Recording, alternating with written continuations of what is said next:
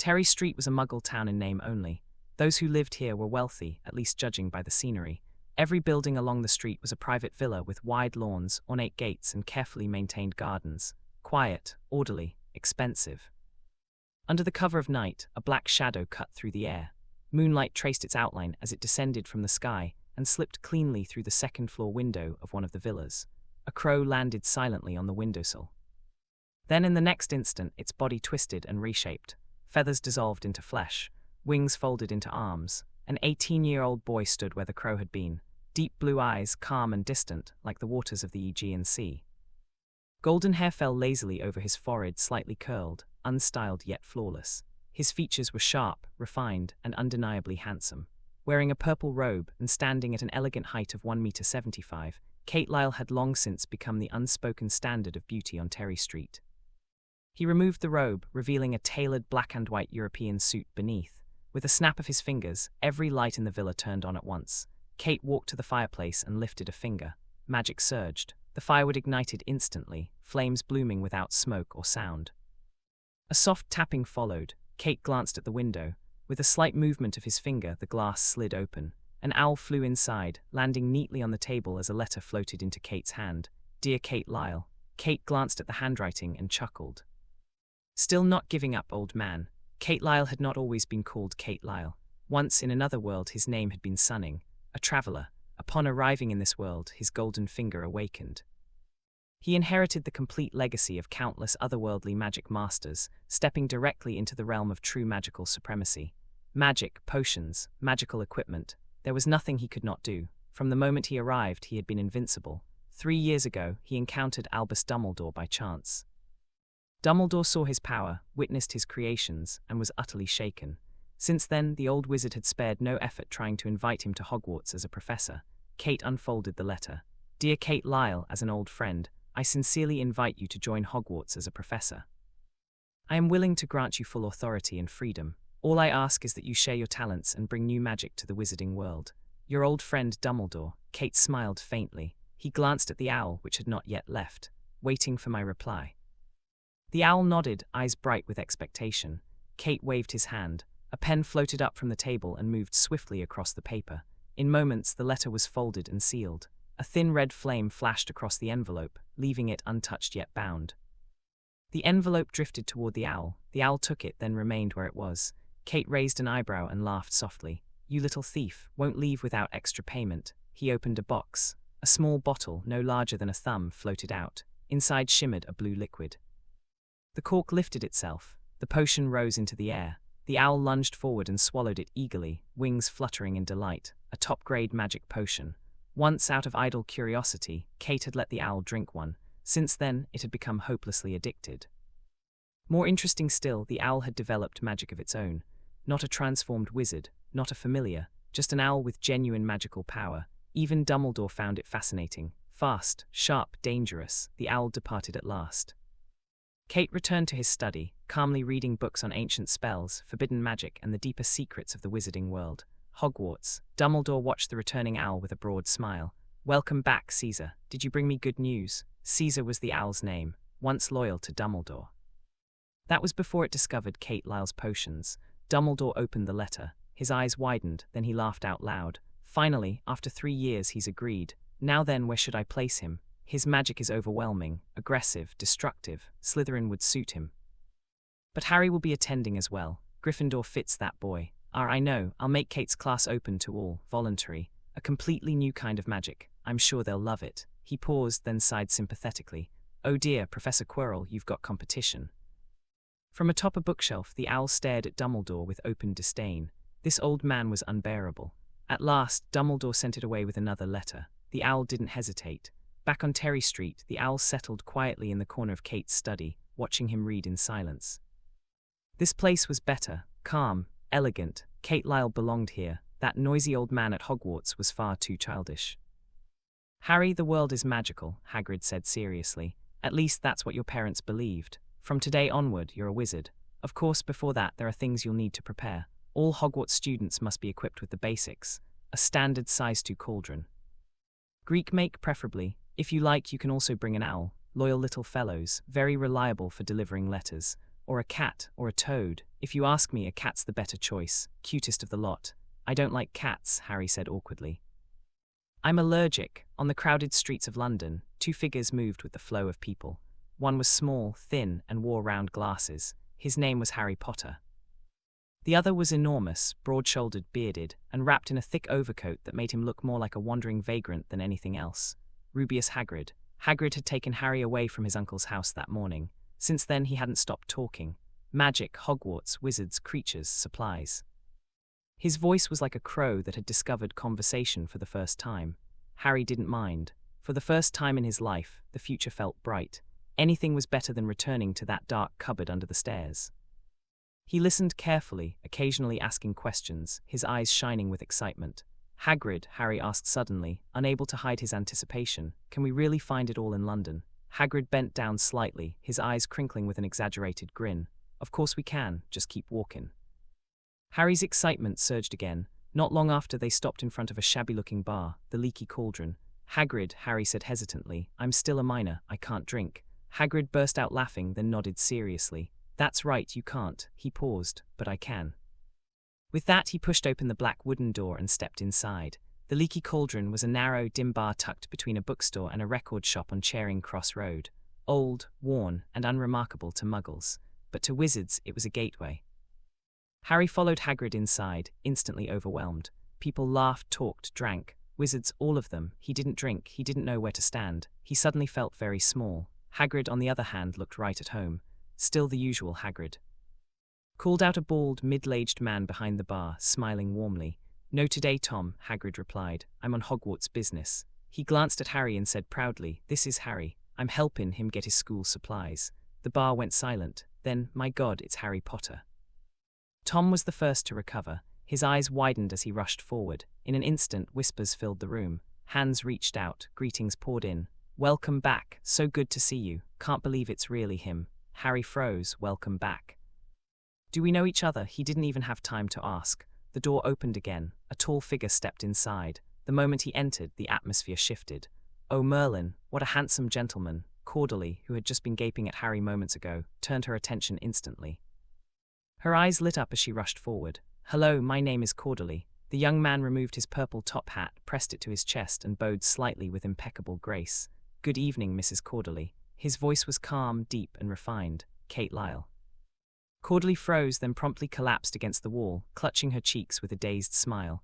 Kate smiled politely, nodded to the room, and put his hat back on. Harry stared, tall, confident, elegant, the kind of person who felt born important. Kate noticed Harry's gaze and walked over, extending a hand. The lightning scar, the boy who lived, he said warmly. You must be Harry Potter, I'm Kate Lyle. Harry blinked, surprised, then hurriedly shook his hand. Hello, Mr. Kate Lyle. Kate's smile deepened, brave and sharp-eyed.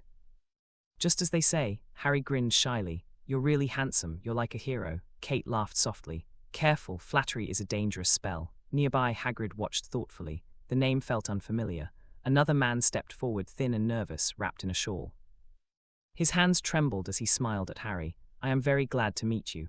Hagrid looked surprised, then nodded cheerfully. Oh, Professor Quirrell, didn't see you there. He turned to Harry. Harry, this is Professor Quirrell. He teaches defense against the dark arts. Harry straightened immediately. It's an honor, Professor. Kate Lyle watched the man quietly, amusement flickering in his eyes. Defense against the dark arts, so this was him.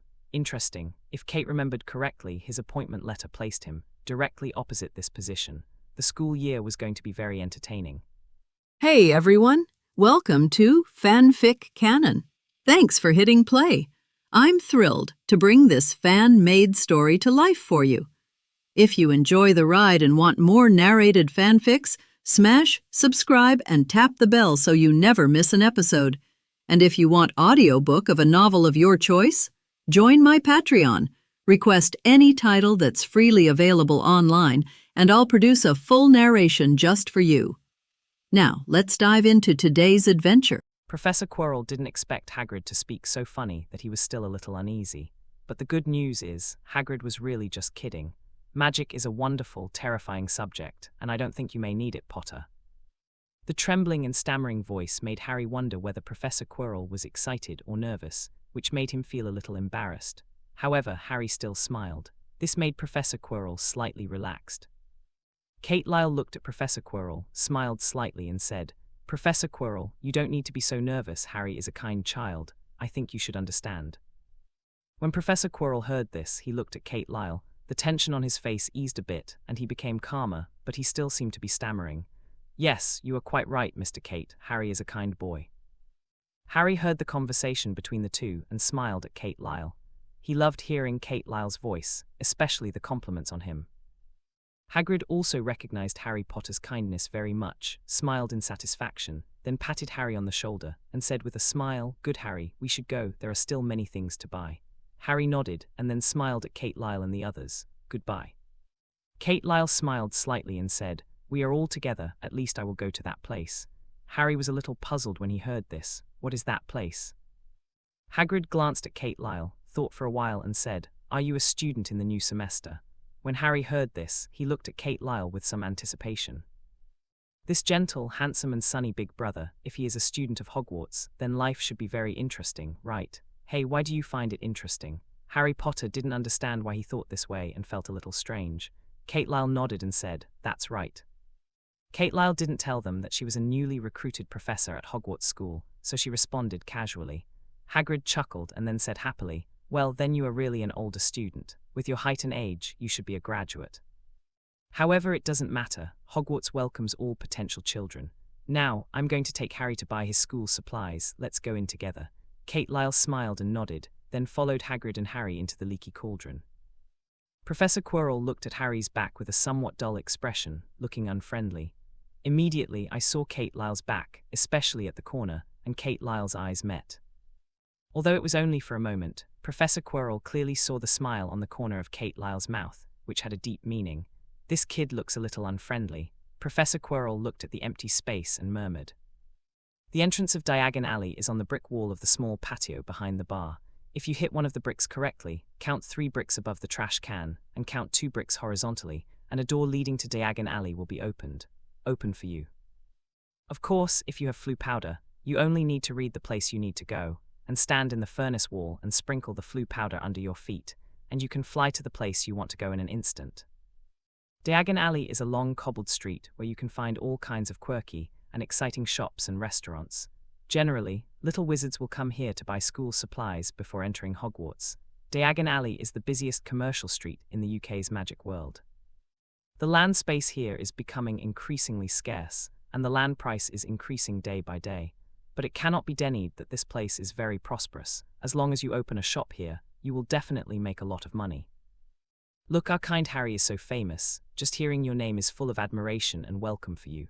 Opening the back door of the bar, Hagrid took out his magic wand and a pink, somewhat fancy umbrella, and said to Harry flauntingly. Harry asked with some puzzlement, "Why am I so famous? How do those people know who I am?" Hearing this, Hagrid said with a sad expression, "Maybe it's not suitable for me to tell you, Harry." After Hagrid finished speaking, he took his umbrella and knocked on the wall. Kate Lyle walked in behind Harry and said with a smile, "Because you have a pair of parents who love you, especially your mother. In addition, you are also a lucky boy." Of course, they know you and more come from for that name. Harry heard Kate Lyle's words that it was related to his parents, and curious about what that title was, so he asked, "Mr. Kate, do you know the reason?" Hagrid, who opened the door, frowned upon hearing Kate Lyle's words, and didn't want Kate Lyle to continue talking. However, he didn't have time to stop it because Kate Lyle said it. "Yes, the most important reason why you are so famous is that you are a boy who survived Voldemort's death curse, and you were just a baby at the time, so you were called the one who survived the catastrophe boy. You are a miracle." Kate Lyle said to Harry with a smile. Voldemort. Harry's face turned pale, and he trembled a little when he said these 3 words. He was very clear about what the 3 words, Voldemort, meant to him, and he was also terrified because of it. Hagrid looked at Harry at this time. Although he was a little dissatisfied with Kate Lyle, he still comforted Harry and said, "Harry, don't be too nervous. Although he is terrifying, he has already been killed. Of course, you need to become stronger. In this way, those who know you can no longer pay attention to your identity, but your strength."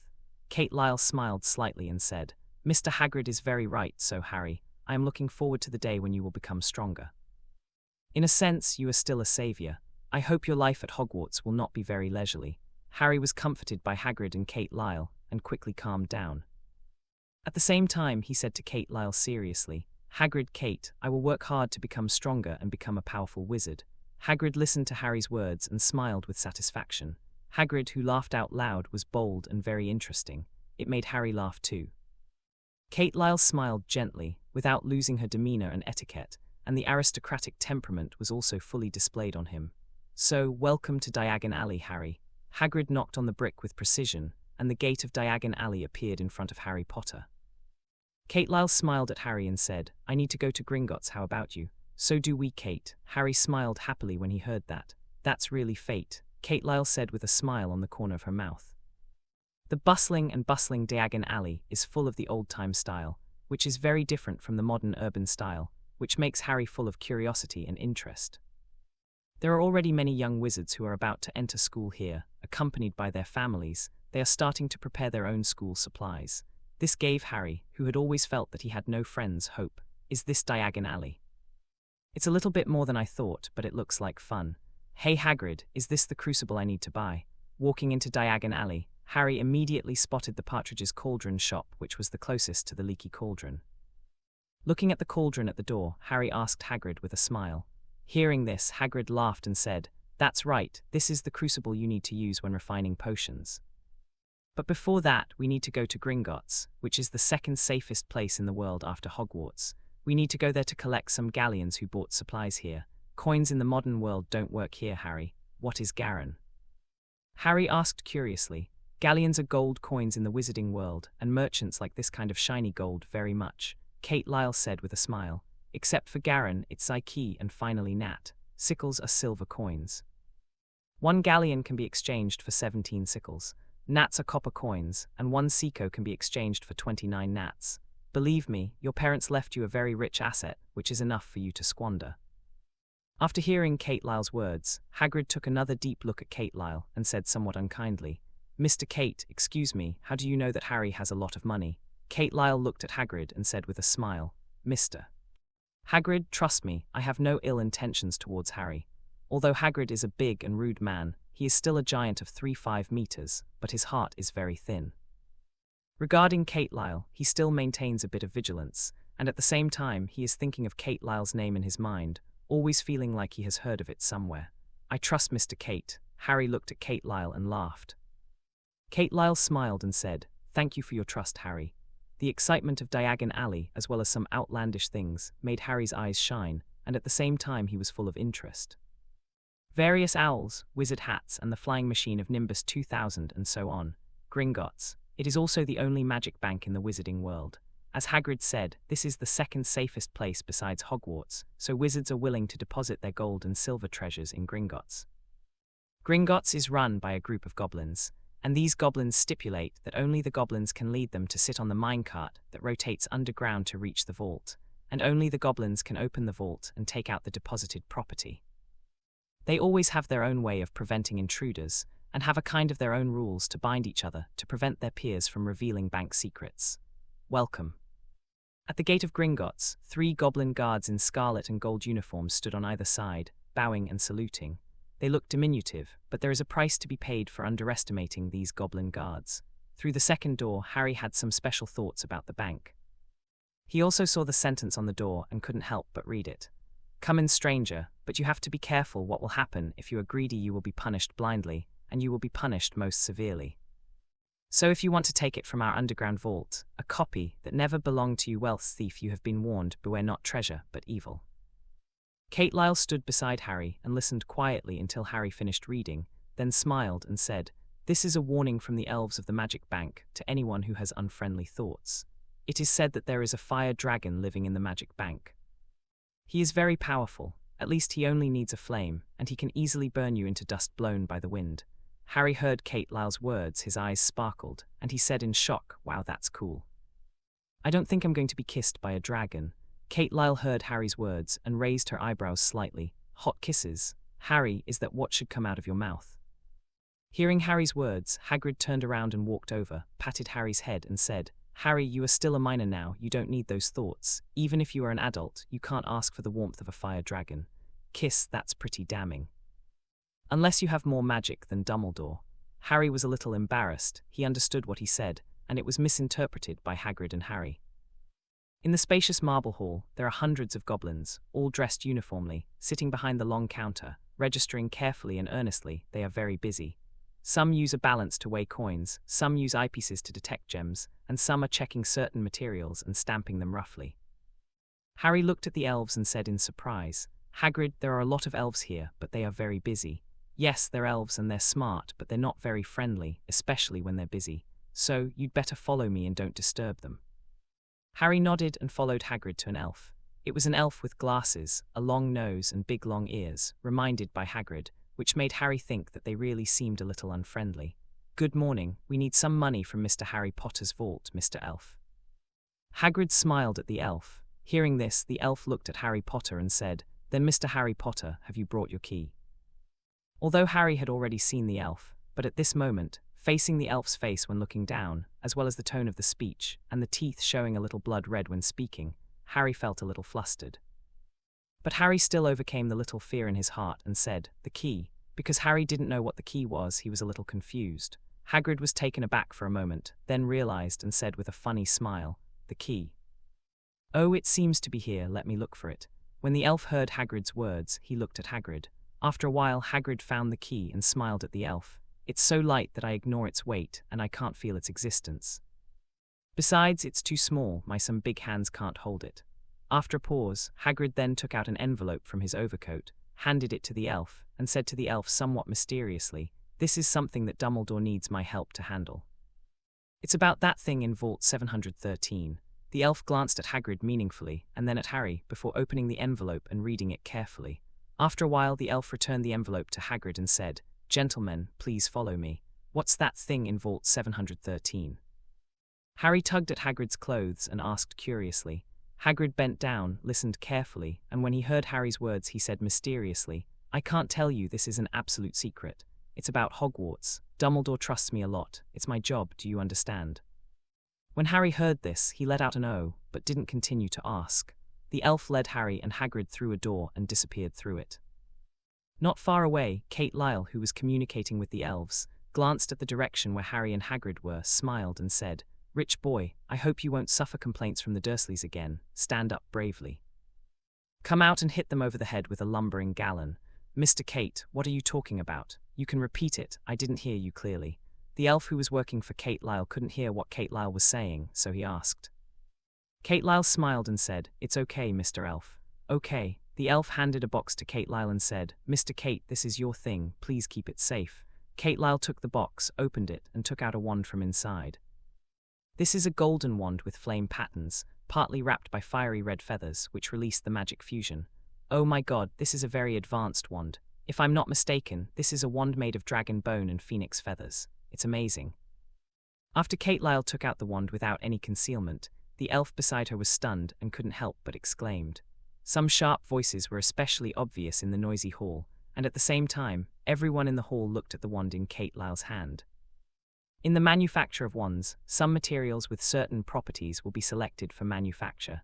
For example, the magic wands of the Ollivander family, each of which has a super magical substance, which is also its essence. Because it is made of unicorn hair, phoenix tail feathers, and fire dragon heart nerves.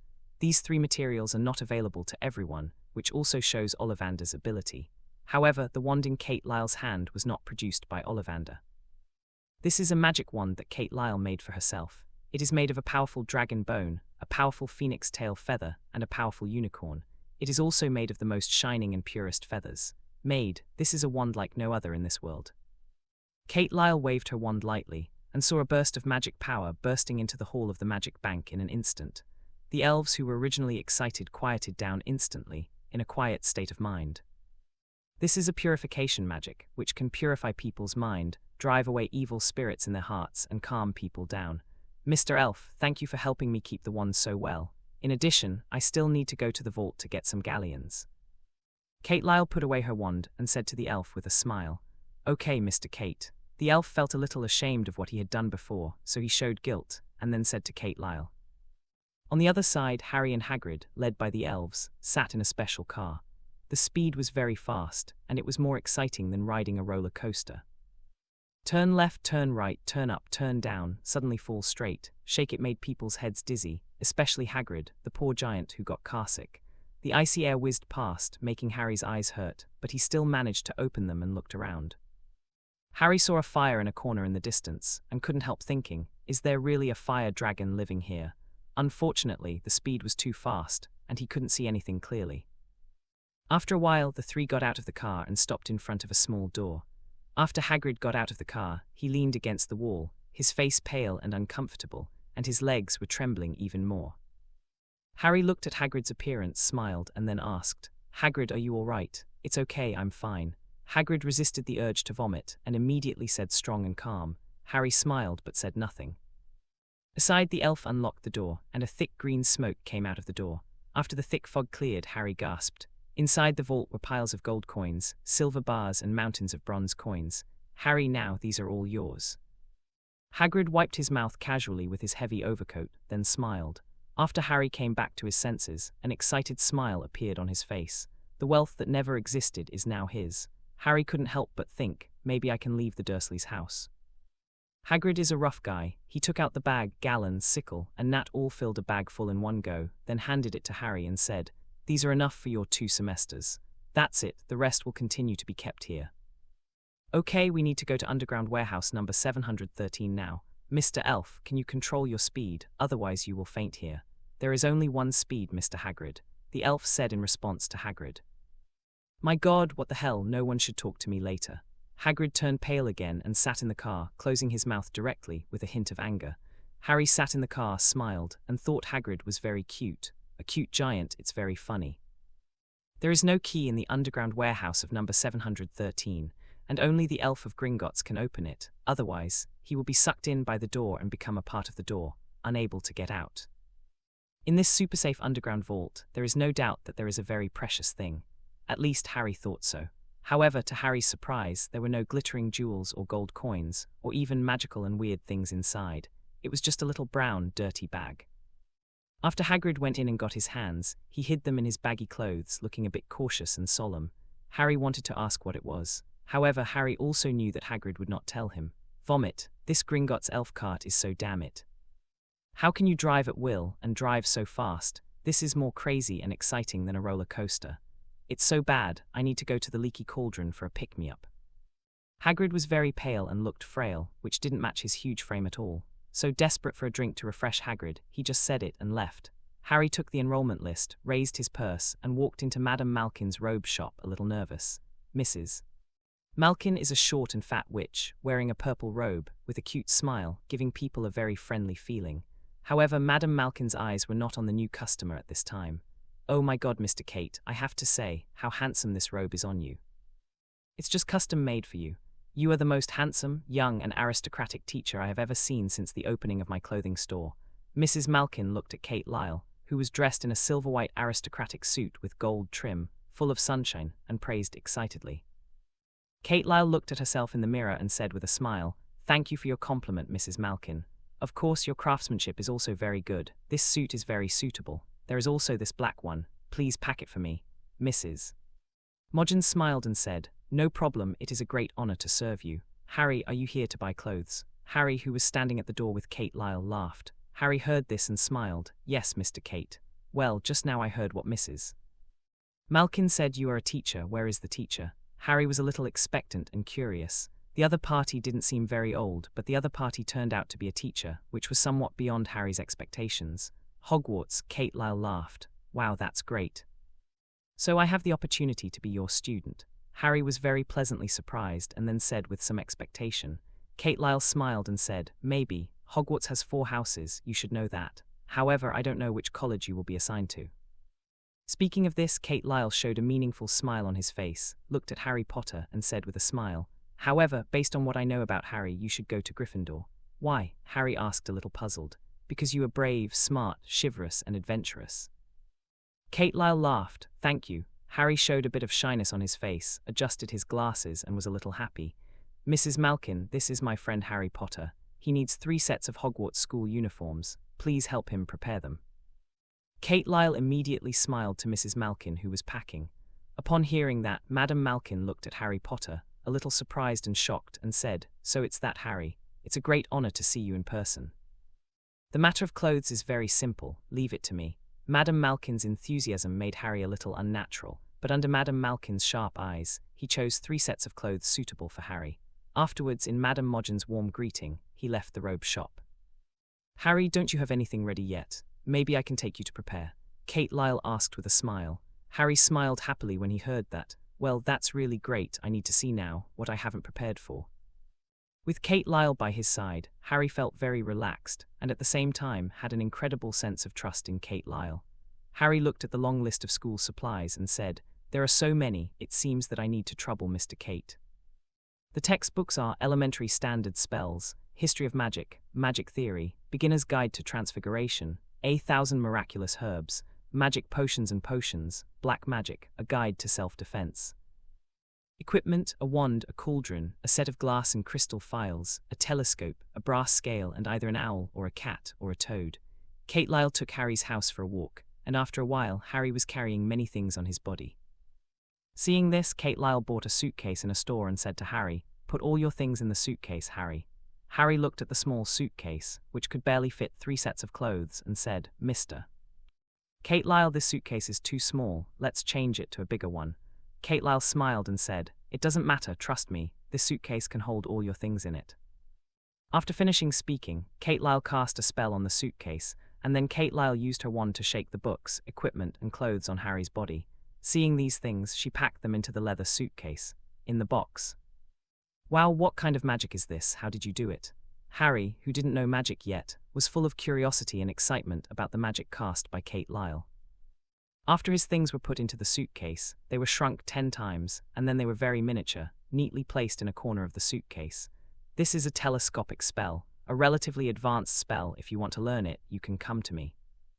Kate Lyle smiled slightly. "Now you lift it up and have a look." Kate Lyle gestured. When Harry Potter heard this, he picked up the suitcase and was surprised to find that the suitcase was very light. "How did you do that?" Harry asked in amazement. "Because I cast a levitation spell on the suitcase. It will be very easy when you lift it up. This magic is permanently attached to the suitcase, unless someone removes the magic." Kate Lyle laughed. Harry saw the wonder of magic again, so he happily carried the suitcase, spun it around and said, "That's so cool." Then Harry said with great anticipation, "Mr. Kate, I want to learn magic from you." Kate Lyle chuckled and said, "I hope it's okay. I don't know how that old fellow Dumbledore will arrange my work." Hagrid pushed through the crowd and walked over, still smelling of alcohol, said with a smile, "Hi, so you are here." As he spoke, Hagrid handed an snowy owl to Harry and said, "Harry, this is my birthday present for you. Hope you will like it." Harry Potter looked at the cute snowy owl and was extremely moved when he heard Hagrid's words. He smiled and said, "Hagrid, thank you. This is the best gift I have ever received." Every year Harry Potter's birthday is very ordinary. Mr. and Mrs. Dursley will not prepare any birthday presents or parties for him, so this was also the first gift Harry received. "Let me see, you have prepared all kinds of materials. Well, there's one more thing missing. Now, you still have one very important thing to do, and that is to buy a wand that suits you. Only with a magic wand that suits you can you maximize your power." Hagrid flipped through Harry's suitcase and smiled happily. Harry heard that, thinking that he could have his own wand and cast magic. He smiled excitedly. "Great, I will have my own wand." Hagrid is back, but Kate Lyle is not with Harry, because next, Harry has his own journey and gets his own wand. His acquaintance with Harry was enough. He is looking forward to which direction this chosen child of the wizarding world will develop in the future. Kate Lyle, who left Diagon Alley, returned home. He was about to leave this home and go to Hogwarts, and he still needed to tidy up here. At least, for a longer period of time, he didn't want anyone to break into his home. Kate Lyle picked up a briefcase and took out a puppet from inside. As Kyle Lyle took out the puppet, it continued to grow bigger, and finally had a height of 18 meters. The puppet was wearing a suit, a bow tie, and a moustache. He looked very smart. Kate Lyle took out her wand and said to the puppet, "Give you a soul, be loyal to me, God's descent." A light flashed from Kate Lyle's wand and landed on the puppet. The next moment, the puppet came to life. He is no longer a puppet, but a body with flesh and blood and soul.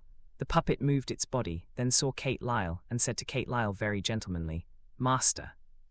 Kate Lyle looked at the person in front of her and said with a slight smile, "From now on, your name is Kate Weiss, and you will be my housekeeper. When I am not at home, you will take care of my house. You can read all the books at home, but you can't go in the basement, understand?" When Kate Weiss heard the words, she said to Kettle in a very gentlemanly manner, Thank you very much for the gift of the master. Weiss will work hard to do the duties that a housekeeper should have. Lyle nodded and said with a smile, Okay, now you can do what you should do, and I will leave here for a while in a few days. Yes, master. Kate Weiss smiled, then turned and left, quickly entered the role, and began to take care of the house.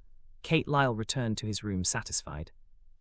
Although he often uses magic to keep the house clean and tidy, but when he is not at home, if no one takes care of it, it will be very dirty. In addition, this family still needs a little popularity. At least it might be better if the housekeeper is here. God's Descent. This is a magic that Lyle acquired in the Magic Inheritance, a very advanced, forbidden level of light magic. This is a forbidden magic that the Grand Magister level can barely cast, and the Holy Magister can easily cast. In the next few days, Lyle stayed at home for a few days before leaving Hogwarts. Using the flu powder, Lyle easily made it to Hogwarts and appeared in Dumbledore's room. At this time, in addition to Dumbledore, there was also Deputy Headmaster Minerva McGonagall in the room, and they seemed to be talking about something. The sudden appearance of Lyle made Vice Principal McGonagall a little taken aback, and then looked at Dumbledore. Can Lyle appear in the office? Obviously, Lyle has been here and is familiar with Dumbledore. Dumbledore saw Lyle coming out of the chimney. With a smile on his face, he stood up and said, Kate, you are finally here. I am very happy. You can accept my invitation. After Lyle shook hands with Dumbledore, he smiled and said, I just think it's time for some people to carry forward my magic. Although his destructive power is very powerful, I think this is a way to subvert the magic world. Start. Dumbledore laughed and said, The magical world is still very dangerous and very dark. I think he needs a new power to calm the magical world amidst the turmoil. Hogwarts is a very good stage. In addition, I can use my personality and my glory to assure you that those messy guys will never interfere with your teaching. Lyle looked at the serious Dumbledore, smiled slightly, and said, Albus, I hope you can understand that my magic will be targeted by those guys from the Ministry of Magic, and Hogwarts will become a school full of power in the future. Hearing this, Dumbledore adjusted his glasses, smiled on his face, and said, There are too many Death Eaters, and they are secretly planning a war. Hogwarts may be affected. Children have a strong ability to protect themselves. It can save Hogwarts from a bigger crisis. Lyle looked at Dumbledore with a smile, thought for a moment, and said with a smile, Albus, in my eyes, you have always been a wise and great white wizard. You can always find something worth cherishing in others, no matter how poor and inconspicuous that person looks on the surface. Plus, you always plan ahead, and I believe in vision and wisdom. It's a great honor to be a teacher at Hogwarts, but I'm curious, what position will I hold at Hogwarts now? Vice Principal Minerva McGonagall heard the conversation between Lyle and Dumbledore. He was puzzled at first, and then he was a little dazed, but he still said, I'm sorry to interrupt your conversation, but Albus, shouldn't you introduce the boy in front of you? Who? Deputy Headmaster Minerva McGonagall looked at the happy Dumbledore, full of curiosity. Is this young man that person? Dumbledore laughed when he heard this. It was completely different from his usual calm demeanor. Professor McGonagall, my name is Lyle. It's an honor to meet you. I've been following your papers on F*ck Gus from time to time, and it's been said that you've written a book. I hope you can read it when you get the chance. Lyle took a look at Dumbledore, then took the initiative to introduce herself to Professor McGonagall. Professor McGonagall heard Lyle's words, and when he learned that Lyle was still his fan, a smile appeared on his face. At the same time, he also confirmed Lyle's identity. It's a great honor. Albus often discusses you with me and appreciates you very much, especially that you have created a brand new magic. This is definitely a miracle. If possible, I hope to be your student and learn this brand new magic. Also, you are welcome to join Hogwarts. When Lyle heard the words, she smiled slightly, shook hands with Professor McGonagall, and then said, We are learning from each other. For F*ck Gus, I have my own research with the help of your paper, so I am looking forward to it. I can have a further discussion with you. Maybe with this opportunity, we can make it easier and more convenient to cast and use a F*ck Gus. Professor McGonagall heard that Lyle actually has other researches on a F*ck Gus, and immediately became interested, and said, Professor Kate, if it is possible, I hope I can do a F*ck now. Discussion on Gus' side. Seeing such a scene, Dumbledore chuckled, and then interrupted the conversation between the two, saying, Hey Professor McGonagall, Lyle is new here. We need to give Lyle a welcome party. Now, the incoming freshmen are coming soon, and it's time for you to have your own job. Upon hearing this, Professor McGonagall said with some regret, "Albus, you are dampening my enthusiasm. You should hand over this work to someone else." Dumbledore ignored Professor McGonagall, pulled Kate Lyle and left the office and said, "We need to go to the auditorium now to hold a welcome ceremony for the newly enrolled children and Kate Lyle. You are Harry Potter. It seems that the rumors are true. I think we should get to know each other. My name is Draco Malfoy, and these two are Goyle and Crabbe." After getting off the boat, Malfoy brought Goyle and Crabbe to Harry Potter and smiled condescendingly. Harry Potter looked at Malfoy in front of him, smiled slightly and said, "Harry Potter." Harry Potter's response made Malfoy feel pretty good, so he glanced at Ronald and Hermione beside Harry and said with a smile, "Harry, you should understand that our wizard family is superior to some wizards, and we also not half an hour. Although you are a beautiful girl, a muggle is a muggle. No matter how beautiful you are just a vase. Even though you have become a wizard, you are still just a wizard with little strength. Look at him, red hair, an old robe passed down from the family. This is a child of the Weasley family. Such a person, there is a big gap with us. I hope you can stay away from them. This is a stain on us. Now we're the same people, we're the friends." After speaking, Malfoy stretched out his hand towards Harry Potter and motioned to Harry Potter. Hermione and Ronald were very dissatisfied when they heard Malfoy's words. However, they also knew what kind of advantages and pride Malfoy had as a pure-blooded family. Harry Potter was taken care of by Hermione and Ronald along the way. On platform 9 3/4, the Ronald family was very friendly to him and told him how to enter platform 9 3/4.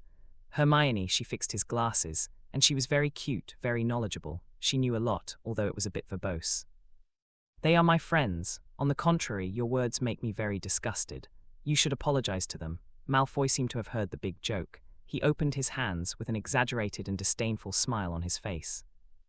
He shook his body, looked at Crabbe and Goyle and said with a smile, "Listen, what am I hearing? A joke? He actually asked me to apologize to them." Having said that, Malfoy suddenly turned around, looked at Harry, and said seriously, "Harry, I can tell you very seriously that this is impossible. How could a pure-blood gentleman bow his head and apologize to a muggle, a Weasley?" Facing Malfoy, Harry said seriously, "You don't look like a gentleman at this moment." Harry didn't know the exact difference in status between pure-blood and muggles, but when it came to a gentleman, Harry believed that Kate Lyle was a real noble gentleman. Malfoy chuckled, then glanced at Ronald and Hermione and left with Crabbe and Goyle.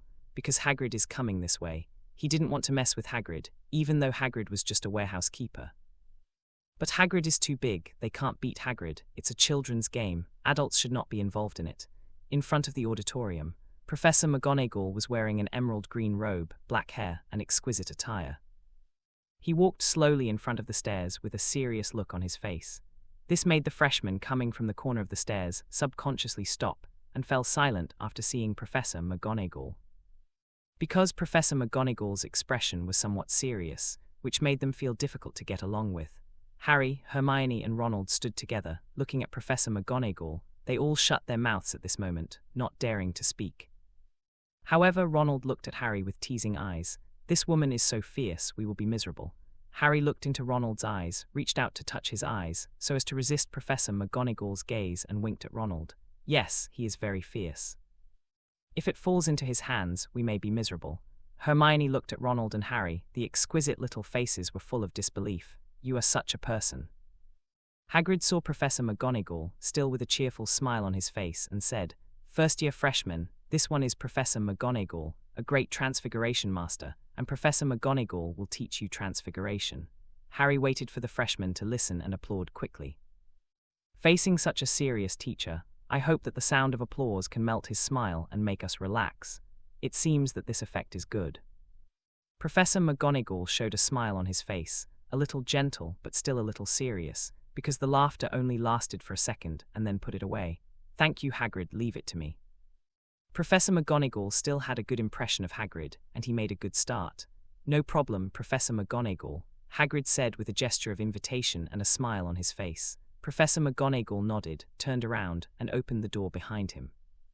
The door was very big, very high, and even very bulky, but in front of a slender woman like Professor McGonagall, it was easily pushed open.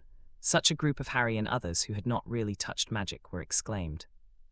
Of course there are more children who are called muggles. For example, Draco Malfoy, a pure-blooded child whose parents are wizards, treats the scene in front of him very calmly, but with a look of disdain. The interior of the auditorium is very wonderful and magnificent. There were already seniors from other grades sitting at long tables, above which thousands of candles floated in midair, illuminating the entire auditorium. What surprised Harry even more was the stars shining on the ceiling, as if the ceiling didn't exist. The entire auditorium looks very sacred, especially under the gaze of everyone. It seems a bit serious. Seeing Harry looking up at the ceiling with a look of surprise, Hermione whispered, "This place is enchanted, so it looks as beautiful as the sky outside." Harry nodded, understanding. Because it is hard to believe that there is really a ceiling on it, and it is also difficult to believe that the auditorium is open air. Welcome to Hogwarts, first-year students. Professor McGonagall stood on the stage, with a black hat next to her, which was placed alone on a high table. It was a pointed wizard hat, patched, old and battered, and looked dirty. However, it is placed here. It is very obvious, and it seems a bit out of place with the grandeur of the auditorium at this time. Before the opening banquet is about to start, you must first determine which college you will be assigned to. It's a very important ceremony, and everyone has to take part in it, because, while you are at school, the house is your home at Hogwarts. You have to attend classes with other students in the college, live together in the dormitory of the college, and spend spare time together in the college's library, garden, and Quidditch grounds. Hogwarts has 4 major colleges, namely Gryffindor, Hufflepuff, Ravenclaw, and Slytherin. Each college has its own glorious history, and many powerful wizards came out of it. I hope you guys will be as good as they are and beyond. Okay, now the sorting ceremony has officially started. I hope you will adjust yourself well when you accept the sorting. This may be related to which college you will be sorted into. Professor McGonagall talked a lot, and a group of freshmen listened carefully, not daring to speak casually at this time and disturb Professor McGonagall. Of course, the main reason is that there are other professors and principals watching them here. They didn't breathe a sigh of relief until Professor McGonagall finished speaking. However, Harry's mood was very good after he entered the auditorium and saw Kate Lyle standing beside Dumbledore. "Mr. Kate Lyle is really here, and he didn't lie to me." Kate Lyle also saw Harry. Facing Harry's gaze, Kate Lyle smiled. Harry watched Kate Lyle clenched her little hand, and while he was excited, he was also curious about which college he would be assigned to and whether he would become Kate Lyle's student. Wow. With an exclamation, the quiet and solemn auditorium suddenly became agitated, and it also made a group of children scream. They were terrified. It turned out that behind them, more than 20 ghosts suddenly emerged from the wall, the ceiling, and even the ground, and passed through their bodies. These poor kids, when have you ever seen a ghost? As for the TV stuff, well, that's just actors. However, these pearly white, translucent ghosts in front of them actually appeared in front of them, and there seemed to be a quarrel, of course. Some of them were not. Therefore, they are very sure that these ghosts are real. Welcome to Hogwarts. Hope you guys get Hufflepuff. That's my old house. I thought my head should leave my body, but it didn't, and I lost again. Professor McGonagall looked at these ghosts, frowned slightly, and said, "This is a serious process. You should keep quiet." After hearing Professor McGonagall's words, the ghosts fluttered back to the sides, watching the children quietly, but still kept some smiles on their faces, as if they were very satisfied with their masterpiece. Professor McGonagall looked at the pale children and said with a serious expression, "You have to learn to accept the miraculous and incredible things, such as those ghosts just now." After a pause, Professor McGonagall glanced at Harry and the others before saying, "Now, the ones whose names I read will come up and accept the sorting ceremony. You may think I'm not pretty, but never judge a book by its cover. If you can find a hat prettier than mine, I can eat myself." As Professor Minerva McGonagall announced the official start of the sorting ceremony, the dirty and old hat on the high table suddenly moved, and in the eyes of Harry and the others. The hat twisted for a while and then split a piece. The wide slit like a mouth began to hum.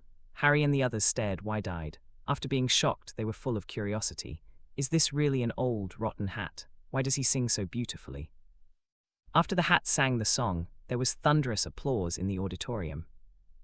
Ronald applauded vigorously, and at the same time he was a little angry, saying, "Fred, that damn liar, he actually said that when we were sorted, we needed to pass a very dangerous test which would cause great harm to us, to kill him."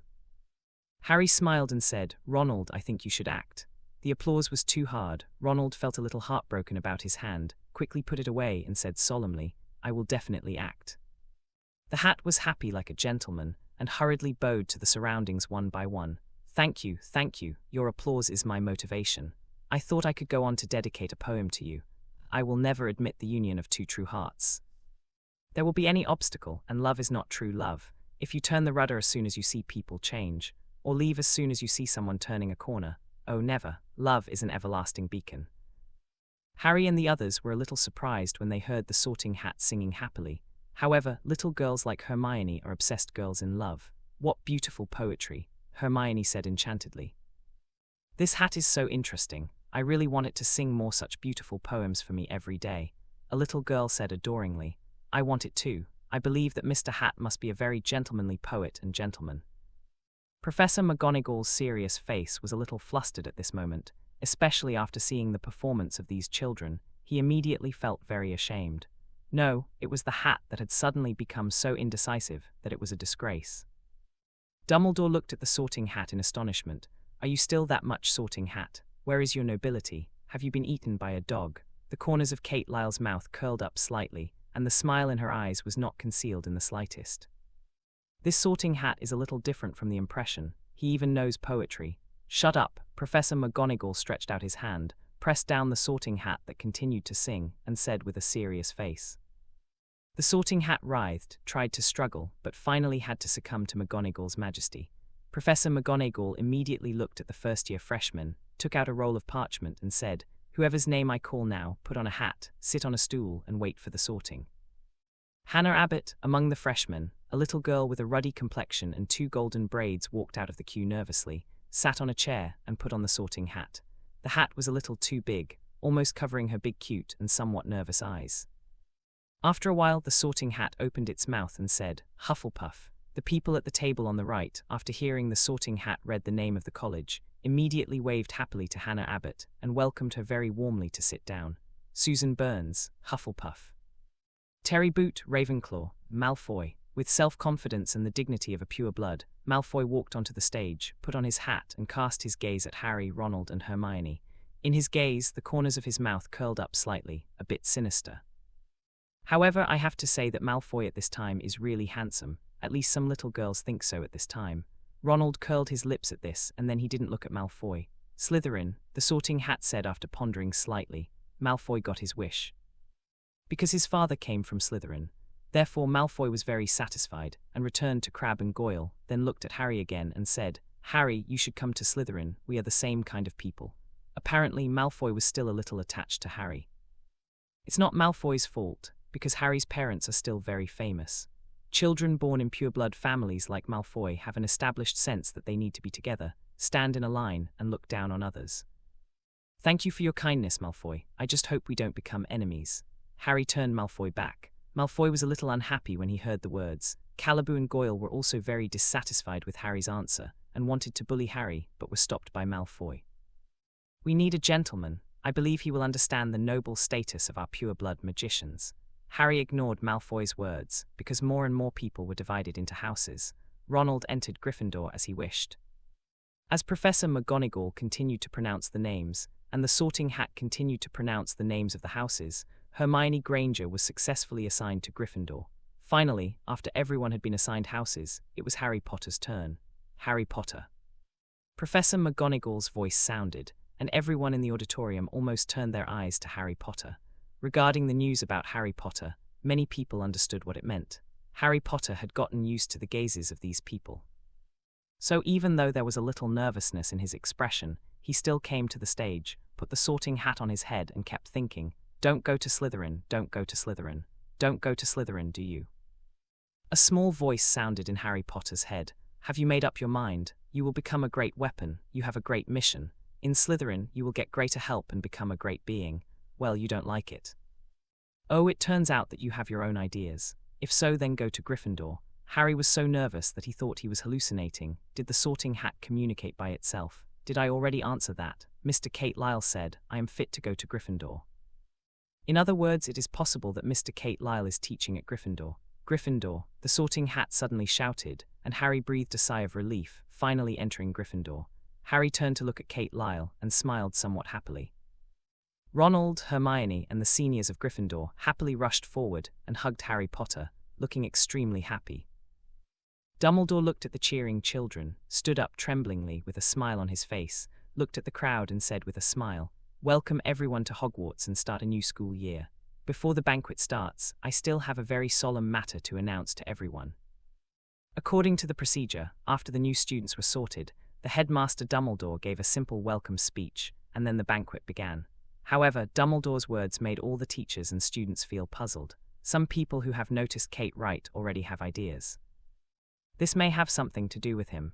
As the headmaster of Hogwarts, I must make due contributions to this school. Similarly, I also want to improve the safety of the teachers and students in this school. For example, to improve the means of survival of the wizards, for which they need to be exposed to more magic. So, I solemnly declare. Having said that, Dumbledore paused for a moment, looked at the professor around him and the students in front of him, and said, "There is a new magic class, and this magic class is called Elemental Magic." Everyone was taken aback when they heard Dumbledore's words, and then they all felt extremely surprised and shocked. Since the founding of Hogwarts, it has maintained 7 magic classes, namely potions, herbalism, divination, charms, astronomy, defense against the dark arts, and protection of magical creatures. Dumbledore wanted to break the stereotypes and add a new elemental magic, which they had never heard of. This is a very special study of magic, and it is also a brand new kind of magic. It is very gorgeous and luxurious, and its magic is more powerful and more dangerous. The person who created elemental magic is a miracle, and even a great genius. I've invited him for many years, but not long ago, he was finally willing to join Hogwarts as a professor of elemental magic and teach it to everyone. Now invite the creator of elemental magic, Kate Lyle. Dumbledore's enthusiasm was high, which showed how happy he was. At the same time, Kate Lyle is also full of expectations. The professors at Hogwarts, including Professor McGonagall and Rubeus Hagrid, looked at Kate Lyle with a different look. This handsome young man turned out to be a genius who created new magic. Malfoy, Crabbe, Goyle, Hermione, Ronald, and even the little wizards above the 2nd grade were puzzled as to what kind of magic elemental magic was. Harry already knew the existence of Kate Lyle, but at the same time, he was extremely curious about the existence of Kate Lyle, who created new magic. Therefore, looking at Kate Lyle's gaze is also full of expectations. In the eyes of everyone, Kate Lyle flew up with the help of the broom. Professor Quirrell, Professor Snape, and Professor McGonagall all stared wide-eyed as they watched Kate Lyle fly up without the help of a broom while chanting a spell silently. What kind of magic is this? As professors of magic, they didn't recognize it, which is a bit inconceivable. Kate Lyle stood in midair about 3 meters above the ground, looking down at a group of screaming children with a smile on her face, then took out her wand and swiped across the void. Then, in the eyes of everyone, the auditorium became humid, and the air began to be filled with water mist. And then it became clear again, with water droplets floating in the air crystal clear, and with the control of Kate Lyle, the drops of water turned into palm-sized elves. Jumping and somersaulting in the air, the water sprites looked very cute. They jumped in front of the wizard, jumped over the lights, and were burned out of water vapor. They landed on the wizard's body. The cold touch was interesting and very comfortable. This made a group of young wizards feel extremely surprised and joyful, and the cheers continued. Kate Lyle waved her wand again, and the damp and cool auditorium became restless. Fist-sized flames appeared in the void, like mushrooms struggling to break through the ground. Flame also turned into an elf, chasing after the water elf. The temperature is high, and the water elves are very afraid of the fire elves, so they flee in all directions. If they are slower, their bodies will become smaller and more transparent. Malfoy looked at the fire elf who was about to fly by. His eyes were full of excitement and curiosity, and he stretched out his hand to grab the fire elf. "Wow, I'm burnt to death." Malfoy paid the price for his hasty shot. His hands were scalded, red and swollen a little high, like a pig's trotter that had been braised in soy sauce. A group of little wizards who were eager to try, seeing this situation, did not dare to act recklessly, but those cute eyes were chasing the little elves and turning around. Kate Lyle smiled slightly, and in the eyes of Malfoy and everyone else, a water elf jumped over Ronald and Harry's head with great vigor, leaving a little bit of moisture before falling into Malfoy's hand inside. Malfoy subconsciously wanted to throw the water elf out, but soon Malfoy held back. Because the water elf landed on his hand, he lay down, feeling a cool and comfortable feeling, just like holding an ice cube in summer. It was so comfortable. "My God, Malfoy, your hand is healed." Goyle looked at Malfoy's hand and exclaimed in surprise and joy. When the young wizards around heard this, they immediately surrounded him. The cute water elf healed Malfoy's scalded trotter. Professor McGonagall and others watched Kate Lyle's performance and took a deep breath again. Is this elemental magic? This looks very scary. This is just a performance. What if it is an injury in battle? Kate Lyle's figure slowly landed and came to the middle of the stage. She first saluted McGonagall and other Hogwarts professors, then looked at the school's wizards and said, "Hi everyone, my name is Kate Lyle, and I am about to a professor who studies elemental magic. What I just showed you are 3 small magics among the elemental magics." Elemental magic is a brand new and more detailed magical magic. It contains 7 elements such as water, fire, earth, wind, thunder, light and darkness. It is more interesting and easy to cast, but it needs to test everyone's control over magic power and whether they have strong spiritual power. The most important thing is that we need to sense the magical energy in this world. Elemental magic, there is no distinction between muggles and pureblood families. No matter who you are, as long as you are willing to work hard, you can become a wizard. However, I prefer to call myself a magician. Dumbledore came to Kate Lyle, looked at everyone and said with a smile, "Thank you very much, Professor Kate Lyle, for showing us the fun and power of elemental magic. I think some wizards must be very excited." Elemental magic, as a special new subject, will be taught as an open class, that is to say, all wizards at Hogwarts can learn it. Of course, before that, the principle is voluntary. The specific arrangements for the class of elemental magic will be notified to everyone in the next time. Now the banquet begins. The dinner began, and everyone was seated, extremely happy.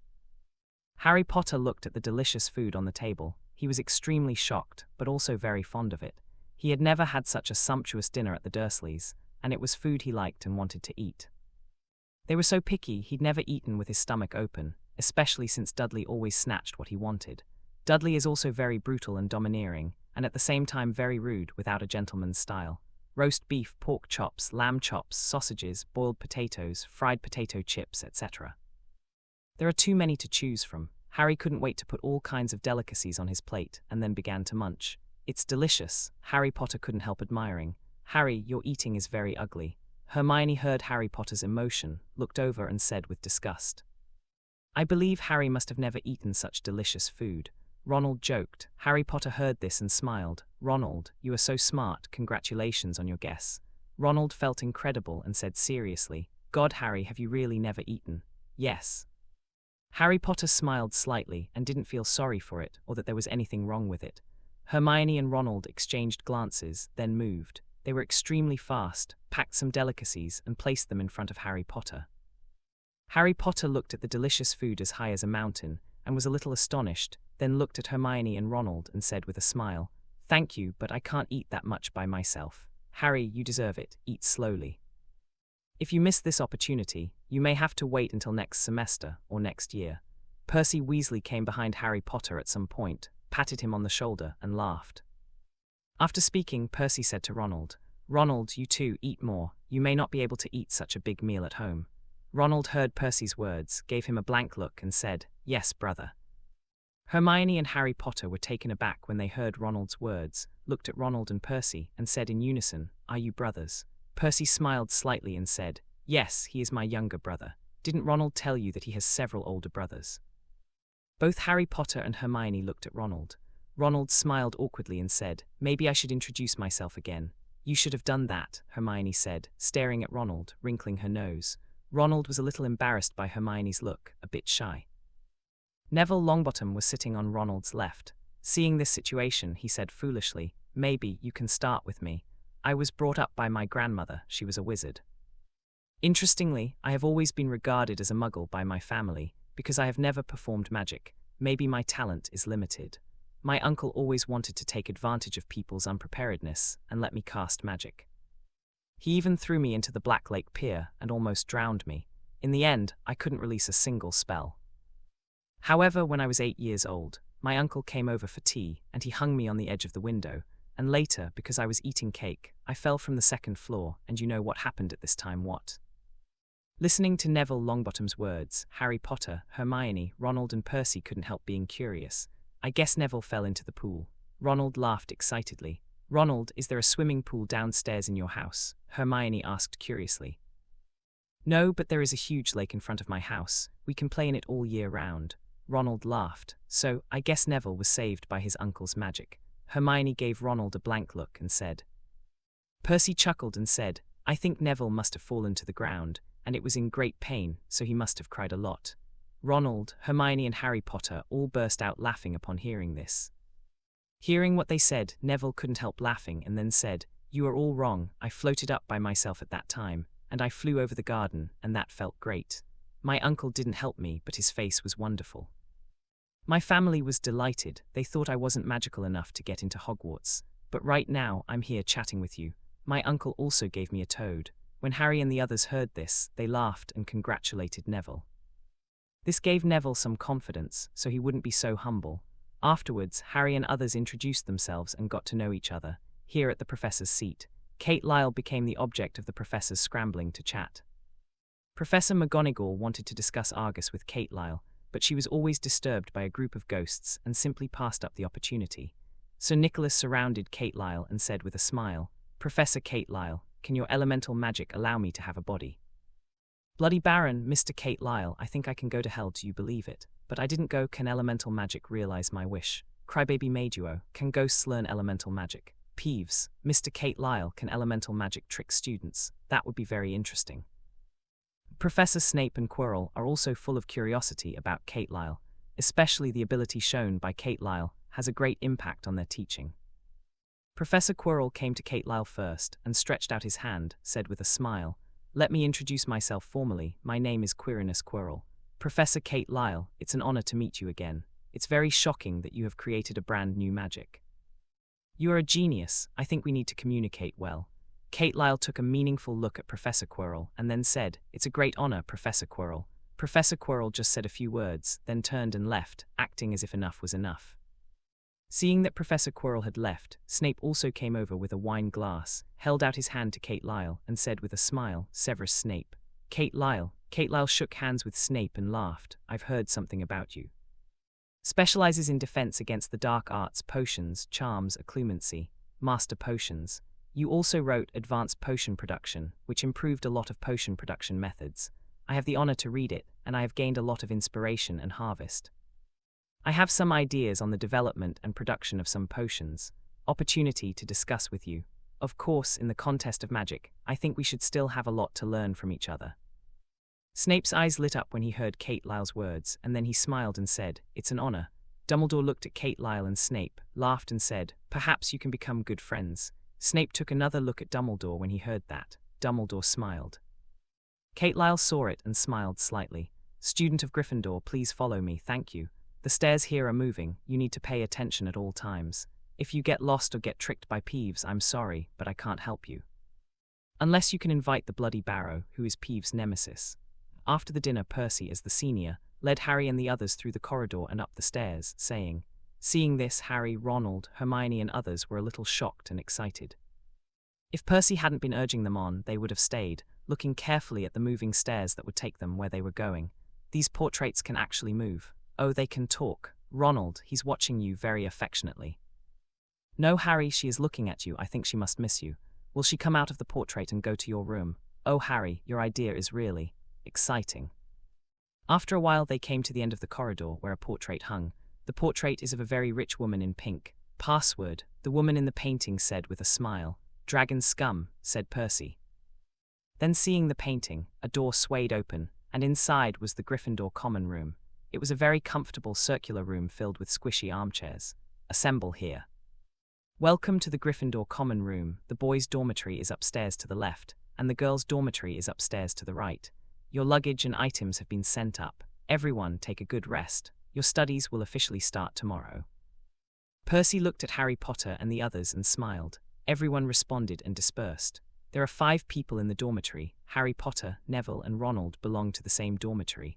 Everyone was very tired. Ronald and others fell asleep when they came back. Harry Potter didn't sleep. He was sitting by the window, accompanied by the owl hideaway, and under the moonlight, Harry Potter looked a little lonely at this moment. But Harry Potter knew very well that this was his home now. He didn't want to go back to the Dursleys' house if he could. Next day, a corner of Hogwarts School, where construction is underway, a huge building is on its way to completion. Kate Lyle is using her own magic to help build the Department of Elemental Magic. It is very much like the Colosseum, but also a stepped classroom. Kate Lyle's magic speeded up the construction of this classroom a lot, and I believe it will be completed in a short time. I'm so sorry, Kate. Where you teach, you still need to wait for some time. I have asked someone to speed up and create a special teaching place for you. If you want, I can also arrange your dormitory there. Although it was arranged immediately after receiving Kate Lyle's reply, Kate Lyle's teaching venue was still not ready, so Dumbledore expressed great regret and apology. So, seeing that Kate Lyle was helping to speed up the construction of the classroom, I stepped forward. When Kate Lyle heard this, a smile appeared on her face and she said, "This idea is quite good, Albus. Besides, you also need to build a garden for me." Dumbledore smiled when he heard Kate Lyle's words and said, "There is no problem at all. For a genius like you, I can give you a special case. So during these times I will wrong you to live in the dormitory temporarily." Kate Lyle smiled. "These things are nothing to him. Kate, how old are you?" Dumbledore was about to leave, but then remembered that he had never been very clear about Kate Lyle's age. Kate Lyle was like this 3 years ago, and Kate Lyle is still like this 3 years later. Age doesn't seem to change for Kate Lyle. "I'm only 18, can you believe it?" Kate Lyle said without a clear answer. Hearing this, Dumbledore smiled and left. "Maybe I really believe it." Kate Lyle didn't go on with Dumbledore. Things like age changed very slowly in him. In fact, he is already 28 years old, but he still looks like an 18-year-old. Hogwarts Castle is located on the cliff. The castle has 9 floors including the basement, and there are 4 towers. There are some weird things inside Hogwarts. Some of them are big and wide, some are narrow and small, and they are rickety.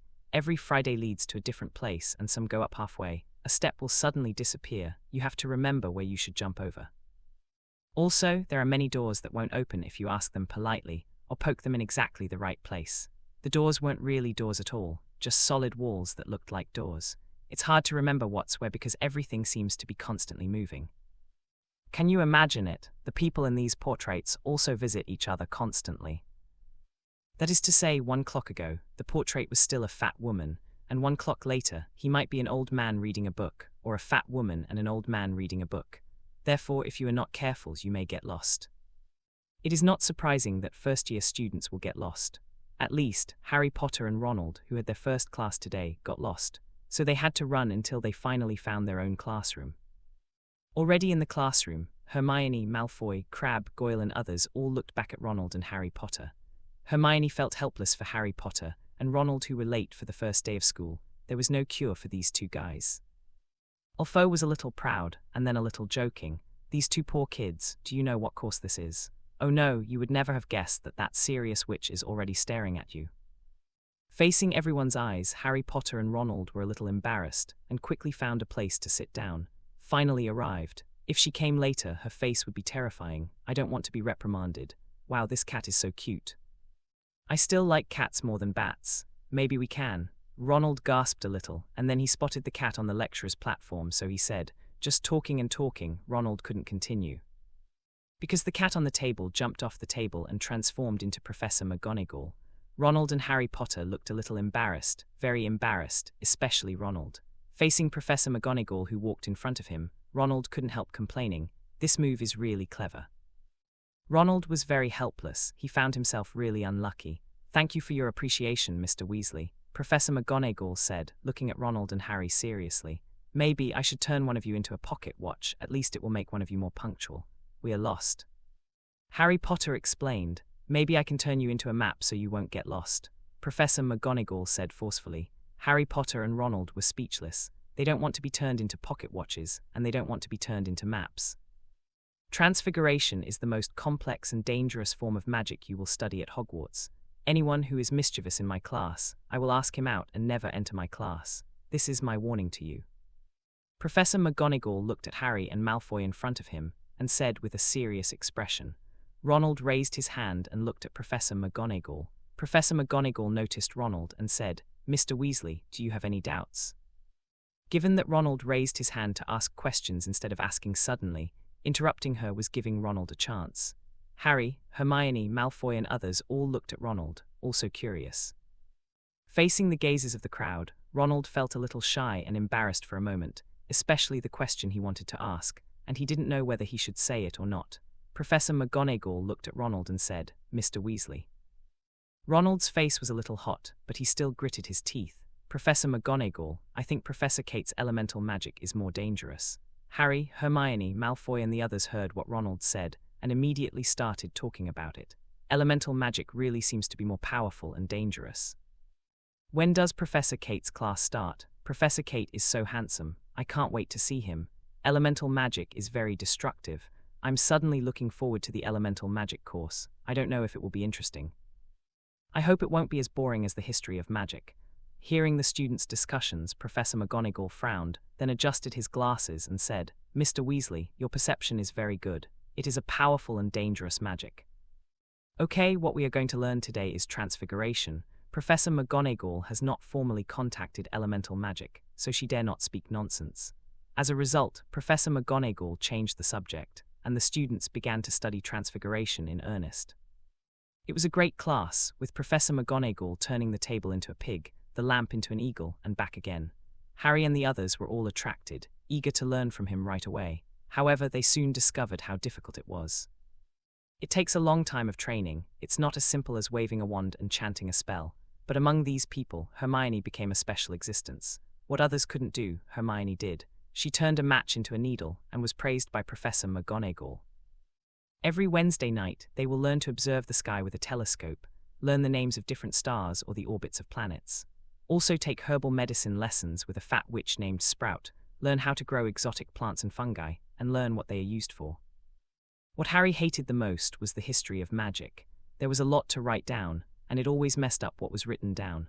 One of their most anticipated magic classes was Defense Against the Dark Arts. However, Professor Quirrell was a complete joke. Whether it was the way he spoke or the experiences he told, it seemed to Harry and the others that it was a joke, and no one believed it was true. The one who taught the spell was Professor Livy, a wizard who was surprisingly small in stature. In class, he needs to stand on a pile of books so that his head can go beyond the platform and let the students see his head. Interestingly, in the first Charms class, Professor Lee Wei seemed to have a special fear of Harry Potter. No, it was excitement. He screamed excitedly, and then collapsed from a myocardial infarction. Of course, he didn't die, he was just too excited. After school that day, Harry Potter, Ronald and Hermione came to the auditorium for dinner. "Hey, that's Professor Kate." Ronald shouted excitedly when he saw Kate Lyle sitting alone in a corner. Hearing this, Harry looked quickly, a little excited. "Maybe we can sit with him and ask about elemental magic," Hermione said with some admiration as she watched Kate Lyle enjoying the steak elegantly. "That's a good idea." Harry laughed when he heard that. The three of Harry came to Kate Lyle and asked nervously, "Professor Kate, can we sit next to you?" Kate Lyle looked at the three people in front of her and said with a smile, "Of course there is no problem." Hermione was a little excited, sat down quickly and said, "Professor Kate, what kind of magic is elemental magic? Is it easy to learn? What conditions are required? It is said that its destructive power is very powerful, and also..." As soon as Hermione sat down, she burst out her desire for knowledge and curiosity, and asked Kate Lyle for a while, as if there were 100,000 whys, and she wished she could tell them all. Harry and Ronald looked at Hermione, who was shooting like a machine gun. Their little faces turned pale. "Hey, are you 100,000 why?" Kate Lyle looked at Hermione and said with a smile, "Hermione Granger, you are a smart girl but also full of curiosity. I see a shadow in you. You will become a powerful magician." Hermione heard Kate Lyle's praise. Her exquisite little face was flushed, a little excited, and said, "Really, Professor Kate, of course." Kate Lyle nodded and said with a smile, "Although my course has not officially started, if you are interested, you can sit with me after dinner. I don't mind opening a small stove for you." Hermione, Ronald and Harry immediately became excited when they heard Kate Lyle's words. "Of course there is no problem," Harry said excitedly. Ronald said happily, "Professor Kate, do you know that we are looking forward to your elemental magic?" Everyone is discussing elemental magic, so that everyone is not in the mood to learn other courses. Kate Lyle smiled slightly. In the past week, he had heard a lot of such news, and even some professors began to joke and complain to him. Of course, they are also curious about when Kate Lyle will officially start classes. The three of Harry ignored the fact that they couldn't swim at night. Especially for a rule-abiding person like Hermione, the same is true for elemental magic. The classroom of elemental magic has basically been completed. "I will prepare for 2 more days, and maybe the day after tomorrow I can officially start the class. Hope you guys are off to a good start." Kate Lyle smiled at the three of Hermione. During these times, Kate Lyle didn't do much. When you have time, have afternoon tea with Dumbledore. During Professor McGonagall's break, discuss the F*ck Gus. Of course, what interested Kate Lyle the most was discussing potions with Snape. The last thing is to follow up the elemental magic class and his own small Western-style building. Yes, at this time Kate Lyle was already living in her own small mansion. The decoration inside was exquisite, luxurious and very clean. Mr. Kate, you are a rich professor. This is a treatment that other professors cannot enjoy. This is a single building. The equipment here is very complete. It doesn't look like what a wizard should have, but it's very enviable. After Hermione, Ronald and Harry Potter followed Kate Lyle to his single-family small Western-style building, they exclaimed one after another. During these days they had also been to Professor McGonagall's office, Snape's office, and even their dormitory, but nothing compared to Kate Lyle's here. At the same time, they have to lament that Kate Lyle's aristocratic temperament is so admirable no matter where she goes, and it is not unreasonable. Because his life has a well-organized plan everywhere. What do you need to drink? The drink is coffee. For drinks there are Coke and soda. Kate Lyle laughed. Hearing Kate Lyle's words, Hermione, Harry Potter and Ronald's eyes lit up with excitement, and they said in unison, Coke. Sure enough, the kid still likes to drink. Kate Lyle snapped her fingers, and then saw 3 bottles of Coke flying out of the refrigerator on the side, and came in front of Hermione and the 3 of them. The bottle caps made a slight sound, and then flew out and fell into the trash can. On the other side, the coffee cup flew up, filled with water and coffee powder, and then slowly turned on the hot sand. After a while, the coffee boiled, and it floated on Kate Lyle. In front of you, the 3 of Hermione stared at the scene in front of them, their eyes widened, extremely excited. Wow, Professor Kate, it's amazing that you can cast magic silently, Hermione admired. You can do it too, Hermione, Kate Lyle said with a smile. Relax a little. If you want to learn elemental magic, you need a relaxed state of mind, which is very important. Kate Lyle specially decorated her own small bungalow. In the European style, with noble colors and atmosphere, it is the equipment here, and many of them are from the Muggle world. The only regret is that there is no electricity in Hogwarts, so some equipment cannot be used. Of course, it doesn't matter to Kate Lyle. After chatting briefly about some things, and relaxing the 3 of Harry, they smiled and said, Elemental magic is a special kind of magic. He needs to sense the elemental energy that exists around us. This is the key to casting magic, and it also means which kind of magic you will be better at. Elemental magic refers to water element, fire element, earth element, wind element, thunder element, light element, and dark element. They exist around us and are everywhere. Kate Lyle condensed various elements while talking. White light element, cyan wind element, red fire element, yellow earth element, blue water element, purple thunder element, black dark element. The 7 elemental energies surrounded Kate Lyle, forming balls one by one, and following Kate Lyle's thoughts, they also floated in front of the 3 of Harry. Among the 7 elements, the thunder element, the light element, and the dark element are relatively rare, and not everyone can perceive and cultivate them. This is related to the individual's elemental affinity. So, if you want to learn magic, you also need to see what kind of affinity you have for magic elements, that is, to confirm what kind of magic you are suitable for practicing. Having said that, Kate Lyle took out 3 magic potions, flew in front of them, and continued. Drinking them will allow you to better understand magic elements. The 3 of Hermione were already shocked by the 8 magical elements released by Kate Lyle. Hearing this, they looked at the potion with great anticipation. Which aspect of elemental magic would be suitable for me? Harry took a potion and said, I think fire magic will be more destructive. Hermione also took a potion, thinking, I like water element, she is cuter. I like the wind element, and I like the feeling of flying freely. Ronald said expectantly. Listening to what the 3 of them said, Kate Lyle smiled and said, Now is not the time to pray here. What you have to do is to drink the potion and feel the existence of elemental energy quietly. When the 3 of Harry heard this, they drank the potion without delay. It feels good, a little sweet, like drinking oral liquid. It's just that the amount is too small, not even a bite. Sit down with your knees cross-legged. Meditation is one of the ways to quickly restore magic power, and it is also a way to feel the energy of the surrounding elements. Kate Lyle guided them to feel the way of magic. The 3 of Hermione sat down and immediately got into the mood. Kate Lyle glanced at the 3 of them, then took out the wand and waved it lightly, and saw that all the furniture and equipment in the hall suddenly became smaller and turned into a palm-sized miniature shape, and then waved with the wand and fell into a box in the corner. The same is true, and the entire hall is also empty. At this point, Kate Lyle did not stop, but drew a big circle towards Hermione and the 3 of them, and then stood aside in satisfaction. In just a few minutes, around the 3 of Harry, elemental energy fluctuations appeared and danced around them.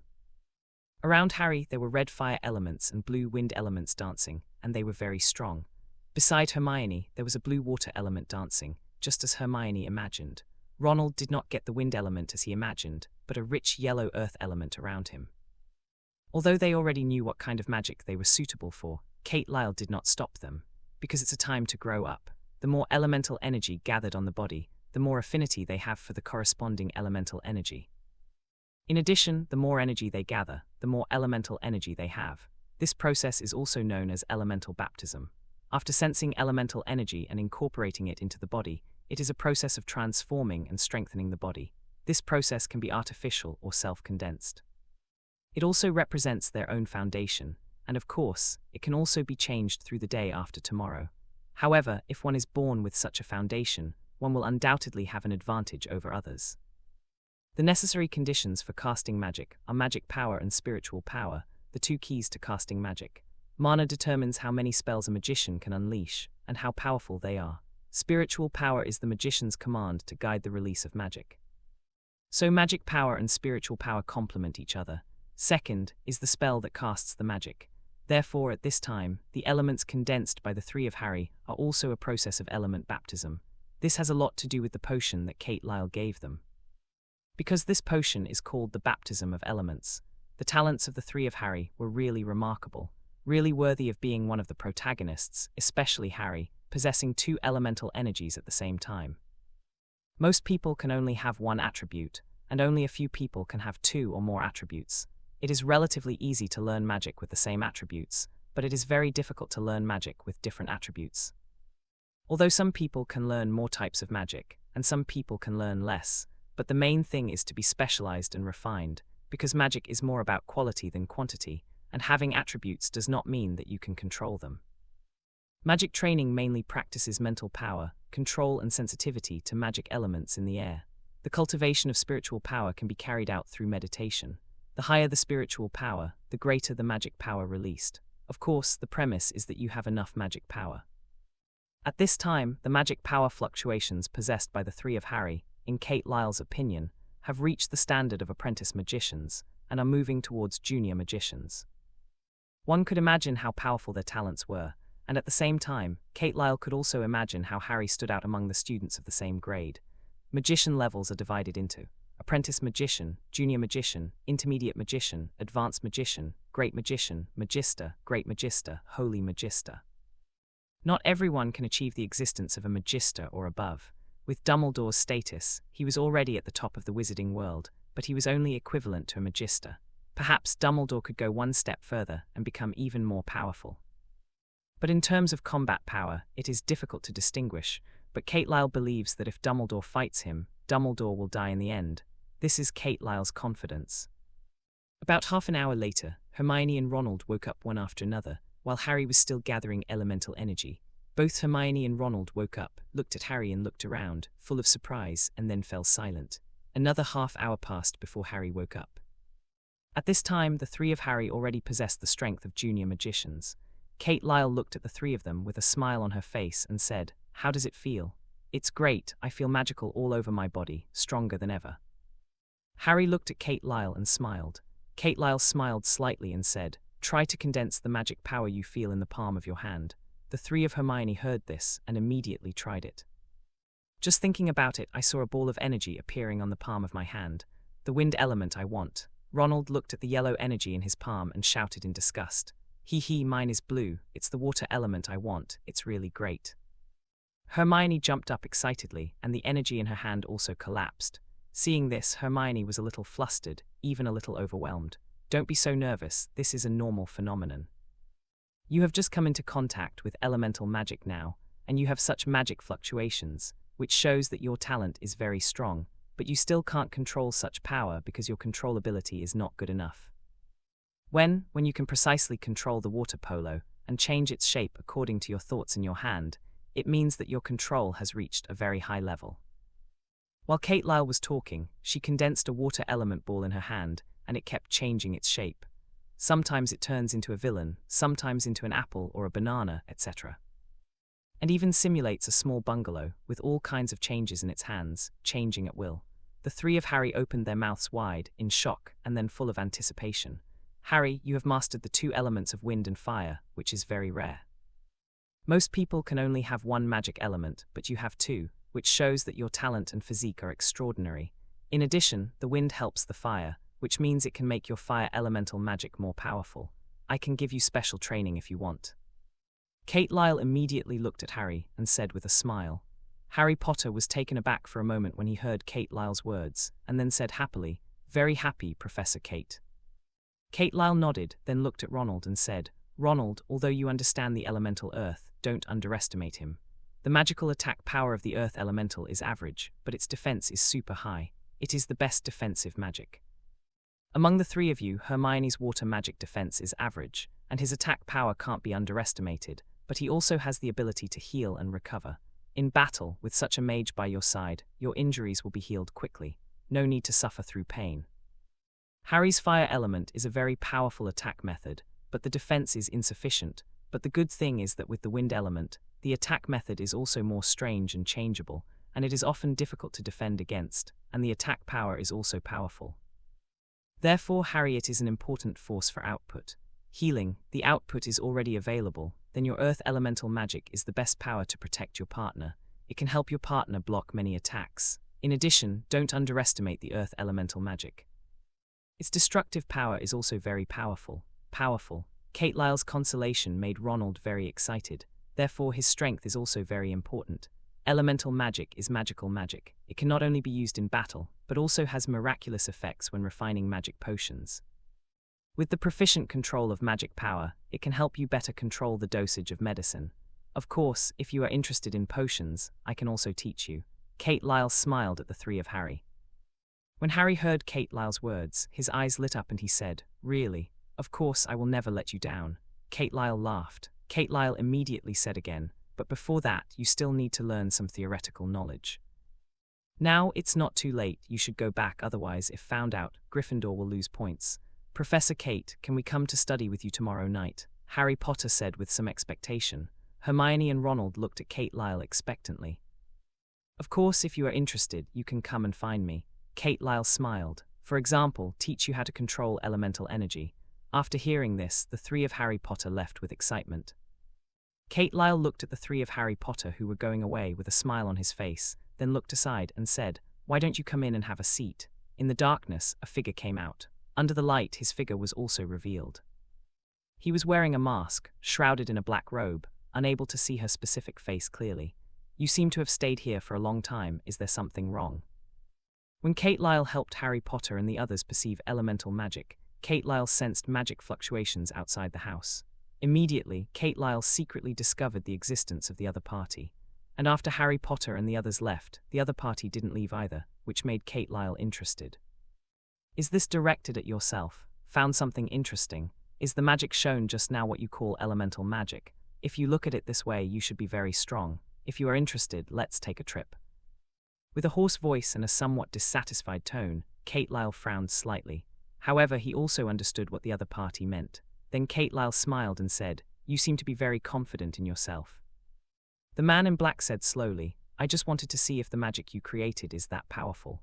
Kate Lyle smiled slightly and then said, "As you wish." The man in black immediately turned around and left. The speed of the other party was very fast and he didn't use the broom. Kate Lyle was slightly surprised, but that was all. With the blessing of wind magic, Kate Lyle caught up with the man in black extremely fast like a gust of wind. "Can you tell me who you are? You don't look like you're from school." Kate Lyle flew 3 meters away from the man in black and said to the man in black. The man in black looked at Kate Lyle. The eyes hidden under the black robe were full of shock. He clearly felt a magical power surge from Kate Lyle, and at the same time felt a gust of wind lingering around Kate Lyle, but he couldn't understand why Kate Lyle had such a fast speed. Deep in the forbidden forest. The man in black stood under a big tree, looked at Kate Lyle opposite and said, "Are you curious about my identity? You hide your face like this, it just makes me curious." Kate Lyle laughed. "Then come and try for yourself if you can uncover my mask." The man in black raised his head, looked at Kate Lyle and smiled. While speaking, he suddenly stretched out a hand from the black robe, holding a wand in his hand, and said to Kate Lyle, "Dizzy." A ray of light came in an instant, and if it was hit, Kate Lyle would be unconscious. However, when the magic hit Kate Lyle, a magic barrier rose silently 1 meter in front of Kate Lyle, and blocked the black-robed man's attack. Seeing this, the man in black was a little surprised. Although he knew that such a temptation would not have any effect on Kate Lyle, he never expected that the other party would easily block its attack. It is not uncommon for a barrier that can block magic. Oddly, he didn't see how Kate Lyle did it at all. Kate Lyle looked at the man in black and said with a smile, "You don't need to test at all. You can try your best to see. If you can't even break my magic barrier, you can't hurt me." Bones to pieces. Hearing this, the black-robed man simply shot again. Another ray of magic light shot towards Kate Lyle and landed on the magic barrier again. This time, the magic barrier was easily blocked. Seeing such a scene, the man in black also understood that Kate Lyle was extraordinary. At least this enchantment is extraordinary. What sacred artifact do you have on you? A hoarse voice sounded, and one could clearly feel some excitement. Is this something that Kate Lyle has taken a fancy to? Kate Lyle didn't expect that the other party would think he had any sacred artifacts, so she smiled and said, "If you say yes, then go ahead. However, without this enchantment, it is very simple for me to take you down. It's just that I think you are a bit interesting. It seems unnecessary to kill you. However, as your offense to me, I think I should leave something on your body." Kate Lyle looked at the man in black, waved his wand and said, "I give you a cursed body, suffer from division and curse with blood." The man in black felt the magic power emanating from the wand on Kate Lyle's body, but to his astonishment, he didn't find any light. There is a little taste of thunder and rain. However, just when the black-robed man was stunned and puzzled, in an instant, his whole body trembled violently.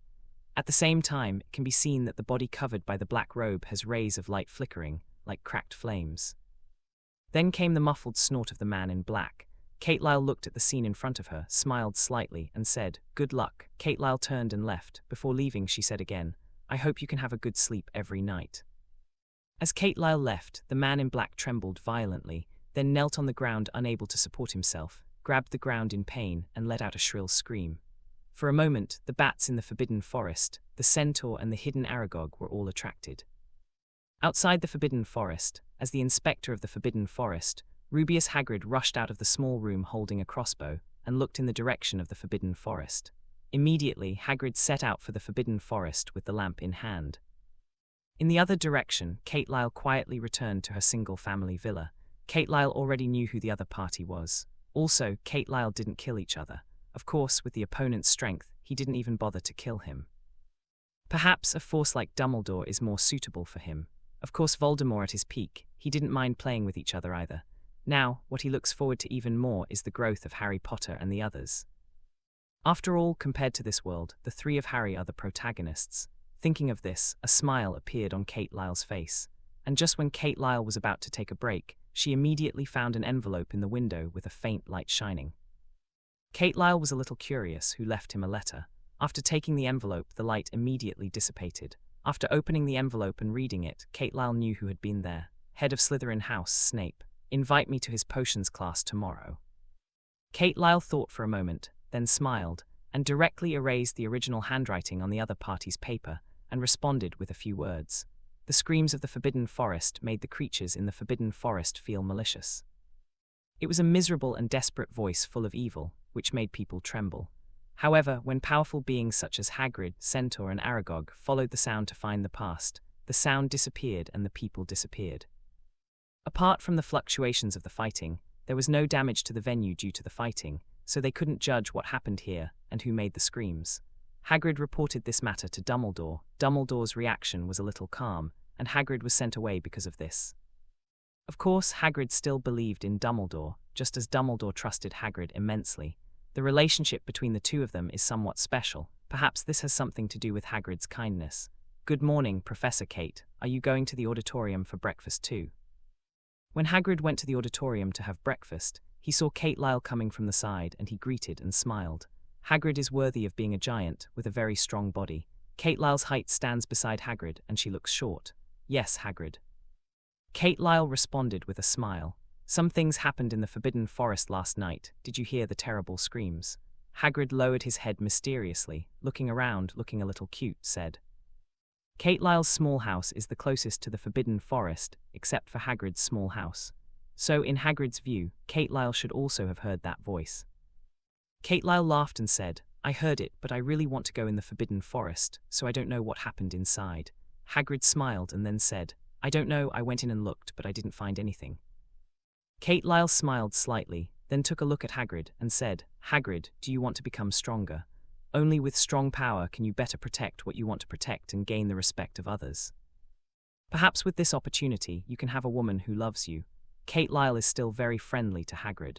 The other party is a kind person, but Hagrid's growth experience has some twists and turns, and he has dedicated his life to magical biology, accompanied by various creatures. As far as Hagrid's pets are concerned, it is conceivable.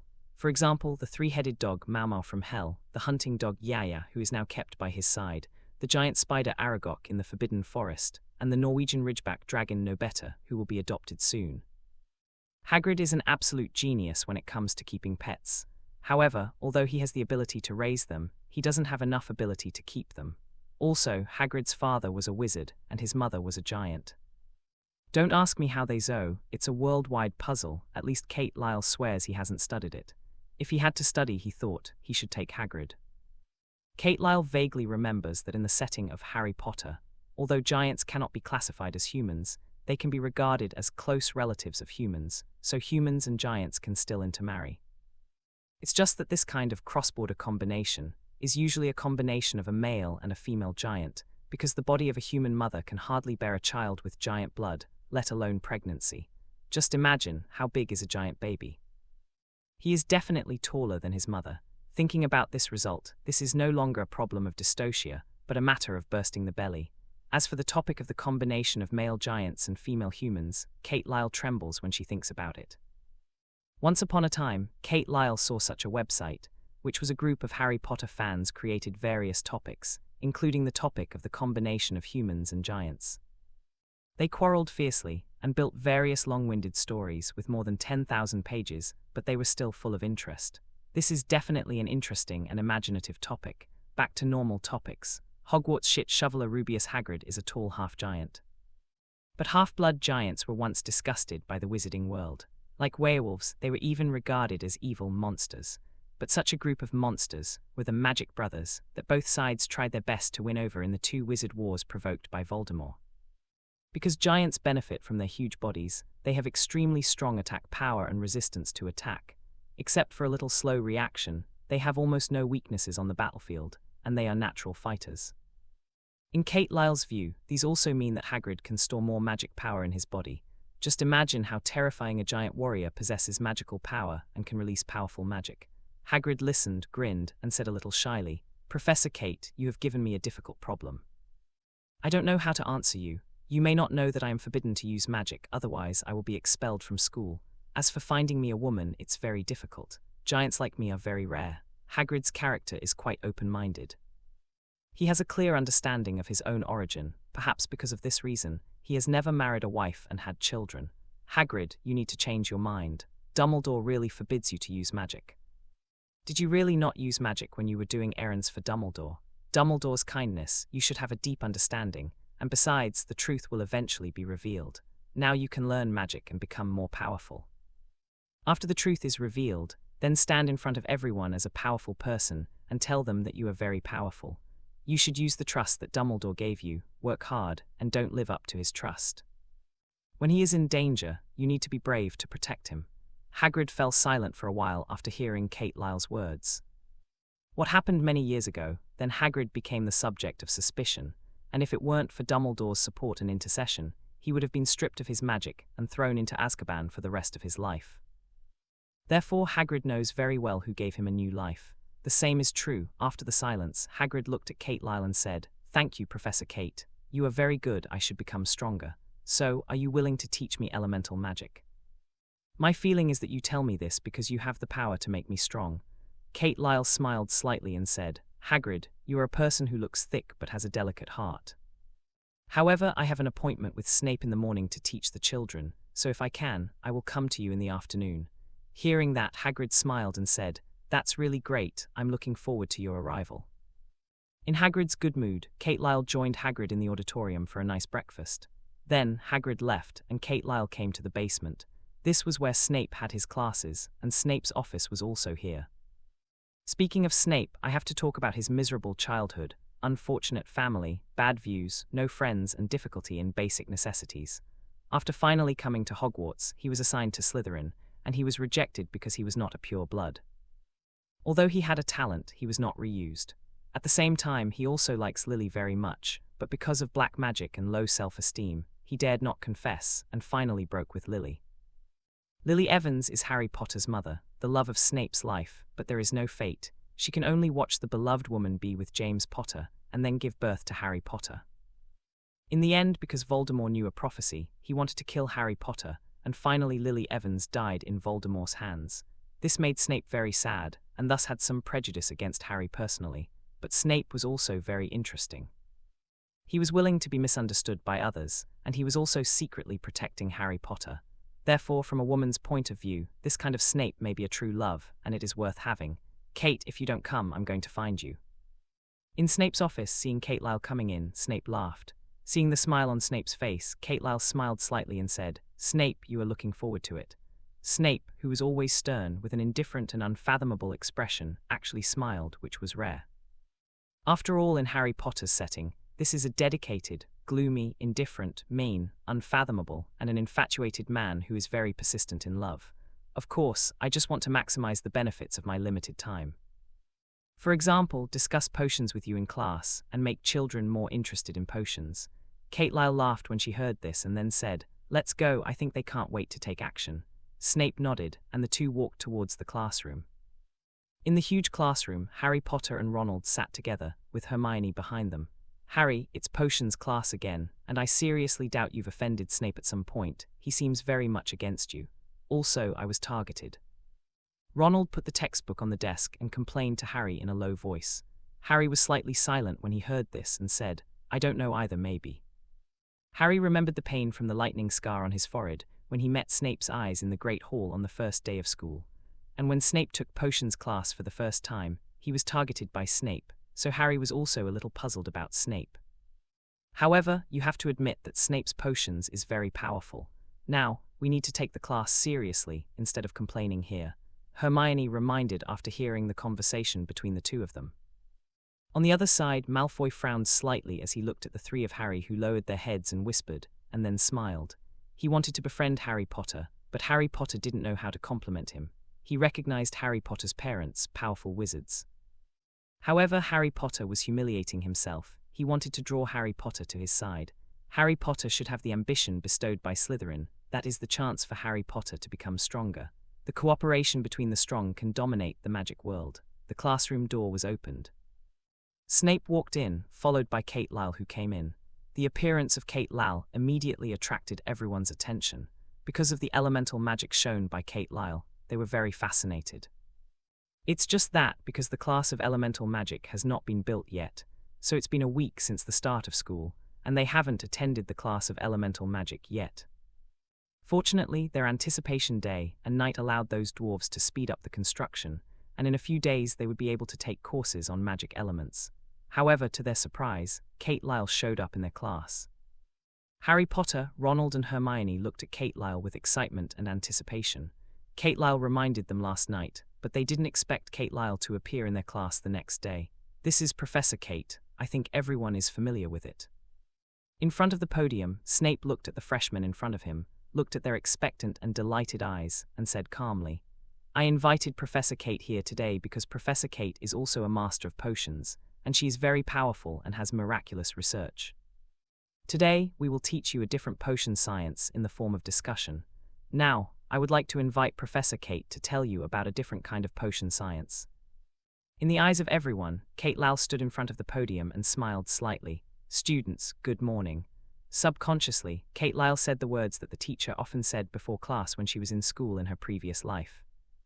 Now that I have said it myself, it is inexplicable, but I find it interesting.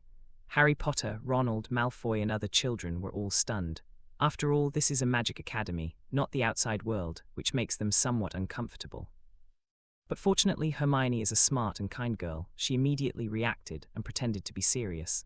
"Hello, Professor Kate." When Hermione yelled, she also poked Harry and Ronald. Harry and Ronald reacted and said, "Hi, Professor Kate." Then everyone understood and hurriedly said, "Hi, Professor Kate." Kate Lyle showed a smile on her face and said, "You are very gentleman and polite. I like students like you, which means that you are receiving an excellent education. Today is destined to be an interesting course. I hope you will have a happy mood and study hard. Because here I am, and Professor Snape is teaching you potions himself. Potion science is a magical discipline. It allows you to quickly restore magic power and consumed mental power during battle. He can also heal your body faster than magic and gain powerful power. Even he can make you rich. You must know that the current potion is very expensive. If you can learn and skillfully mix the potion, you will have great wealth. Even, you can obtain immortality through potions. Speaking of this, Kate Lyle glanced at Harry and Ronald and said with a meaningful smile, "Learn from him, he can bring you unexpected gains."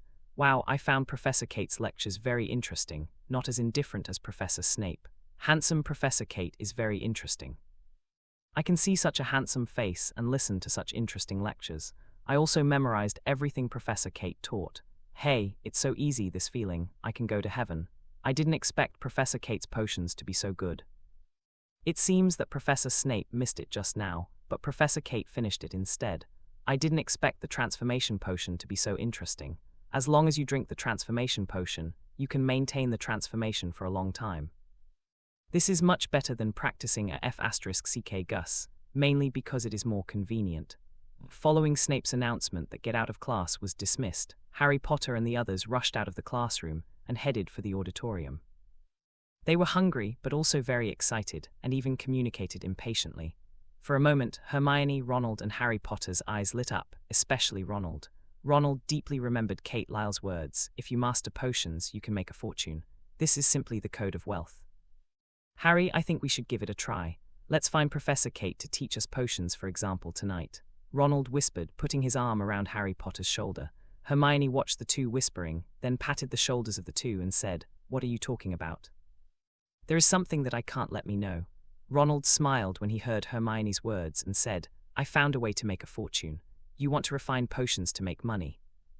Hermione immediately reacted when she heard this, and then said with a smile on her face, "This is a good opportunity. I think I can become a great master of potions." Harry thought for a while, then said, "I think I should ask Teacher Kate for advice." "Will he help?" Ronald asked hesitantly. "Maybe," Hermione said confidently, slapping Ronald across the face. "If it doesn't work, let's act like a baby, Ronald," Hermione said again. Harry chuckled, patted Ronald and said, "When you need to act like a baby, go ahead, you should need Garen more than I do." Ronald faced the eyes of Harry and Hermione, thought for a while and said solemnly, "Okay, in Snape's office." Kate Lyle looked at Snape's office, various materials and various experimental products. Although the environment was a bit gloomy, it could be seen that Snape was serious and dedicated to his work. "Professor Kate, I didn't expect you to have such an ability in teaching. I can see that they study very seriously and learn very quickly. I'm curious, what else do you have besides potions and a F***ck Gus while creating elemental magic?" Snape was full of affection for Kate Lyle, not only because of Dumbledore's reminder and care, but also because of Kate Lyle's kindness and thoughtful etiquette. In addition, Kate Lyle's powerful ability. Snape likes black magic, and at the same time, is also full of interest in the dark elemental magic proposed by Kate Lyle. Therefore, when Snape discussed potions with Kate Lyle, he also asked about dark elemental magic. "Alchemy," Kate Lyle laughed. Hearing Kate Lyle's words, Snape showed a bitter smile on his face and said, "As expected, I'm afraid the attainments in alchemy are not easy." General, Kate Lyle said with a slight smile. "Professor Kate, I have time to ask you about dark element magic."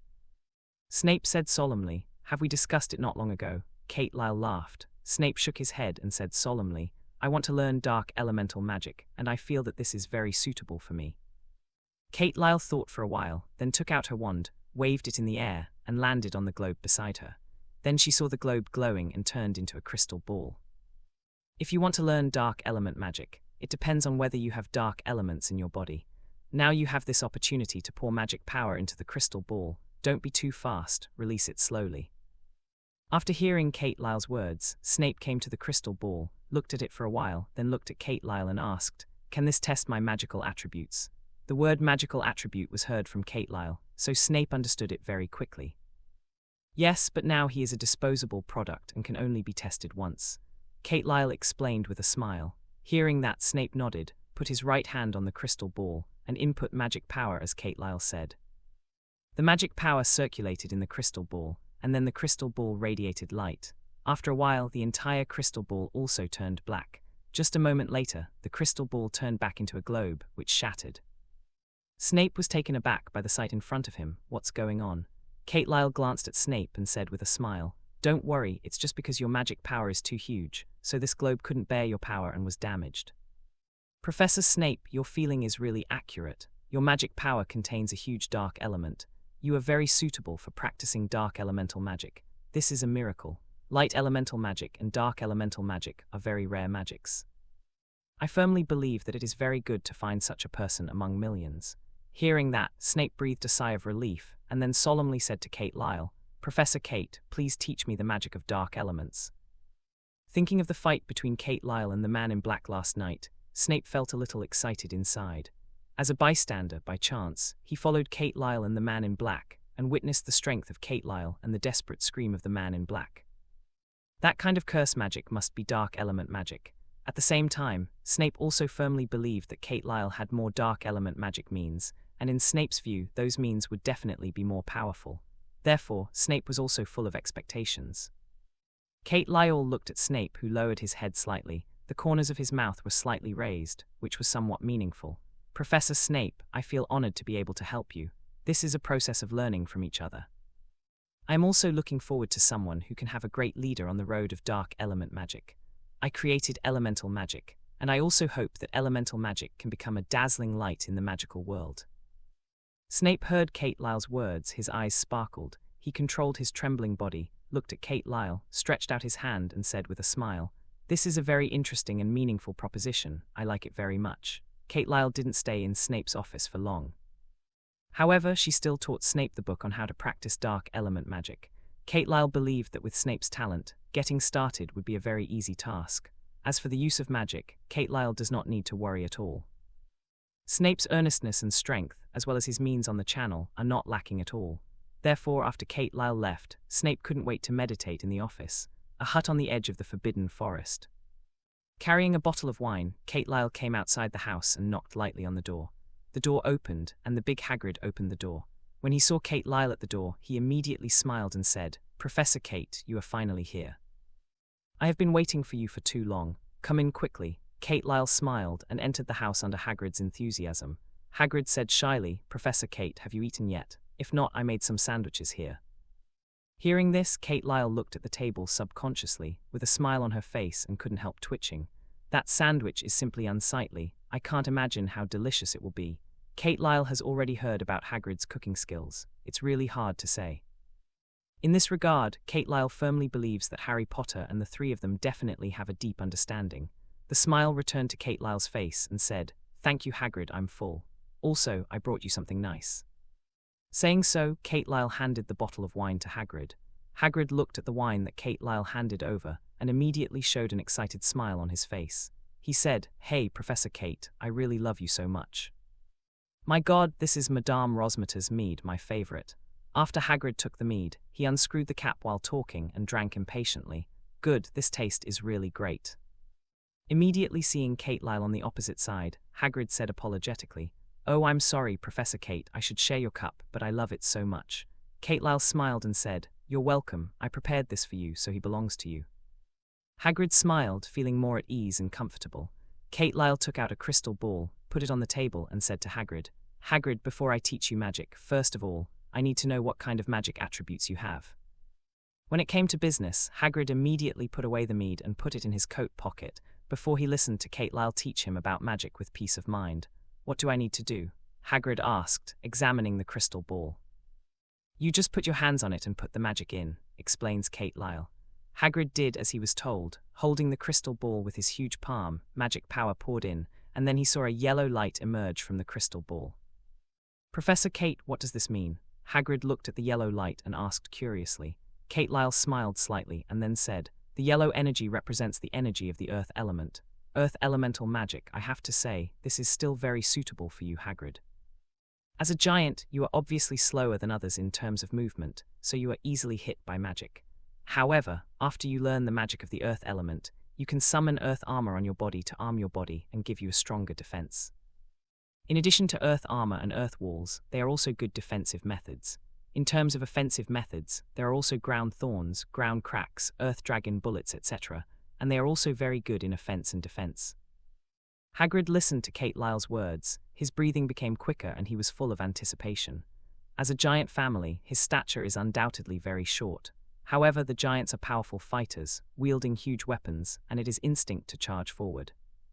If there is the blessing of earth elemental magic, his combat power will undoubtedly become even stronger. Professor Kate, you are literally my god. Please teach me the magic of the earth element. I can't wait to become stronger. Kate Lyle laughed when she heard this and said, Hagrid, don't worry, we need to take it step by step. First of all, you need to learn to sense the power of the earth that exists in this world, that is, the energy of the earth element. Otherwise, you will not be able to release the magic of the earth element with all your magic power. It's very critical. When you can feel the energy of the earth element and control it, you can create magic. Kate Lyle showed enough patience in teaching Hagrid to learn magic. For a giant, it is not very easy to learn magic, which has a lot to do with their physique. Fortunately, Hagrid is a bit special as a half-breed. So after spending some time, the kind-hearted Hagrid finally felt the existence of the power of the earth, and condensed the energy of the earth element in the palm of his hand. Until night fell, Kate Lyle left Hagrid's hut.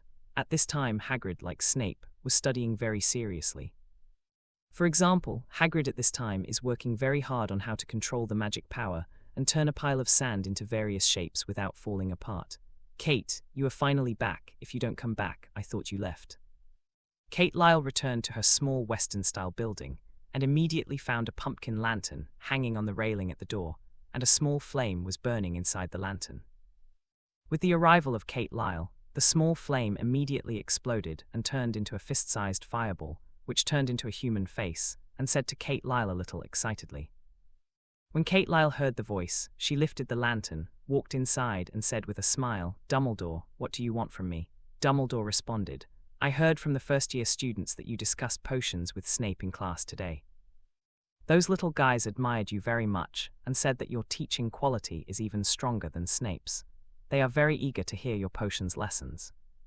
Kate Lyle laughed and said, Dumbledore, I think you should give up those ideas and teach elemental magic courses. That's enough for me to be busy. Snape is a genius, and his potions are more than enough for the freshmen to learn. Kate Lyle understood what Dumbledore was thinking, so she declined decisively. Dumbledore said with some reluctance, Well, I just think you have such a talent and it shouldn't be wasted. If they have any questions they want to ask me, I will be happy to help them. Kate Lyle sat on the sofa, let the pumpkin lantern float in the air, and then prepared a cup of coffee for herself, smiling. Dumbledore also knew that he couldn't force it, so he smiled and said, That's really great. In addition, I have some good news to tell you that the Elemental Magic School has been built according to your requirements, and your elemental magic can officially start the day after tomorrow. Kate Lyle laughed and said, This is really good news. Elemental Magic School. Completion has been completed, and decoration in all aspects has been completed. I have to say that the dwarf's craftsmanship is very good. In less than half a month, he completed a school that can accommodate 500 people, similar to the Roman Colosseum. At this time, Kate Lyle came to the School of Elemental Magic and looked at the school that she also helped to build. This is a semicircular Roman Colosseum, or you can call it the Grand Theatre. Because there's a field the size of a football field, Kate Lyle calls it a driving range. To learn elemental magic, once you have learned it, you must learn to release it. Therefore, this requires a sufficiently open space. The Elemental Magic School is a semi-enclosed magic school. The 30-meter high school is enough for these little wizards to fly and fight. The ceiling of the Elemental Magic School can also be opened and closed according to his request. When the weather is fine, the ceiling is opened. When it rains or the weather is cold, the ceiling can be closed. Kate Lyle looked at the scene in front of her with a smile on her face, then took out her wand, waved it around, and the magic burst out, saying, Light of Hope. The magic flew out from the wand, and a ray of light flew out, floating in the air, forming a small sun, illuminating every corner of the Elemental Magic School. The spirit of the wind, haunt me. Another spell, Kate Lyle's figure is like the wind, floating in the air, standing above the practice field, overlooking the entire school of elemental magic. Kate Lyle held a magic wand, and immediately cast spells continuously. Each spell contained powerful energy, covering the entire school of elemental magic. Flashes of light and energy flashed over the Elemental Magic School. Professor McGonagall felt this energy, and immediately came to the window from his desk, and looked at the School of Elemental Magic. Snape, who had just come out of the basement, also looked at the School of Elemental Magic. Feeling the huge flashing magical energy, his eyes were full of shock. As expected of Professor Kate, who created elemental magic, such strength can be compared with the principal. Not far from the School of Elemental Magic, a figure was hiding in the darkness. Standing behind a tree, half of his body was exposed, looking at the School of Elemental Magic. Not far from him, there were 3 other figures. "Harry, what a powerful wave of magic power!" Ronald exclaimed as he felt the powerful energy and the flashing light in front of his eyes. "It seems that the School of Elemental Magic is under construction over there." Hermione looked at the School of Elemental Magic and said seriously, "Tell me, is there someone fighting here?" Ronald suddenly whispered. When Harry and Hermione heard this, they couldn't help being taken aback. Then the 3 of them looked at each other, nodded and said, "Very suspicious. It's also possible that someone is sabotaging the school on purpose to prevent us from learning elemental magic." Hermione seemed to think of something and said suddenly, "Why?" Harry asked, a little puzzled. Hermione said solemnly, "Didn't you notice that the recent Professor Quirrell is a bit strange? What does this have to do with the School of Elemental Magic?" Ronald asked, puzzled. Hermione gave Harry and Ronald a blank look, and then she analyzed methodically. "Think about it. Professor Quirrell teaches defense against the dark arts, but how does he teach it? It's a joke. Both Fred and George can use snowballs to punish Professor Quirrell." "Oh, he taught us defense against the dark arts. We might as well learn it ourselves. Professor Kate's elemental magic is so amazing and powerful. Given you a choice, whose magic class would you choose to take?" Harry and Ronald nodded immediately after hearing this and said in unison, "Don't think about it, I must choose Professor Kate. Why are your movements so consistent?" Hermione said, looking at Harry and Ronald. "That's not the point. What do you think will happen next?" Ronald patted Harry's shoulder with a bit of complacency, and then said to Hermione again, "Do you think Professor Quirrell will accept?" Hermione shrugged and said, spreading her hands, "Does this require thinking?" Hermione looked at Ronald, who was in a state of thinking, and suddenly felt that Ronald was really stupid, so she asked, "Professor Quirrell doesn't want Professor Kate to take his job, so he will destroy the School of Elemental Magic," Harry said aside. "Good, Harry, you are much smarter than Ronald." Hermione gave Harry a thumbs up and smiled. Ronald curled his lips in dissatisfaction when he heard Hermione actually praised Harry and belittled him, and said, "You guys haven't discovered my talent yet." "Your talent is only playing magic chess. What else can you do?" Hermione struck mercilessly. Ronald subconsciously covered his chest, feeling that his whole body was devoid of love. The lovely Hermione actually dislikes my IQ, actually dislikes my talent. "So Professor Quirrell is wreaking havoc in the School of Elemental Magic right now," Harry worried. "Very likely we have to stop him," Hermione said solemnly. "But will we be the opponent of Professor Quirrell?" Ronald hesitated. Hermione took out her wand, glared at Ronald and said, "Your twin brother can tease Professor Quirrell, can't we?"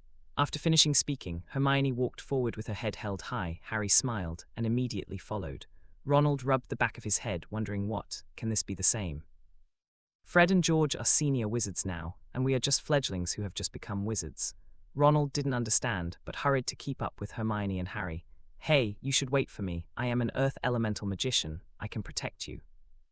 Ronald found a good excuse for himself and logically returned to the 3-person team. Hermione snorted and ignored Ronald. Harry smiled at Ronald and said, "Ronald, you are too cowardly." "No, I'm just afraid of spiders." Ronald blushed slightly, pretending to be calm, and said solemnly. Hermione, who was walking in front, turned her head suddenly and said mercilessly, "Then you are also a coward who can't even cast the levitating charm." When the 3 of Harry Potter approached the School of Elemental Magic, they didn't realize that there was a figure watching them not far behind them. This person followed behind them silently and approached the School of Elemental Magic School. The little sun disappeared, and there was no light and fell into endless darkness. It was also at this time that the door of the Elemental Magic Academy was opened, and 3 figures also walked in quietly. They are Harry Potter, Hermione, and Ronald. Originally, they came here enthusiastically to stop Professor Quirrell, but when they walked in, they found that the place was dark and scary, and they couldn't help being stunned for a while. "Harry, do you have a flashlight here?" Ronald whispered. Hermione hit Ronald mercilessly and said, "Ronald, don't you think you asked a very stupid question? At Hogwarts, you can use electrical appliances. Modern equipment cannot be used at Hogwarts and is prohibited from being brought." Ronald also felt the importance of the word stupid for his own words. But facing the darkness in front of him, he just couldn't help but feel fear. Harry's eyes, hidden under the glasses, shone calmly. Immediately, a ball of fire appeared in Harry's hand. The sudden light startled Hermione and Ronald. "Hey Harry, have you been able to condense fire elemental magic freely?" Hermione looked at Harry with some admiration and said. Harry smiled slightly and said, "It's pretty simple." At this time, Ronald's face was no longer panic, but more excited, because the lighting effect brought by Harry's fireball was very good. "Harry, you are really great. With this fireball, Professor Quirrell, who is hiding in the dark, must be invisible. We're going to catch him and make him pay." Ronald was full of courage at this time, squinting his eyes, and began to try to open them wide, looking around. Harry Potter nodded and condensed another fireball. One each on the left and right, then walk ahead and start looking for Professor Quirrell hiding in the dark. "Wow, is this the School of Elemental Magic? It's really cool, he looks like a Roman Colosseum." Ronald followed Harry forward, and then he discovered that the School of Elemental Magic was so big and very tall. Looking at the School of Elemental Magic by the light of the fire, Harry was also a little excited, but Harry did not forget their purpose of coming in. Therefore Harry felt a little nervous and looked around cautiously. "Hey, I seem to have stepped on something." At this time Ronald's voice sounded, a bit joking. When Harry and Hermione heard this, they subconsciously turned to look at Ronald. "What?" An exclamation sounded from Hermione's mouth. Harry also opened his mouth wide, his eyes filled with disbelief. Ronald was even more stunned. What happened? Then Ronald felt something wrapped around his feet and looked subconsciously. "Whoa, whoa, whoa, oh my god, what happened? Harry, Hermione, save me." Ronald only saw black things entangled his feet, and before he could react, Ronald's figure was instantly pulled away and disappeared into the darkness. However, Ronald's voice still echoed in the School of Elemental Magic. Ronald's cry for help awakened Harry and Hermione, and the two little fellows immediately reacted and chased after them. "Ronald," Harry and Hermione exclaimed. "Help me, Harry, Hermione. Ah, it hurts so much, I feel like my bones are going to break." Ronald responded in panic, very hastily, and a little miserable. Harry and Hermione only chased for a few meters before losing their direction. At the same time, in the darkness, more vines rushed out and attacked Harry and Hermione. Harry dodged a tree vine's attack. Seeing that Hermione was about to be attacked by the tree vines behind him, he immediately grabbed Hermione and jumped to the side, but the fireball in Harry's hand disappeared immediately. The School of Elemental Magic fell into darkness. Besides that, there was that rustling sound. "Harry." Hermione's voice sounded in panic.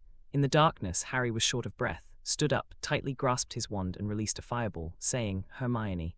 The fireball flew out, only to stop 2 meters above Harry's head, existing as an illuminating light. It was also illuminated by the fireball, and Harry suddenly discovered that there were many vines with thick arms around him. They were like snakes, giving people a very dangerous feeling. Hermione, Ronald. Harry was very anxious. He could condense a fireball, but he didn't know how to attack. What's more, the fireball he released now has no power at all, and it's just right to use it as a light for lighting. They were only on the 2nd day of exposure to elemental magic, and Kate Lyle hadn't taught them how to release the magic yet. "Harry, help me, I'm caught by something." "Ah, I'm flying." Hermione's terrified voice sounded, and she was also trying to respond to Harry. "Flame burn." Hearing Hermione's panicked voice, Ronald didn't respond. Seeing his two good partners in danger, and seeing those vines attacking him, Harry Potter's forehead was constantly sweating, and his breathing became heavier, hastened up. Finally, Harry Potter mustered up the courage to take a gamble. Swinging the wand, the energy of the fire element surged, and in an instant the wand responded to Harry. Boom! The raging fire bloomed in front of him, like the red lotus in the prosperous age, emitting a dazzling light. When the vines encountered the flames, they quickly entangled themselves. Harry Potter was spiky, extremely excited, and then released magic in the other 3 directions one after another. Flame burn, flame burn, flame burn. For a moment, raging fires burned around Harry Potter, illuminating the School of Elemental Magic even more. Through the firelight, Harry quickly found the figures of Hermione and Ronald. Soon, Harry saw Hermione entangled in vines. Hermione saw Harry and kept trying to struggle. Her delicate eyes were very flustered at this moment. "Harry, your flame is too big. If you don't come to save me, I will be burned to death." The flames burned very quickly, and the vines felt fear and pain when they encountered the flames, and they kept shaking. So at this moment, Hermione was dizzy for a while. "Harry, not only will I faint, but I will also be burned to death." Harry panicked even more when he heard Hermione's words. At this time, he was very anxious and wanted to save Hermione, but he didn't know how to rush through the flames to rescue Hermione. At this moment, Harry felt very stupid. Why did he set all the surrounding trees and vines on fire? "Hermione, hold on, I'll find a way to save you." Unable to think of a solution for a while, Harry could only comfort Hermione anxiously. It was also at this time that Harry Potter suddenly noticed a black-robed figure appearing in a corner of the School of Elemental Magic and staring at him. Suddenly, Harry covered his head. The scar hurts a lot. The tingling pain deeply stimulated his nerves. Harry lowered his head, trying to make the tingling pain that tore his soul go away. But at this moment, Harry found his mind was cool, and the tingling pain disappeared. Harry didn't know what happened and was a little taken aback. Harry was in a daze, and when he raised his head again, he found that the figure was gone. However, on the other side of the flames, there were more tree vines which rushed towards him regardless of the raging flames. Harry's expression changed again. Flame burn. The flames soared into the sky and burned some of the impacted vines, but they couldn't stop other vines from attacking. Harry Potter became more and more anxious. Harry clearly felt that after releasing several spells one after another, his magic power was running out. Just at the right time, a gust of hot wind hit, and Harry, who was anxious, suddenly realized. Wind, let's fly. Harry waved his wand, at the same time mobilizing the little magic in him. Suddenly, a gust of wind flew around Harry and rolled Harry up, soaring into the air, dodging the attacking vines. But the gust of wind that swept through was like adding fuel to the fire, making the fire burn even bigger, and the vines were even more burning materials. Harry, save me. On the other side, the flames had already burned to the vines that entangled Hermione, and the poisonous gas from the flames made Hermione dizzy for a while, and she hurriedly asked Harry for help. Harry woke up from the magic of the magical wind element, and was startled when he saw Hermione unwinding and falling from the sky because of the flames burning. Wind, let's fly. Harry waved his wand again, and a gust of wind picked up the fallen Hermione, and then controlled the wind, leading them away from the flames, away from the vines, and landed on the wide practice field. And those tree vines were finally burned by raging flames. Hermione landed with a gasp and felt amazing. Harry was relieved to see that Hermione was fine, but at the same time he staggered and fell to the ground because his magic power was exhausted.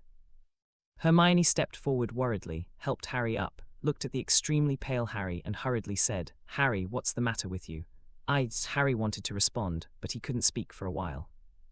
The feeling of being hollowed out by his magic power gave him an unprecedented sense of weakness. "Where's Ronald?" Taking a deep breath, Harry immediately remembered Ronald and looked into the raging flames. His little face was extremely pale. Hermione heard the same thing. "What should I do? What should I do? What should I do?" Hermione was very anxious, and her delicate little eyes became crystal clear after a while. Harry was anxious and wanted to help, but he was weak at the moment and had no magic in him. But soon enough he caught sight of Hermione's wand, and a gleam flashed in his eye. "Hermione, only you can save Ronald now." Harry grabbed Hermione's hand and said strong and calm, "How to help?" Hermione asked anxiously upon hearing this. "Use your water elemental magic to save Ronald. Ronald is not yet within the range of the flames. You need to cover the places that are not burned by the flames with magic, or put out the flames." Harry bit his lips lightly. "Trying to calm myself down, and at the same time said the plan in my heart. But I don't know how to use water elemental magic," Hermione said with a pale face, somewhat embarrassed. Hermione wanted to help, but she hadn't learned the magic spells from Kate Lyle yet. "No, you will," Harry said, looking at Hermione firmly. "I won't," Hermione responded very quickly. At this time she was very scared. Afraid that he would not be able to help Ronald, and also afraid that Ronald would be burned to death, and he would still be burned to death by the flame Harry lit. Harry grabbed Hermione's wand-holding hand and said firmly, "Hermione, Professor Kate didn't teach me magic spells either, but I just cast them. That's a secret. I'm sure you can too." Hermione looked into Harry's green eyes and suddenly summoned courage to look into the blazing flames. Harry let go of Hermione's hand, picked up his own wand and demonstrated to Hermione, "Read after me, water stir." Hermione raised her wand, imitating Harry's movement, and said, "Water stir." The magic power emerged because of Hermione's inconceivable eyes. The water element in the air instantly condensed and formed rivers and streams, rushing towards the blazing flames. It's just that Hermione had just learned to release it, but it couldn't last. The water just extinguished a flame, which was not enough to look at in front of the raging fire. Hermione was not disappointed by this and waved her wand again, saying, "Water stir." This time the duration was a little longer by 2 seconds, barely extinguishing half of the flames. Hermione took a deep breath and wanted to continue casting, but then a sense of dizziness came over her, and she staggered and fell to the ground. Her face was pale. "Hermione, what's the matter with you?" Harry asked. "No more magic," Hermione replied weakly. Hearing this, Harry couldn't help but be taken aback for a moment. He had only cast 2 magic spells, and there was no magic power left. If we don't try so hard, we just need to extinguish one more place, and we can go through the flames to save Ronald, Harry said hesitantly. Hermione bit her lip when she heard Harry's words, trying to suppress the magic, but it was in vain. Still not. Hermione said bitterly. Seeing this, Harry felt hopeless. The performance of the two of you is somewhat beyond my expectations. At this moment, a voice sounded, and Harry and Hermione were shocked. Seeing Kate Lyle falling from the sky, they were extremely pleasantly surprised. Professor Kate, Ronald. Kate Lyle hugged the unconscious Ronald, landed next to Harry, put Ronald on the ground, then took out her wand and waved. Water dance. In an instant, the heavy rain was pouring down majestically, and the fire was immediately extinguished. To Harry's and Hermione's surprise, they had a magical barrier that kept all the rainwater outside and kept their clothes from getting wet. Kate Lyle smiled slightly, released another spell, and said, Light of Hope. A small sun illuminated the entire elemental magic school, and saw everything in the elemental magic school at this time. Most of the original new chairs were burned along with the vines at this time, and the rest that were not burned also turned into pitch black. In addition, the entire school of elemental magic is also wet, and the scene is terrible. At just the right moment, the door of the School of Elemental Magic was pushed open, and Professor McGonagall and Headmaster Dumbledore pushed the door and walked in. The complexions of Harry and Hermione suddenly turned pale. At this moment, Harry and Hermione firmly believed that they were going to be unlucky. My God, what happened here? Professor McGonagall looked at the burnt-out elemental magic school in front of him, with a shocked expression full of disbelief. Dumbledore was also a little taken aback, holding the robe and walking past, as if he was afraid that the bad environment here would stain his clothes. Dumbledore looked at a section of tree vine on the ground, then picked it up to examine it, and couldn't help but ask, Devil tree vine. This is a black tree vine, which has strong toughness and is afraid of fire. It will attack enemies who break into its range, and then entangle the enemies to death. Finally, it will be buried beside it and secreted from its body, some liquids that break down enemies. The devil tree vine is also a means that some dark wizards like to use to frame or attack others. But why is there a devil tree vine here? Professor Kate, what happened here? Professor McGonagall came to Kate Lyle and asked. Kate Lyle smiled slightly, glanced at Harry and Hermione and said, I don't know very well. When we came here, Harry and Hermione were trying to put out the fire. Upon hearing this, McGonagall did not doubt Kate Lyle's words, so he looked at Harry and Hermione and said with a serious expression, Harry Potter, Hermione Granger, you two need to give me an explanation. Professor McGonagall immediately found the unconscious Ronald and asked anxiously, Oh, there is another poor guy here, what's wrong with him? He's in a coma, it's nothing serious. Kate Lyle smiled, then waved her wand and said, Spirit of light, heal his wounds and soothe his soul. A ray of light shot out, and then I saw a light elf wandering around Ronald, and finally sank into Ronald's head and disappeared. Harry, Hermione, Professor McGonagall and the approaching Dumbledore were all attracted by the elemental magic cast by Kate Lyle, and were full of curiosity when they saw such a scene. Then, seeing Ronald come to life, both Professor McGonagall and Dumbledore had lights and smiles in their eyes. Light elemental magic actually has such benefits. It can not only heal, but also heal the soul. Harry and Hermione watched the awakened Ronald sit up, and they stepped forward happily, cheering and hugging Ronald. The experience just now made the friendship of these three little guys seem to become stronger. They are all worried and concerned about each other. Kate Lyle smiled at this, but there was a meaningful smile in the corner of her mouth. Harry, Hermione, Ronald, you three need to answer my question now. What happened? Professor McGonagall said, staring at Harry seriously. In an instant, the smiles on the faces of the three of Harry disappeared. Facing Professor McGonagall's serious expression, the three of Harry couldn't be happy. Silence, does it mean that you have admitted what you did wrong? Professor McGonagall said coldly. In this case, in view of the seriousness of the matter, each Gryffindor will deduct 10 points. Professor McGonagall said with a serious expression. Harry's face changed slightly. This week, because Professor Snape seemed to be full of hostility towards him, Gryffindor had been deducted 10 points, and now the three of them would each have 10 points, which was too terrible. When it comes to taking Professor Snape's potions class, Harry and Ronald have all kinds of criticisms in their hearts, and they don't know whether to talk about it or not. Before entering Hogwarts, he studied hard and even read all kinds of textbook knowledge, but in such a short time, can he remember everything? Cannot. Harry wasn't stupid, it was just that he didn't have a good memory. Besides, Snape hadn't taught yet, so after a few words of warning with a serious expression, he asked him something he didn't know. Isn't it a little too much? and Hermione obviously tried very hard to raise her hand to answer, but it was all ignored. God, he was so partial to Malfoy. Malfoy was a jerk, he was always so domineering, he was always so bad, more disgusting than Dudley. Professor McGonagall, we were attracted by the magic fluctuations here. We suspected that someone was going to destroy the School of Elemental Magic, so we decided to come over to find out. It's just that after we came here, it was pitch black and we couldn't see anything. Then we were attacked. Obviously, someone wanted to destroy this place. Harry concealed the fact that he set fire to the vines, and explained the reasons seriously. After hearing Harry's words, Professor McGonagall frowned and said, "Harry Potter, these things happened. This is not something you freshmen can participate in. In particular, your private actions put yourself in danger, and the points deducted for you remain unchanged." After Professor McGonagall finished speaking, Dumbledore held a section of demon vine in his hand and said with a smile, "However, in view of your bravery and adventurous spirit, and bravely fighting against the forces of darkness, Gryffindor will add 30 points. Now you need to go back and have a good rest, and then forget about things here, understand?" When the three of Harry heard this, they were overjoyed. What a turn. If 30 points were deducted because of the three of them, I believe that tomorrow there would be many wizards of Gryffindor who would drown them in their saliva without hesitation. This is something they don't want to experience. Thank you, Principal. Let's go back now. After Harry finished speaking happily, he immediately pulled Hermione and Ronald away from the School of Elemental Magic.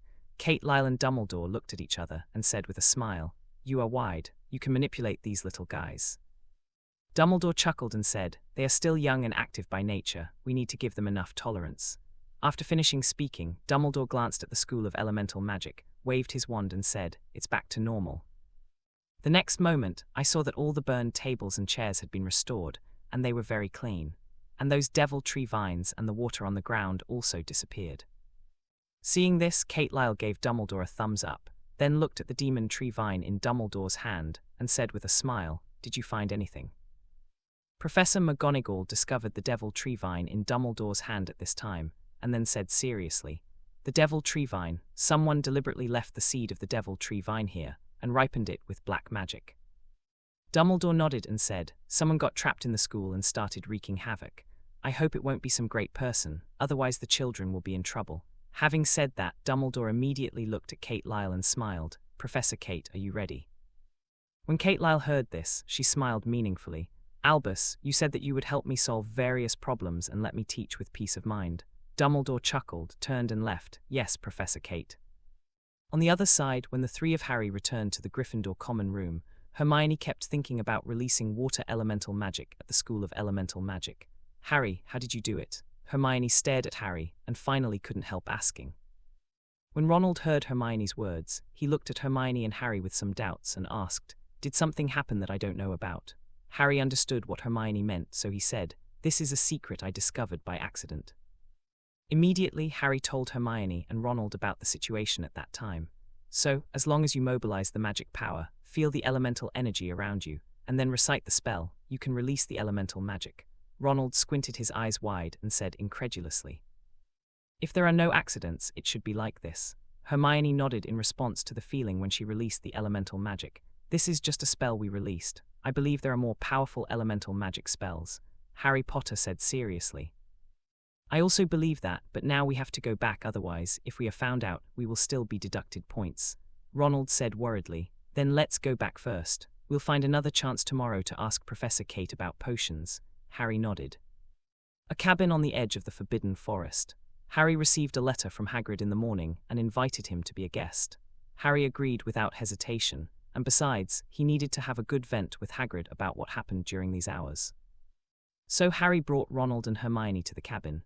There was a hand crossbow in front of the cabin door and a pair of large rubber shoe covers. "Oh, Harry, those shoes are big, but he stinks." When Ronald saw the pair of big boots, he stepped forward to check them out curiously, but his old face was wrinkled by the smell of the shoes. At this time, Ronald was ugly and scary. Seeing this, Harry and Hermione laughed wantonly, and it was the same, and Harry's depressed mood of being deducted for a burst of ridicule by Snape in potions class was relieved and vented a little. "Wow, woof." The sound of a dog barking came from inside the cabin, and the three of Harry were also attracted to it. Harry knocked on the door and called, "Hagrid, this is Harry."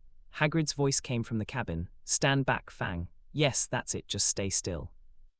Hagrid opened the door, revealing his big bearded face, and said with a smile, "Harry, you're finally here. Oh, you also brought 2 friends with you." The 3 of Harry walked in, and then they saw a big black dog being held tightly by Hagrid. Seeing this, Ronald was taken aback, quickly jumped behind Harry, narrowed his eyes and widened them again, and said, "Wow, what a big dog."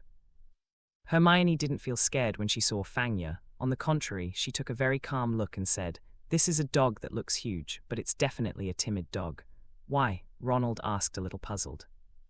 "Because it looks fierce, but its voice and behavior are trembling," Hermione said confidently. As she said that, Hermione walked towards Fang, and then made a grimace that she thought was fierce but was actually very cute. Then in the eyes of everyone, Yaya jumped instantly and fled behind Hagrid, hiding under his feet, not daring to look at Hermione. Seeing this, Hermione grinned, put her hands on her chest and said, "Look, isn't he very cowardly?" Looking at the shivering Fangya, Harry and Ronald felt it was unbelievable. What a dog! Hagrid had an unnatural and awkward look on his face, inexplicably disliked Fangya. "Although I know you are a little timid, but you are too disrespectful to the master, and you are frightened by the cute little girl. Yaya, you have no meat to eat today." Hagrid grabbed Fangya in disgust, and then drove him to the door, saying. There was only one room in the cabin, and compared to Hagrid, he was really small, even cramped. Hams and pheasants are hung from the ceiling of the cabin, and copper pots are used to boil water in the brazier. There is a big bed in the corner, and the bed is a quilt made of rags. Seeing this, Harry was a little taken aback. Although he knew that Hagrid was slovenly, he didn't expect that Hagrid was so frugal. For a moment, Harry felt some sympathy for Hagrid, looking at Hagrid with a little more tenderness and trust in his friend. Harry introduced his 2 friends to Hagrid and said, "Hagrid, this is Hermione, and this is Ronald, my good friend." Hagrid poured boiling water into the large teapot, and then put a few rock cakes on the dinner plate. "Red hair, freckled face, are you a Weasley doll? Who are you, Fred and George? These twin brothers are simply annoying. They always like to break into the Forbidden Forest, so I have to expend a lot of energy to drive them out." When Hagrid saw Ronald, he thought of Fred and George, and then looked at Ronald with disgust, complaining constantly. When Ronald heard this, a bad smile appeared on his face, and he said, "Hagrid, they are my brothers, of course, if possible. I don't mind if you slap their asterisk with a pan, they will suck lesson. At least that's what my mom taught them." Harry listened aside, looked at Ronald, and said with a smile, "Hey Ronald, have you been beaten by your mother like this?" Embarrassment appeared on Ronald's face. It was an unrecallable memory. "Wow, this rock cake is so hard, I feel like my teeth are going to fall out." Hermione felt a little curious when she saw the rock cake put out by Hagrid, so she picked it up and scratched it. Her eyes widened, and she opened her mouth to bite down. For a moment, Hermione felt hopeless. Toothache is uncomfortable. "This is definitely the hardest rock cake I have ever eaten. Even if you refry it in a pan, it will be more delicious and soft than it is now." Upon hearing this, Harry and Ronald looked at the rock cakes on the table and tried them curiously. The result is, looking at the 3 of Harry who were covering their cheeks, Hagrid was extremely embarrassed. As a half-blood giant, his teeth were very good. To him, the chewy rock cake looked very good. In Harry, the 3 normal humans in front of children, rock cakes are like stones. Seeing Hagrid's embarrassment, Harry quickly changed the subject, and then told Hagrid what happened in class these days. Hearing Hagrid call Filch, who looked a bit sinister and powerful, "that old jerk," the 3 of Harry laughed unscrupulously, because Filch is the gatekeeper of Hogwarts. He was a bad-tempered, obnoxious fellow whose hobby was to antagonize students. In addition, Filch has a cat named Mrs. Norris, who is really annoying, just like Filch, and still haunts. Harry also spoke to Hagrid about Snape's class. "Harry, you don't need to worry at all, he just has a special personality. As long as you don't do bad things, he can't do anything to you." Hagrid said, comforting Harry. Harry touched the scar on his head and said seriously, "But I have a feeling that he really hates me. On the day of the orientation dinner, he looked at me and my head hurt so much." Hagrid smiled slightly and said, "Harry, you must be hallucinating, why does he hate you?" After finishing speaking, Hagrid took a sip of water, looked at Ronald and said with a smile, "How is your brother Charlie? I like him very much. He is very friendly to animals and has a lot of methods." "Oh, he's fine, he's studying dragons," Ronald responded with a smile. Hearing this, Hagrid laughed loudly and said, "My God, he is actually studying fire dragons. Do you know how I wish I could raise a fire dragon?" Harry looked at Hagrid, who was talking to Ronald, and always felt that Hagrid was deliberately avoiding him, unwilling to continue talking about Snape with him. Harry couldn't figure it out, but one thing Harry was sure of was that Snape's head really hurt when he looked at him. There's no way this can go wrong. Snape turned on himself, full of hostility. Oh my God, why did my dream of flying collide with those guys from Slytherin? Looking at the post on the wall, there is a class schedule about flying lessons. The first year of Gryffindor will be in class with the first year of Slytherin.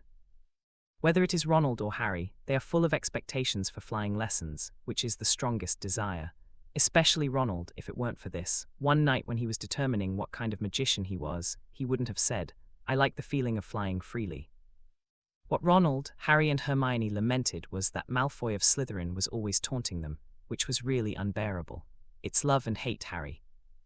That be ****** D. Malfoy looks down on us so much, but he has a soft spot for you, but you rejected him for us. He is taking revenge on us.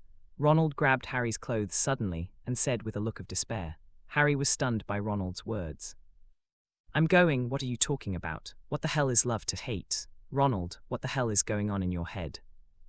Hermione looked at Harry and Ronald in disbelief. Her slender fingers were gesticulating in the air, but she didn't say a word. It was a bit too cute. Ronald was a little dumbfounded.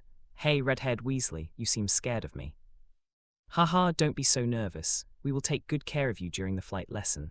By the way, I will let you understand who is the master flying master. Malfoy happened to pass by with Banger and Crabbe with two big men. Hearing Ronald's wailing, he stopped, turned to look at the three of Ronald, and smiled contemptuously. When Ronald heard this, his face was a bit ugly, but he still said forcefully, HMPH, I will let you know that you are a scum in front of me. Upon hearing Ronald's words, Malfoy smiled dismissively, then looked at Harry and said, Harry, I will let you understand that your choice was wrong, and staying with them will only lower your status and taste. After Malfoy finished speaking, he left with Crabbe and Goyle. Crabbe, Goyle, the flight lesson in the afternoon. We must let them learn the lesson and let them understand that we Slytherins are the strongest. Malfoy told Crabbe and Goyle to speak. Crabbe and Goyle nodded and smiled. It's a little troublesome. Seeing this, Harry said helplessly, I hope the flight lesson in the afternoon won't be too embarrassing. Harry hadn't ridden a broomstick before, but he knew it wasn't an easy lesson. Ronald looked at the back of Malfoy going away, muttered, and said, This guy, you really deserve a punch. That's a big mouth. Always bragging about how good he is at Quidditch. Believe me, if you lose face, he is definitely more embarrassing than you. Hermione rolled her eyes when she heard Ronald's words and said, You really know how to comfort people. Hearing this, Harry smiled and immediately regained his composure. In the afternoon's flight lesson, who will be ashamed maybe? Malfoy would brag about his heroic deeds in front of his little brother almost every day, and even when he was in class with them, Gryffindor, he would always speak a little loudly, so that Harry and others could hear them. And then let others cast envious glances to satisfy him. That little vanity. For example, he always complained that the first years were not eligible for the Quidditch team. He also often tells some good stories, of course. The main character is Malfoy, and it is interesting that he always ends with a narrow escape from a Muggle helicopter. This is a contest of speed and courage, which demonstrates his proficiency and skill in driving a broomstick. Of course, no one believed Malfoy could do it. Like Malfoy, who likes to talk big, there are also Seamus Finnegan and Ronald. For example, Seamus Finnegan always said that in his childhood, he spent most of his time flying around in the wilderness on a broomstick, feeling extremely comfortable and excited. This made many first-year freshmen who had never ridden a broomstick very envious. Flying lessons are coming this afternoon. Do you have any secrets? Neville Longbottom asked nervously as he sat beside Ronald with food. Harry and Ronald didn't expect Neville to ask them such a question. And Ronald looked at Neville's figure, then rubbed Neville's stomach with his hand and said, Neville, with your figure, are you sure the flying broom can take you to the sky? Neville smiled awkwardly upon hearing this. Although my family has a broomstick, my grandma never lets me get close to it. Neville was trying to explain. Hey Neville, I think you can give him up. Your grandma is very right. You shouldn't have dreams of flying. Ronald laughed, but I want to try it. Neville said seriously. Ronald looked at Neville's serious gaze, then looked at Harry, and finally both of them looked at Hermione. If there is any secret, Hermione should be asked. She is a learned and talented woman. Facing the gazes of the three of Harry, Hermione cleared her throat and said, Since you all looked at me, then I will reluctantly talk to you. In fact, Hermione was just as nervous as Neville. Because it's not as simple as seeing it from a tree and memorizing it by heart. This requires a flying broom to try. But even so, Hermione still showed off the knowledge she had read from a book called The Magical Quidditch to the three of Harry. Harry and Ronald were a little dazed, especially Ronald. Although he occasionally liked to blow water, he actually flew on his brother Charlie's broomstick, but the process was not ideal and the result was tragic. So facing what Hermione said, Ronald felt unbelievable. Hermione, so you can say that. What Ronald was thinking, Neville didn't know. Neville only knew that he had his first flying lesson in his life in the afternoon, and that he was going to realize his dream of flying with a flying broom. So listen very carefully, for fear of missing any word. Because it is related to whether he can easily finish the first flight lesson, and guarantee that he will not lose face during the lesson, otherwise it will hurt his self-esteem too much. And just when Neville was concentrating on listening, and Hermione was speaking clearly and deeply, a burst of noisy voices followed. The wizards who were dining in the auditorium all raised their heads at this moment. A group of owls flew in, and then they saw packages one by one. Envelopes fell from the sky and were caught by the wizards. "Hey Malfoy, did your mother send you something delicious again?" Crabbe looked at Malfoy, who received the package, and shouted in anticipation. "Of course, let me see what it is this time." Malfoy was very nice to Crabbe's sense of humor, so he amplified his voice without hesitation and said, holding a large package, "BB multi-flavored beans." "Nice, there are so many flavors that I like to eat. Bacon, bouillabaisse, chocolate curry, and oh my god, my favorite French beef casserole. You know how hard it is to get a beef casserole and bouillabaisse-flavored beans." Malfoy took out 2 packs of multi-flavored beans and cheered to show off. His eyes even looked at Gryffindor intentionally or unintentionally and looked at Harry's side. Ronald was attracted by Malfoy's voice and at the same time cast an envious look. He was lucky enough to eat the 2 kinds of multi-flavored beans that Malfoy mentioned once, and they were so delicious that people couldn't describe them. Harry didn't eat it, but he had to look forward to it at this time. BB multi-flavored beans are said to have more than 700 flavors, some of which are extremely special, like vomit, earwax, and snot. On the train, Harry ate some, but fortunately he didn't have those disgusting flavors. In addition, in the dormitory, when sharing with roommates, I can't eat too little. But as Malfoy said, he has never tasted those flavors. Because this is rare, those who want to eat these flavors need luck. Of course, if you have the ability, you can also get it specially. "Hey Neville, you actually have a small package. Open it quickly. What is it?" Ronald withdrew his envious eyes from Malfoy and was about to continue eating his delicious food when he saw a small package which fell into Neville's hands. Neville was a little excited. He opened the package with his chubby hands, and there was a glass ball the size of an egg inside. "What is this? Why is it filled with white mist? It looks a bit nice," Harry asked with some puzzlement. "It's a memory ball, Harry," Neville explained with a smile. Speaking of Grandma, Neville's face is full of cute innocence and happiness, because Grandma has always taken good care of him. "Grandma knows that I always forget things, and this memory ball will tell me if there is something I forgot to do. Look, hold it tight like this and he'll turn red, and then..." When Neville said this, he straightened his face, feeling a little dazed. Harry, Hermione, and Ronald looked at Neville at this moment and looked at each other. Looking at Neville at this moment, they didn't know what to say. In the end, Ronald pointed to Neville, who was holding a memory ball, trying to remember what he had forgotten, and asked hesitantly, did he forget something? Both Harry and Hermione nodded, agreeing with Ronald's words. But at this moment, Malfoy, who had noticed Harry's side, came to Gryffindor's dining table and snatched the memory ball from Neville's hand. "Yo, let me see what this is. It looks like a lot of fun. What would happen if you dropped it in the ground?" Malfoy smiled triumphantly while holding Neville's memory ball. Malfoy didn't pay less attention to Harry, and he also knew that Harry didn't seem to have received a package, except for a letter from Hagrid. The same goes for Ronald of the Weasleys. On the contrary, Hermione Granger seemed to be a little rich and had a lot of parcels. Harry and Ronald didn't expect Malfoy to come over on purpose and snatch Neville's memory ball, and immediately they became a little angry. "Malfoy, return the remembrall to Neville." Harry stared at Malfoy seriously and warned, "Otherwise I will be rude to you. Malfoy, return the memory ball to Neville quickly, or I'll tell Professor McGonagall," Ronald said consciously. Malfoy dismissed Harry and Ronald's warning and then took 2 steps back, saying, "Why should I return it to him? Now he is in my hands, it is mine." Harry was very angry. He felt that Malfoy was too unreasonable, always bullying others by relying on the so-called pureblood family. So Harry took out his wand, ready to give Malfoy a good look. Seeing this, Malfoy smiled, and then snapped his fingers, and saw Crabbe and Goyle appear behind Malfoy, clenched their fists, and stared at Harry and Ronald warningly. When Ronald saw Crabbe and the 2 of them, he was a little timid, because they were both big and strong. "Want to fight? 3 against 2, we are not afraid of you." Harry, magic is not allowed here, otherwise you are clear about the consequences. Malfoy kept weighing the memory ball, and every time they saw the memory ball being thrown away and caught again, the four of Harry felt extremely nervous, fearing that the memory ball would fall out of Malfoy's hands and fall to the ground and shatter. When Harry heard this, he said to Malfoy, "I will be punished, and so will you. You must be the first to break the rules." Saying Harry Potter was about waving his wand and teaching Marco a lesson. What happened? "Harry, are you trying to cast a spell here?" Professor McGonagall walked over with a serious expression, staring at Harry's wand, said in a deep voice, "Professor McGonagall, Malfoy stole my memory ball and took it as his own." Neville looked at Professor McGonagall, who appeared a little flustered, but in order to prevent Harry from being punished, he said hastily.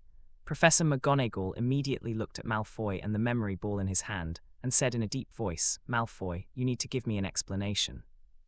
With a gloomy face, Malfoy quickly put the memory ball on the table. "Wait and see, Harry, I'll be waiting for you at flying lessons." After Malfoy finished speaking, he left in a desperate manner, followed by Crabbe and Goyle.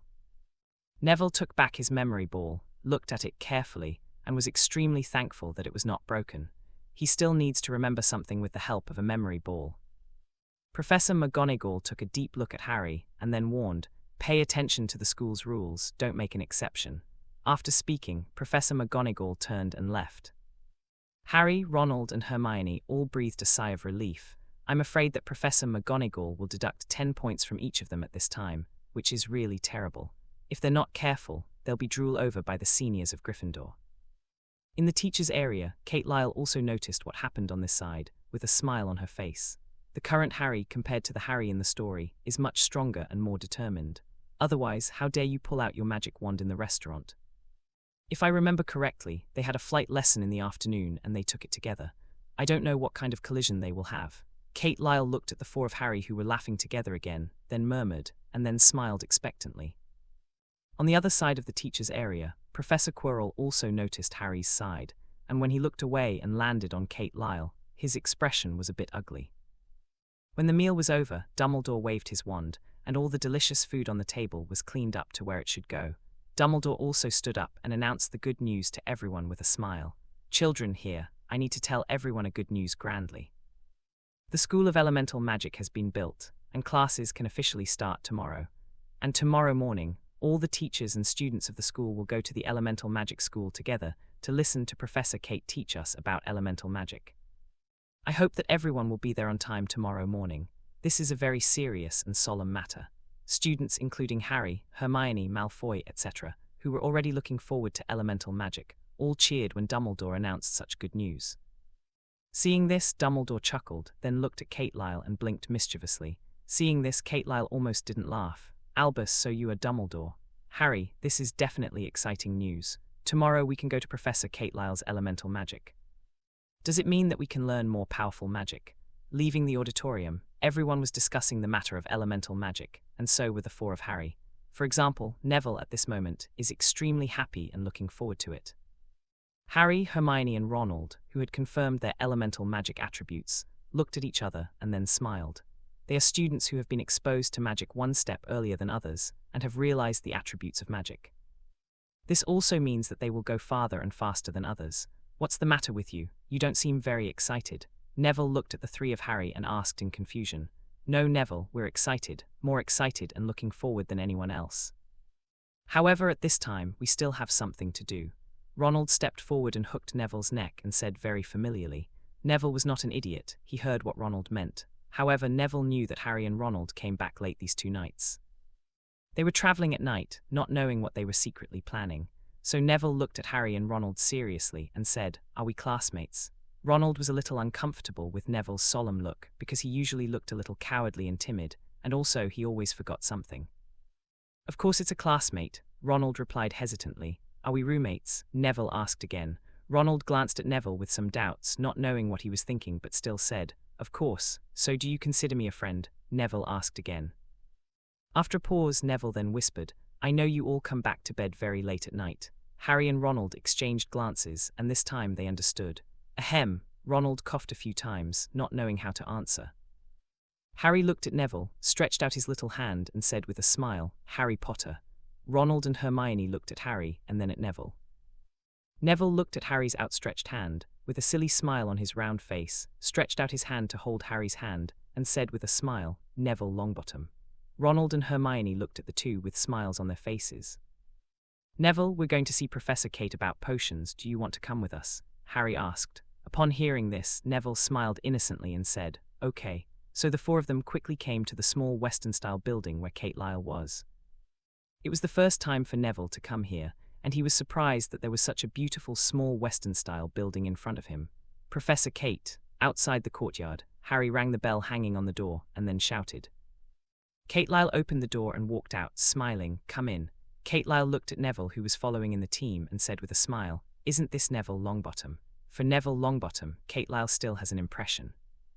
Throughout the entire Harry Potter series of stories, Neville Longbottom also played an important role. After growing up, he served as a professor of herbalism at Hogwarts and maintained a deep friendship with Harry Potter and others. In addition, although Neville Longbottom seems to have a weaker personality, he is a fat boy who is soft on the outside and strong on the inside. He has his own firm stand and is also deeply respected by the students of Gryffindor, so he is often maintained by them, just like how Harry and Ronald defended Neville during the meal in the auditorium. Neville didn't expect Kate Lyle to remember his name, so he was a little moved and quickly said, "Professor Kate, my name is Neville Longbottom." Kate Lyle smiled and said, "Welcome to be my guest." When a group of people entered the house, Kate Lyle asked with a smile, "Coke or Sprite?" "Coke," Harry, Hermione and Ronald replied without surprise. Kate Lyle nodded and then looked at Neville, who did not speak. Facing Kate Lyle's gaze, Neville responded weakly, "Can I have a cup of coffee?" "Of course, you and I have a common hobby, Neville." Kate Lyle smiled and said, "Don't be so cautious here. I'm not Professor McGonagall, and I won't deduct points every now and then." Ronald patted Neville, who was sitting next to him, and said with a smile, "Don't be nervous. Professor Kate is a very friendly professor." After hearing what Ronald and the others said, Neville nodded seriously, feeling a little relieved. After a while, Coke and coffee were served, and Kate Lyle was holding the coffee, looked at Harry and the four of them with a smile, and said, "You guys came to see me, what's the matter?" "Professor Kate, we want to learn potions." Ronald gulped down half a bottle of Coke and responded excitedly. "Why?" Kate Lyle asked curiously. "I believe what Professor Kate said, potions can make you rich," Ronald said with a firm expression. Kate Lyle didn't expect that this was the reason why Ronald wanted to study potions. The corners of her lips curled up slightly, and then she looked at Hermione. "I want to get perfect marks in my exam papers and graduate with perfect marks in all subjects."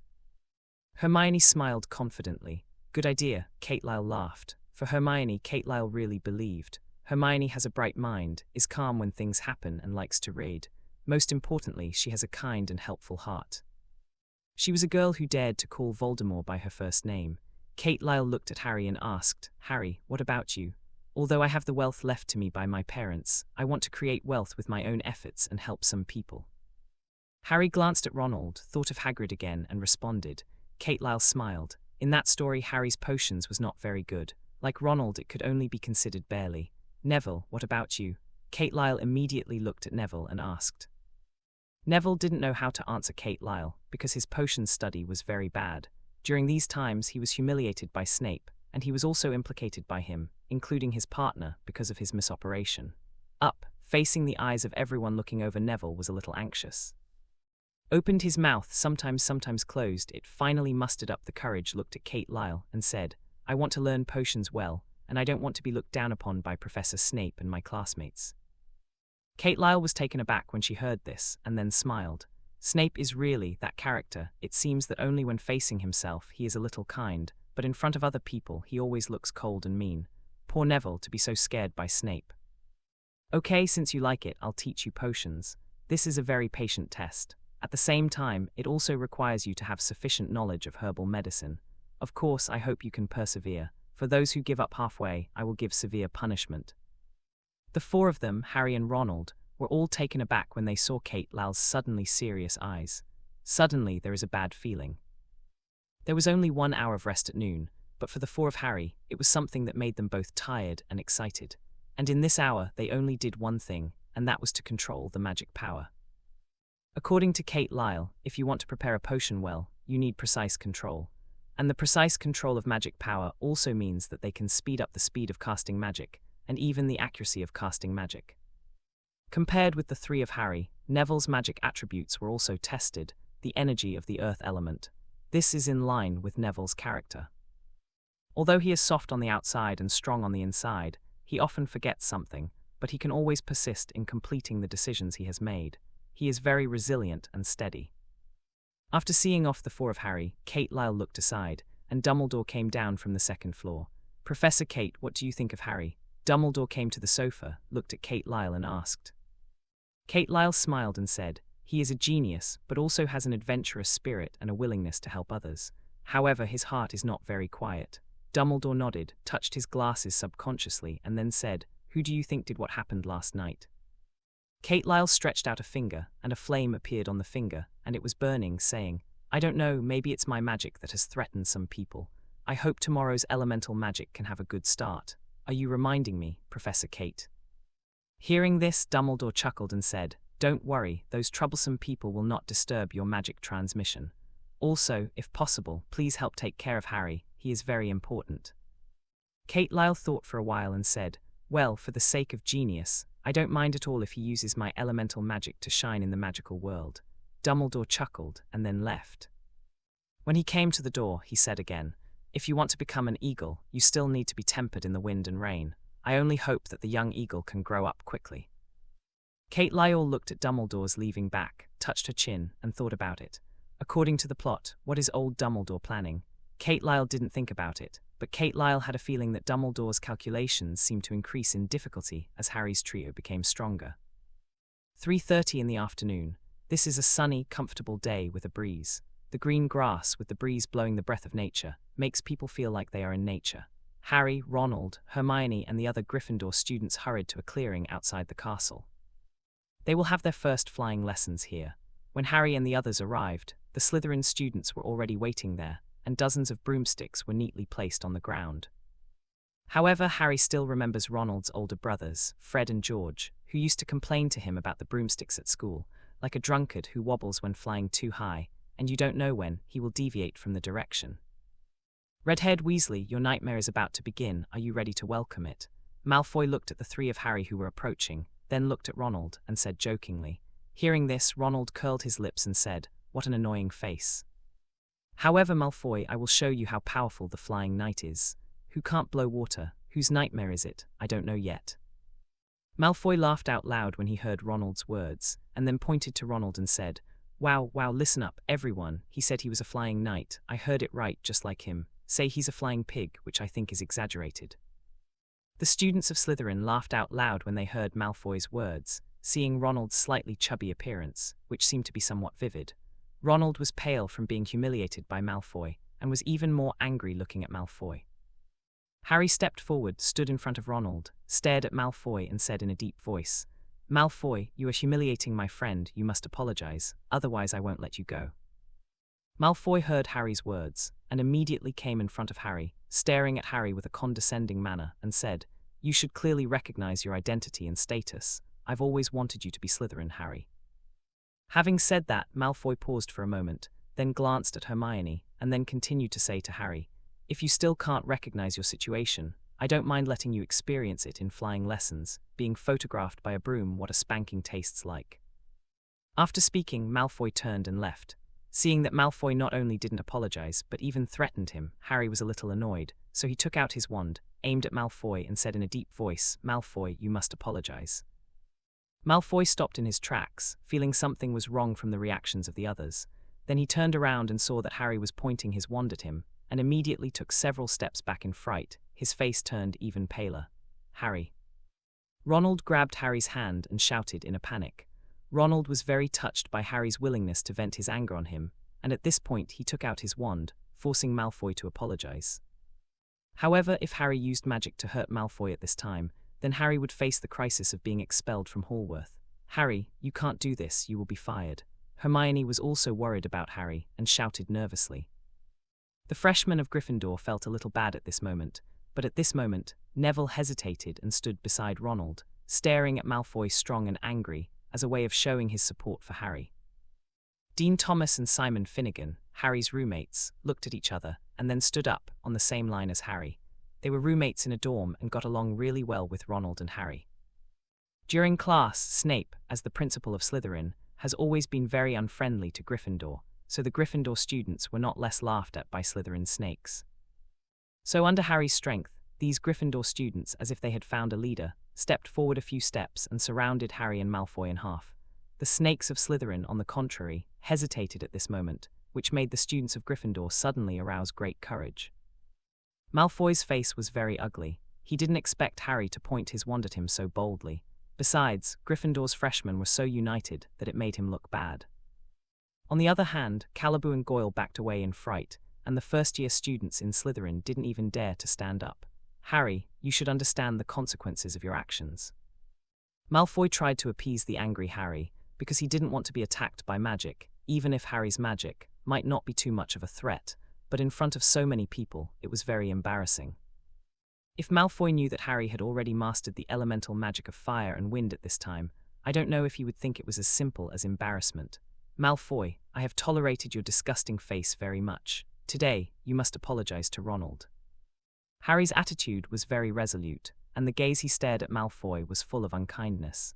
Malfoy was short of breath, and he was also very angry, which was a humiliation he had never suffered before.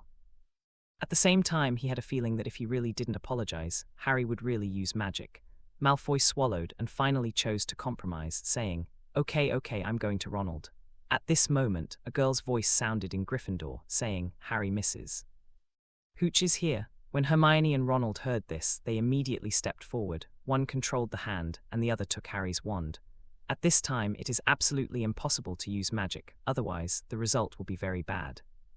Without the wand, Harry just couldn't cast magic, which made Malfoy instantly lose any sense of crisis, and a smile appeared on his face, arrogance, and disdain for Harry. Harry, your humiliation to me, I take it down. Later, I'll make you look good. After threatening Harry, Malfoy returned to Slytherin, and was very dissatisfied with Clough and Goyle, and even expressed dissatisfaction with the Slytherin freshmen. We are Slytherins, and we should have strong ambitions and a thirst for power. What did you just do with the cubs of Gryffindor? We had to be aggressive enough to make them feel scared, instead of being scared like a hamster and hiding away. Malfoy's voice kept ringing out among the Slytherin students. It was venting, establishing his image as a leader, and at the same time stirring up emotions. Sure enough, under Malfoy's catharsis, the way some Slytherin snakes looked at Gryffindor also changed accordingly. Harry was soothed by Ronald and Hermione, and hearing Malfoy's words again, his eyes changed again. But soon Harry and the others laughed a little happily. Draco Malfoy, I heard your declaration. However, this is very unkind, and 5 points will be deducted from Slytherin for your remarks. Mrs. Hooch came over, stared at Malfoy with an unfriendly expression, and said in a deep voice, Mrs. Hooch has short grey hair and yellow eyes, but they are like the eyes of an eagle. Undoubtedly, this is a capable woman. Malfoy was warned by Mrs. Hooch and deducted points, and his pale face turned red at this time. No one believed that Malfoy was excited and happy at this time, because it was not normal. But it was also the case, which made Malfoy's hostility towards Harry even more intense, and even the freshmen of Slytherin looked at Gryffindor with unfriendly eyes. Malfoy's words worked. Of course, the Lions of Gryffindor will not back down at this time. Mrs. Hooch obviously felt the smell of gunpowder in the air, and then said sharply, What are you doing here? Are you standing here like a silly statue? Now, everyone is standing next to a broomstick. Quick, hurry up. Anyone who is slow, please get out of here, because it shows that you have no love for flying lessons. Faced with Madame Hooch's seriousness and vaguely revealing anger, both the Slytherins and the Gryffindor students immediately came to the broomsticks. Slytherin and Gryffindor stood on the two sides respectively, forming a confrontation again. They both looked at each other with different expressions, but they were all aimed at each other.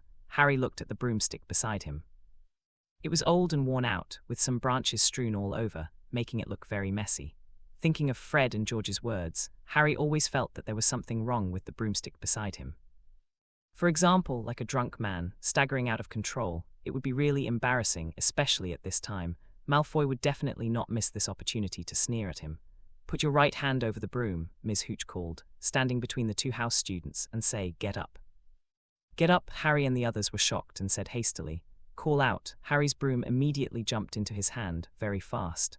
Harry was a little happy, but also relieved. Then Harry looked at Hermione, Ronald and Neville. Thank God, they also managed to grab the broomstick in their hands. Malfoy also easily called the broomstick into his hand, so the look he gave Harry was somewhat provocative.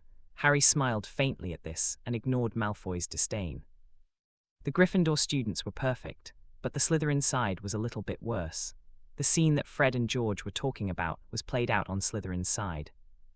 Several people, including Gore, failed to hold the broomstick in their hands, especially Gore. After trying several times, he finally let the broomstick float slowly, and when he was happy, the broomstick seemed to be crazy and knocked on Goyle's head several times.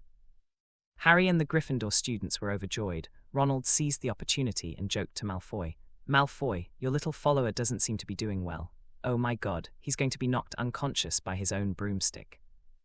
Malfoy felt the danger of what happened, and at the same time he was so humiliated by Ronald, his face became ugly again. "Shut up," Malfoy yelled at Ronald, ugly. Ronald didn't speak anymore, but the smile on his face didn't stop. What a rare opportunity. This sudden phenomenon disrupted order, annoyed Gryffindor, disturbed Slytherin, and then under Madame Hooch's magic, the broomstick was restored to silence. What I have to say is that, as Malfoy's little follower, Goyle's body is really strong. After 4 or 5 knocks he only blushed but did not faint.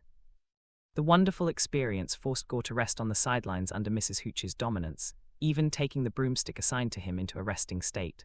Malfoy's expression was not good, because Ronald and Harry's eyes always fell on him intentionally or unintentionally. Secondly, Mrs. Hooch seems to be staring at him, and she will cast her eyes from time to time. Now, let me demonstrate to you. Not only do you have to learn to summon the broomstick, but you also have to learn how to ride it without slipping off it. Now do you understand? Pay attention to the way you hold the handle, this is the key. Mrs. Hooch's teaching is very careful and rigorous. Harry and the others watched carefully, and after seeing Mrs. Hooch demonstrating how to fly into the sky, they all couldn't wait to try it. But without Mrs. Hooch's order, they dared not, because it might result in a deduction of points from the college. "Mr. Malfoy, what are you doing? Do you want to fly into the sky, then fall down, and try the feeling of being smashed into pieces? Please pay attention to your technique. If you are not careful, you will lose your life." Mrs. Hooch came to Malfoy's side and slapped Malfoy on the back of the hand, angry and serious. Malfoy was slapped and hurt a little, and the broomstick fell to the ground because of it.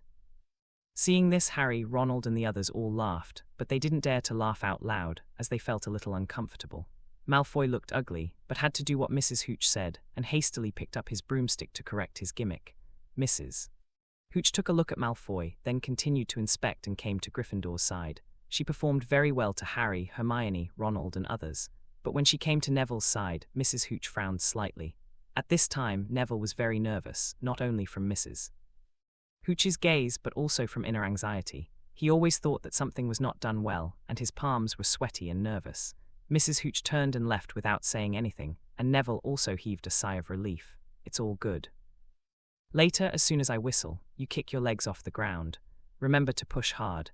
Mrs. Hooch glanced at everyone and said in a deep voice, "Hold the broom firmly with the handle facing up. After rising a few feet, lean forward slightly.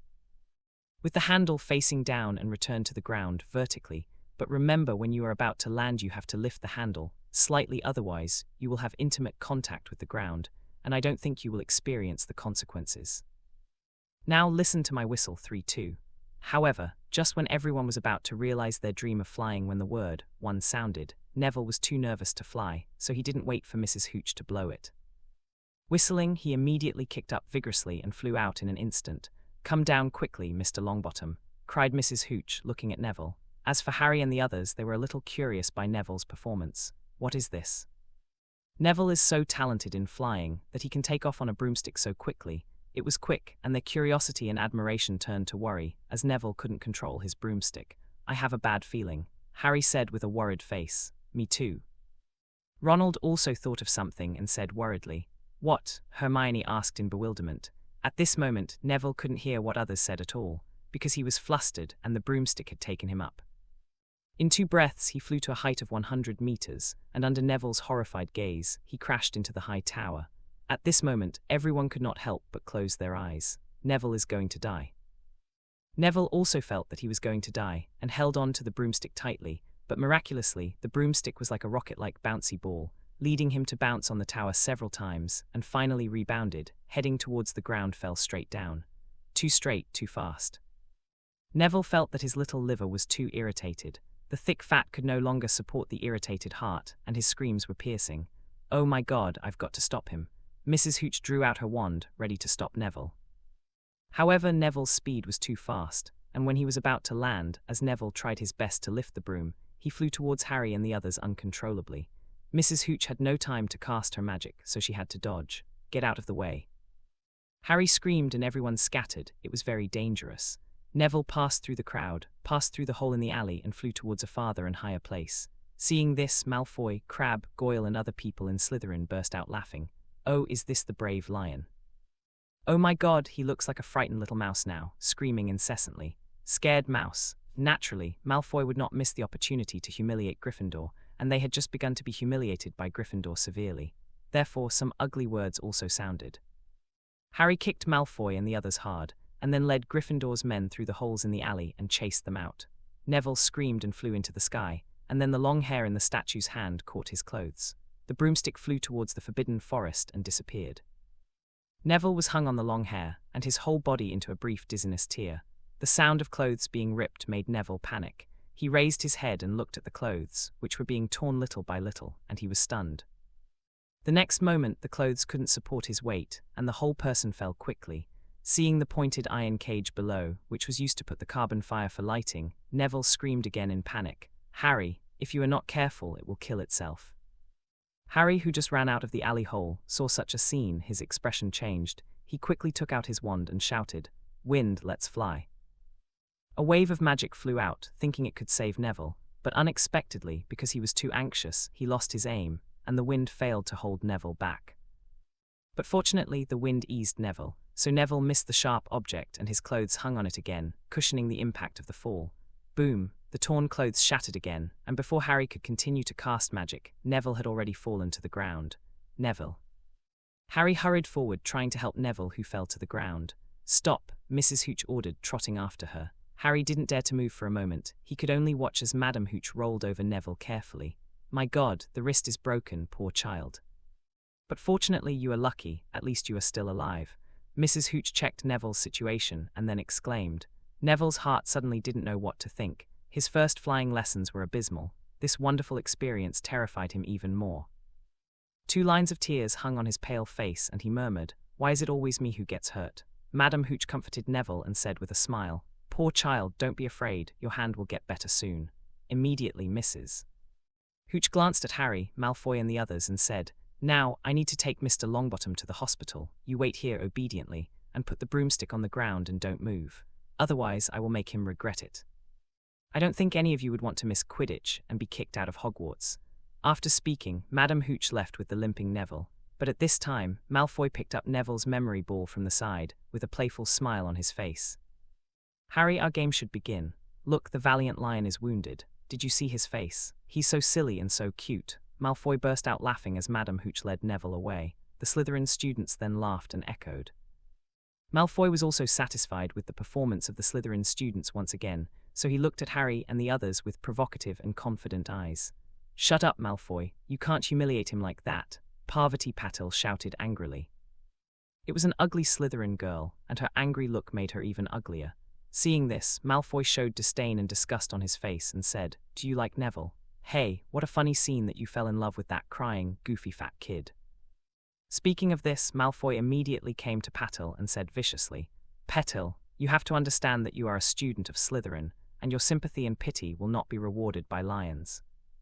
Shocked by Malfoy's aura and evil, Patil took 2 steps back and didn't dare to say anything, but there was a bit of hesitation and struggle in his expression.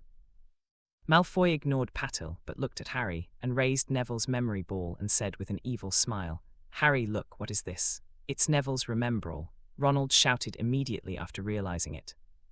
Harry's face was ugly, knowing that nothing good would happen if the memory ball fell into Malfoy's hands again, but he still stepped forward and said, "Give me the memory ball, Malfoy." Upon hearing this, Malfoy took 2 steps back with a wicked smile on his face, while Crabbe and Goyle stood up with great sense of humor, protected Malfoy behind them, and looked down on Harry. Harry took 2 steps back, away from Crabbe and Goyle, then looked at Malfoy and said, "Malfoy, you are a despicable person." Malfoy stroked his hair, with a chic movement, a tugging face with a smile on his face, and said, Please pay attention to the words. This is not meanness, but wisdom. Speaking of this, Malfoy immediately glanced around and said, Harry, you said that if I hide him and let Neville find him, with his memory that sometimes forgets what he is doing, he can still remember him. Missing a memory ball. Or should I hide him in a high place for Neville, who can't fly, to pick him up? Well, I can imagine that he would climb the tree trembling, and then when he went to pick up the memory ball, bang, he broke his wrist again. Ha ha ha. Hearing Malfoy's words, Harry was so angry that he wanted to go forward to snatch it, but was shot by Crabbe and Goyle, pushing Harry back and falling to the ground. Malfoy looked at Harry's embarrassed appearance, smiled evilly, and then said, Harry, let's play a game. As long as you catch up with me, I will return the memory ball to you. After finishing speaking, he saw Malfoy get on the broomstick, and with a whiff he flew to a height of more than 10 meters. As it turned out, Malfoy was really not bragging, and his flying skills were pretty good. Ronald's complexion changed slightly. Compared to Malfoy at this time, he was boasting too much water. Harry, if you have the guts, just come up. Otherwise, I don't mind letting this memory ball complete a perfect free fall. Malfoy looked at Harry ferociously and sneered. Harry was furious and grabbed his broom. No, Hermione hastily grabbed Harry and shouted, Mrs. Hooch will be back soon, and he told us not to move or you'll be in trouble. That's Neville's, he's my friend, Harry exclaimed angrily. Immediately, Harry broke free from Hermione, got on the broomstick, kicked the ground hard, and immediately flew up. The speed was very fast, and the whistling wind rang in his ears, and it messed up his hair. Harry, who was flying for the first time, was overjoyed after controlling the broomstick for 2 laps. After the elemental magic, he once again learned to fly without a teacher. It's very easy, and it feels wonderful. Wow, Harry, you're amazing. Ronald screamed in admiration.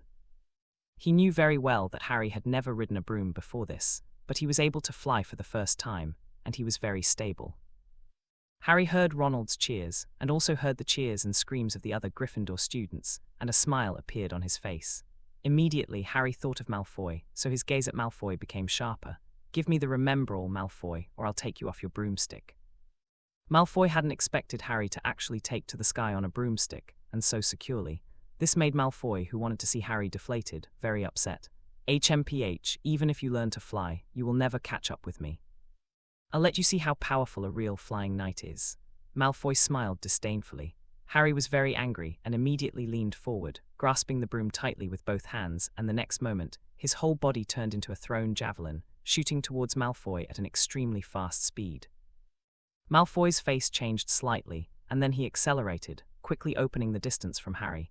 The two chased after each other, doing various movements in the air, which also made the students below exclaim.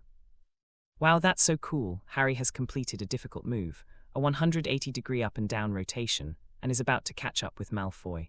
Oh, what a pity, just a little bit. Harry was about to snatch the memory ball. Ahahaha, Malfoy is afraid of Harry. You almost crashed into the tower. Ronald looked at Harry and Malfoy in the sky, and immediately turned into a commentator, shouting excitedly. On the other side, the snakes of Slytherin were also sweating for Malfoy and cheering for Malfoy at the same time, especially Crabbe and Goyle. Crabbe waved his big strong hand, let out a hysterical roar, and shouted, Malfoy, kill him. Gore also shouted from the side, knock him off the broom, let him experience the feeling of being smashed to pieces. The little snakes in Slytherin cheered in admiration that Malfoy could still tease Harry without letting Harry get the memory ball. Go, go, come on, Malfoy. Let the sick cats of Gryffindor see how powerful we are. The students of Gryffindor and Slytherin were attracted by the contest between Harry and Malfoy, and their cheers also made the contest between Harry and Malfoy more anxious and impulsive. Malfoy dodged Harry's sudden acceleration and snatched the memory ball several times, and also tricked Harry, so Malfoy was extremely excited and showing off. Harry, what are you doing? Aren't you amazing? Weren't you very heroic just now? How come you haven't snatched it from me yet? Oh, you let me down so much, ha. Malfoy didn't hesitate to provoke and insult Harry, so he hovered in the air and avoided Harry's hand several times. Harry's face was a bit ugly, but his speed was very fast, but he was always dodged by Malfoy. Now, hearing Malfoy's words, Harry knew that he would have to draw out his wand if he wanted to get his memory ball back. So, Harry clutched his broomstick with one hand and pulled out his wand with the other. Underground, both Hermione and Ronald saw Harry take out his wand and knew that Harry could use elemental magic, so they immediately became worried. Ronald shouted anxiously, Harry, you can't use magic, you'll be in big trouble.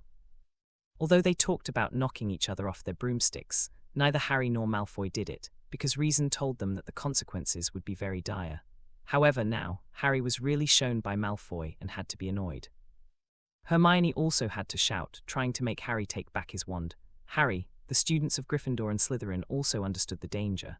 At this moment, they didn't dare to shout and stared at Harry and Malfoy in the void, a little nervous. After all, it was a child, so I was a little more worried, and I didn't want someone to lose their life because of it. Malfoy heard the shouts of the people on the ground, and also saw Harry holding the wand, and felt a little panic in his heart for a moment. "Malfoy, you don't have Crabbe and Goyle escorting you in this sky, don't force me," Harry shouted angrily. Malfoy, who was panicked in his heart, couldn't help being taken aback when he heard Harry's words, and then his face darkened. Harry's words made Malfoy hesitate. "Here, it's up to you whether you can catch it, ha. Malfoy gave Harry a provocative look, and then threw the memory ball out. After putting down the harsh words, he hid his inner panic with a big laugh, and quickly controlled the broomstick to land towards the ground. The memory ball flew towards the distance in a perfect parabola, and the other side was a tall tower. If they collided together, the memory ball would definitely be broken. Harry couldn't imagine that picture, and Neville's sad look. Taking a deep breath, Harry leaned forward, controlled the broomstick, exploded at an unimaginable speed, and quickly caught up with the memory ball. Seeing that the memory ball was about to collide with the high tower, but he couldn't reach it, Harry quickly took out his wand and shouted, "Wind, let's fly." The magic shot out, and when the memory ball was about to hit the tower, a gust of wind dragged the memory ball and formed a wind wall to buffer it. The imaginary scene didn't happen. Harry stepped forward quickly, grabbing the memory ball in his hand. But at this moment, Harry suddenly felt pain from the scar on his forehead, and the broomstick he was controlling also lost control, and Harry almost fell off the broomstick. But even so, Harry was still spun wildly by the out-of-control broomstick. The speed was extremely fast, and Harry hit the wall 3 times in a row. Blood splattered from his forehead. "Harry, get your broom under control," Hermione yelled anxiously. "I can't control it, it's like a crazy wild dog," Harry responded, struggling to control his broomstick. The students of Gryffindor all exclaimed. What happened to Neville happened to Harry Potter. Upon seeing this scene, Malfoy, who landed, was surprised at first, and then burst out laughing. "Look, the ferocious lion has once again turned into a sick cat just like Neville." It is conceivable that his experience will be even more pitiful than Neville's. Malfoy didn't miss the opportunity to taunt, and Crabbe and Goyle, the 2 loyal younger brothers, followed suit. Slytherin snakes, not all of them have an evil heart. Some are making fun of Harry, while others are worried for Harry's safety. Harry's face was pale. He was trying hard to control the broomstick, but his forehead hurt very much. He felt that his strength was not enough. Suddenly, the broomstick brought him straight down towards the ground at an extremely fast speed. Harry's face was extremely pale. Seeing such a scene, Hermione and the others all exclaimed, "Harry Potter, Harry, oh my God, Harry is going to die." When Malfoy saw such a scene, his already pale face became even paler. When Harry was about to die in front of him, he actually felt fear in his heart, and he was a little unwilling to believe it. Wind dance. At this moment, a voice sounded, and both Hermione and Ronald were shocked. The next moment, I saw a figure appearing at an extremely fast speed, and felt a wave of magic. Swooping down at an extremely fast speed, suddenly a gust of wind hit, rolled up Harry and blew away the broomstick. Kate Lyle stretched out her hand, hugged the panicked Harry, and then slowly floated down.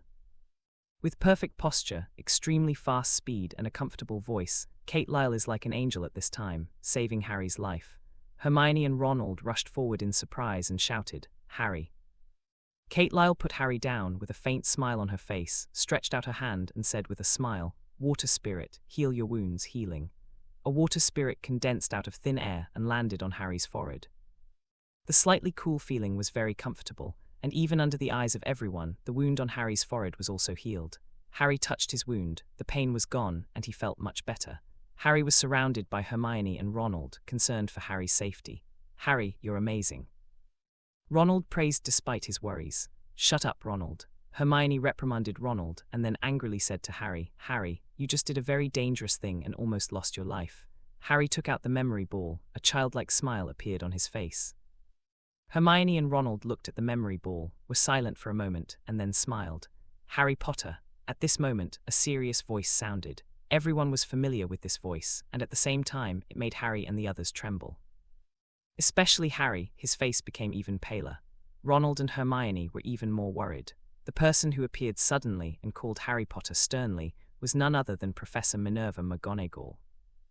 And just now, she was discussing Arminigus research with Kate Lyle in the office, and then she witnessed Harry and Malfoy snatching memory balls. Especially, the scene where Harry chased and snatched memory balls at the end was even more surprised Professor McGonagall. However, the uncontrollable scene on the broomstick also made Professor McGonagall full of worry and anger. She just realized that these two little fellows rode on the broomstick without Mrs. Hooch's guidance and played such a dangerous game. The situation Harry encountered made Professor McGonagall even more angry. Harry hadn't fully mastered the flying technique at all, and if Professor Kate hadn't made a timely move, Harry would really be doomed.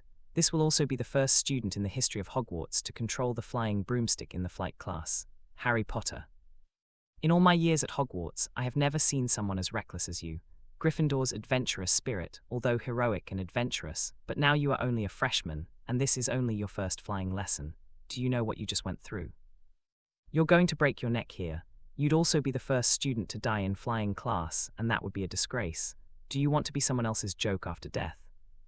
The more Professor McGonagall said, the angrier she became, and the paler Harry became.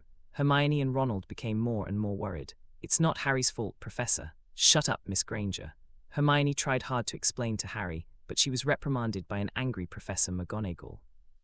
But Malfoy, stop talking, I saw what happened just now, Mr. Weasley. Professor McGonagall also interrupted what Ronald was saying, and then looked at Malfoy. Malfoy's face changed slightly when he saw Professor McGonagall looking at him. Mr. Decola, you have done a bad thing, and Slytherin will deduct 10 points. Professor McGonagall said with a stern look. Mr. Potter, your actions and influence are also very bad. Gryffindor will deduct 10 points. Malfoy's face became extremely pale again. Today, because of him, Slytherin has already been deducted 15 points. Harry's complexion was also not very good, but at this time he didn't dare to make any rebuttals. Potter, you need to come with me. Don't let me find out that you disappeared behind me. After speaking, Professor McGonagall turned around and left with big strides, without any intention of apologizing. Harry suddenly had a bad premonition in his heart, and then looked at Kate Lyle. Kate Lyle stretched out her hand, touched Harry's head, and said with a smile, Go, don't worry too much. Kate Lyle immediately remembered this is not a bad thing for Harry, but judging by their nervous and frightened appearances, they didn't explain that much. Harry looked a little unnatural and hastily followed Professor McGonagall's footsteps, fearing that the other party would turn around and fail to notice him, and Gryffindor would be deducted points for it. When Harry left, Malfoy, Crabbe and Goyle all smiled smugly at Harry. They knew that Harry was going to be fired. Harry pursed his lips and chased after Professor McGonagall, trying to justify himself, but the flight just now had made his throat trouble. Despite Kate Lyle's reassurance, Harry's heart was still full of panic. Is this the end? It hadn't been 2 weeks since he'd been at Hogwarts, and in 10 minutes he was going to pack up and leave. The feeling of being fired must be very uncomfortable. If the Dudley family saw him appearing at the gate, they would be overjoyed. Professor McGonagall remained silent along the way, and Harry became more and more anxious inside. He wanted to explain, but he couldn't muster the courage, so he could only follow behind pitifully. Is Professor McGonagall taking himself to see Dumbledore? With Dumbledore's wide personality, will he let himself go? If expelled, can he stay on as an administrator like Hagrid did? Thinking of the administrator, Harry also thought of Hagrid. Maybe he could become Hagrid's assistant, while patrolling the Forbidden Forest, and then watched Ronald and Hermione and others become wizards with envy. All these things came to mind, and Harry's brows were tightly knit together, adding a bit of vicissitudes and sadness to his lovely appearance. Excuse me, Professor Flitwick would come out for a moment. Professor McGonagall's voice sounded, and Harry just realized that he followed Professor McGonagall to the outside of a classroom without knowing it. It's just that he didn't understand what Professor McGonagall meant by calling Wood out. Harry knew who the opponent was. He was the captain of Gryffindor's current Quidditch team. He was a senior in the 5th grade, more than I am now. Wood didn't know why Professor McGonagall wanted him, but Professor Flitwick agreed, so he had to come out. Professor McGonagall glanced at Wood and said, You two come with me. Wood, who came out, took a look at Harry. He was short but very famous. Wood was even more puzzled. Go in. Professor McGonagall pointed to a classroom and said, Wow, someone is here, run away. The door of the classroom opened, and Peeves, who was scribbling something on the blackboard, saw Professor McGonagall, immediately smirked and rushed out of the classroom. Harry glanced at the blackboard. The naughty Peeves was writing curse words. It was Barrow the Bloody Man. Goodness behold, Peeves is so afraid of Baron the Bloody Man. Professor McGonagall walked in, closed the door heavily, and then looked at Harry and Wood with a somewhat solemn expression. "Harry, this is Oliver Wood. Wood, here's a seeker I found for you." The expression on Wood's face changed from doubt to surprise. "Are you sure, Professor McGonagall?" Professor McGonagall said with a serious look. "Very sure, Wood. Harry is a genius. Today is his first flight lesson. Although irresistible factors appeared later, his performance was perfect." Immediately, Professor McGonagall talked about the matter between Harry and Malfoy. After hearing this, Wood grabbed Harry's hand excitedly and said with a smile, "Harry, you are welcome to join the Gryffindor Quidditch team and become a seeker." Speaking of this, Wood said to Professor McGonagall, "Professor, his body is very suitable to be a seeker. In addition, we must also get him a broom facing the sun, such as the Nimbus 2000 or the 7 stars. Unlike Wood's joy, Harry was a little confused. "What? Aren't you going to fire me? How did I become a seeker?" Thinking of Harry's damn broom in flying class, he said, "Okay, I need to go talk to Headmaster Dumbledore and see if we can use first-year students as an exception. If you pass, I need you to train hard. I don't want to continue to watch you get beaten by the Slytherin Quidditch team. It has kept me from seeing Snape for weeks. And Mr. Potter, I hope you can train hard and don't let me down, otherwise I will change my mind and settle the old score." In the last words, Professor McGonagall spoke very seriously. Hearing this, Harry subconsciously shivered. However, there is even more excitement in my heart. He doesn't need to be fired just yet. Water Spirit, heal your wounds, healing. Kate Lyle stood by the hospital bed, cast water elemental magic on Neville and laughed. The Water Spirit jumped and landed on Neville's wrist. The next moment, under Madame Pomfrey's shocked gaze, Neville's severed wrist returned to normal. Kate Lyle put away her wand and smiled at Neville. "All right, Neville, your arm is fine." Neville moved his wrist, and there was no pain, and the wrist was no longer swollen, and he jumped up from the bed happily. Hermione, Ronald and roommates who came to visit Neville cheered happily when they saw such a scene. "Professor Kate, I didn't expect water elemental magic to have such a miraculous healing technique. It's really great. Tomorrow is your elemental magic class. I don't know how many students will become water elemental magicians. In addition to medical treatment, they will be good potential stocks." When Madame Pomfrey saw the healing effect of Kate Lyle's water elemental magic, she felt incomparably pleasantly surprised, and then exclaimed incomparably excitedly. Kate Lyle smiled and said, "If Madame Pomfrey can find a group of students who like medicine, I am very willing to teach them some medical magic." Upon hearing that, Madame Pomfrey smiled happily and said, "That's right, that's really great." After a few brief chats, Madame Pomfrey left. There was a little guy with a severe stomachache, and she needed to get busy. "Professor Kate, will Harry really be fine?" Ronald asked hastily. When Kate Lyle heard the words, she smiled slightly and said, "Don't you believe me?" When Ronald and the others heard this, they were slightly taken aback, then nodded. "Hall, dinner time. Ronald and Hermione saw Harry back here. Are you kidding me, Harry?" Ronald was eating his steak and looked at Harry in shock, seriously wondering if there was something wrong with his ears. Not only did Harry not get fired, he became the seeker for the Gryffindor Quidditch team. It's just unbelievable. It's unbelievable, Harry. "You know what? You're the youngest seeker ever, and Professor McGonagall helped you perform a miracle that broke the rules of the school." Like a know-it-all, Hermione looked at Harry in surprise and said. Harry smiled slightly when he heard that. "I heard from Wood that he is the youngest seeker in a century." After speaking, Harry couldn't wait to pick up the pie and stuff it into his mouth. After that frightening encounter in the afternoon, Harry felt hungry like never before. Now he needs to eat enough food and supplement enough nutrition. Both Hermione and Ronald were so shocked, they sat there blankly, watching Harry gobble it up. After a while, Harry felt that his stomach was full, and then he laughed softly. "I'm going to start training next week. However, this is a secret. You must keep it from me," Wood said. "It needs to be a surprise for Slytherin." Upon hearing this, Ronald and Hermione nodded seriously. They were surprisingly unanimous in the matter of beating the Slytherins. At this moment, brothers Fred and George walked into the auditorium and found Harry, who was eating. Their eyes lit up, and they hurried over. Fred pushed aside Ronald and sat on Harry's left, and George sat on his right, all with their hands on Harry. "Well done, Harry." George whispered happily, "Wood already told me that you are definitely an ace." "Oh yes, we are also on the academy team, and we are hitters. Harry, with an ace like you, we will definitely win the Quidditch Cup this year, and we will be ashamed." Fred also laughed. "Do you know how difficult our previous experience was? Slytherin guys, they are used to being arrogant. How I wish Merlin could teach them a painful lesson. However, it doesn't matter anymore. We believe in you, you know. Wood has full confidence in you." After hearing Fred and George's words, Harry understood instantly, and then he stretched out his fists to George and Fred respectively and said with a smile, "Come on." Seeing this, Fred and George bumped fists with Harry respectively, then left with a smile. "Come on." Ronald smiled, stretching out his fist towards Harry. Harry smiled and bumped into Ronald, before Hermione stuck out her fist too. "Yo, what are you doing? Having your last meal, and your last farewell." "Hey Harry, when are you going to take the train back to the Muggles? If necessary, I can reluctantly see you off." Ronald and Harry stood up and stared at Malfoy. What happened in the afternoon made them worry about it, so they didn't look good towards Malfoy. Harry heard Malfoy's words, glanced at the two little followers, Crabbe and Goyle, then looked at Malfoy and said coldly, "Malfoy, you seem very proud. Let me think about it. How scared were you when I was chasing you this afternoon? But now, you have two little ones to escort you, so you have become more courageous."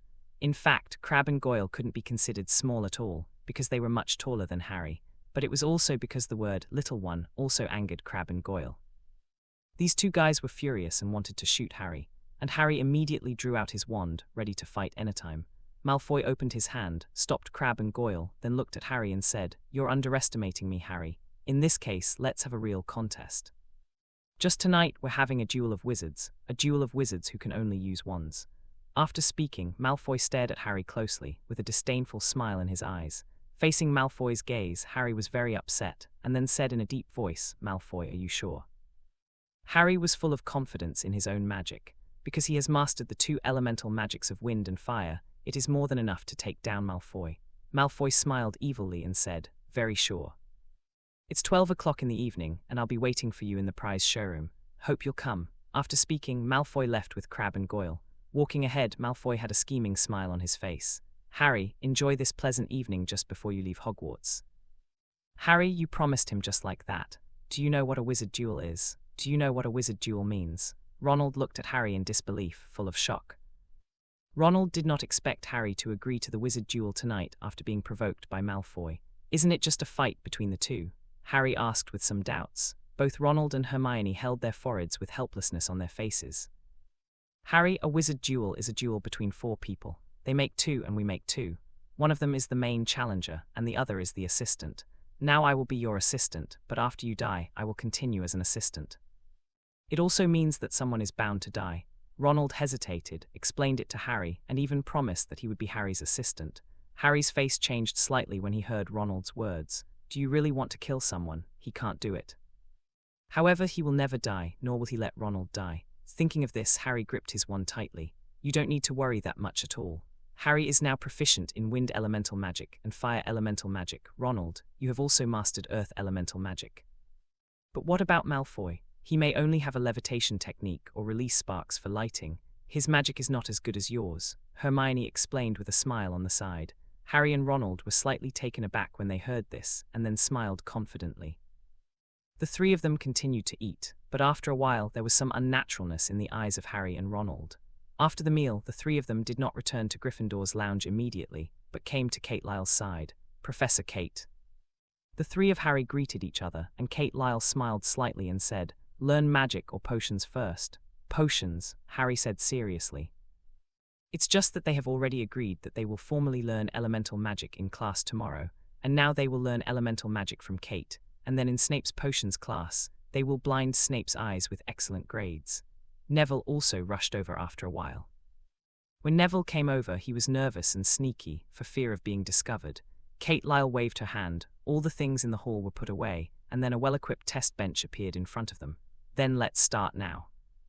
Kate Lyle glanced at the four of them and smiled.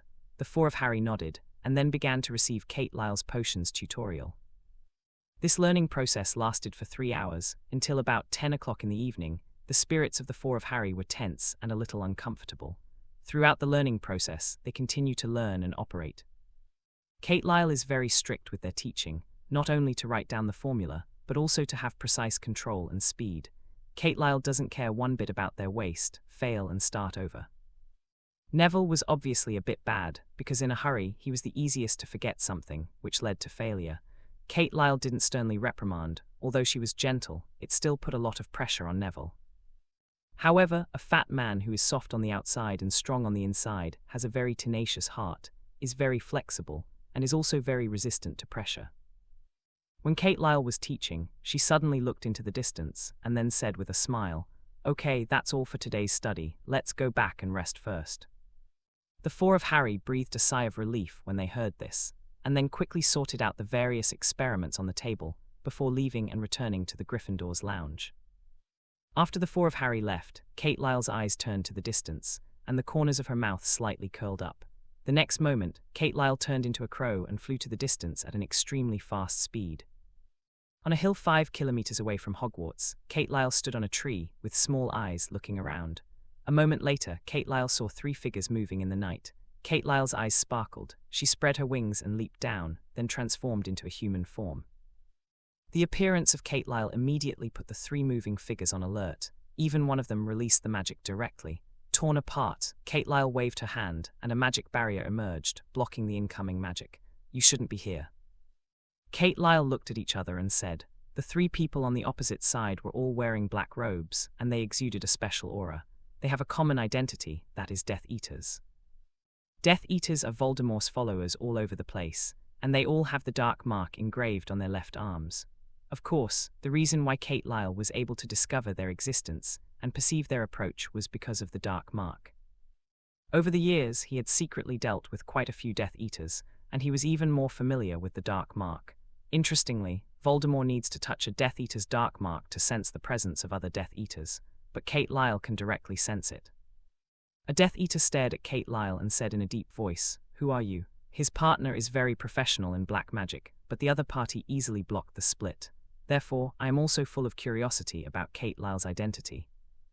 Kate Lyle smiled slightly. "You shouldn't approach Hogwarts at this time. My students are not ready yet." "Are you a professor at Hogwarts?" One person asked subconsciously after hearing the words, "bones to pieces." One person's doubts are another person's opportunity to act. It was supposed to be a tactic, a questioning question, just to get Kate Lyle's attention.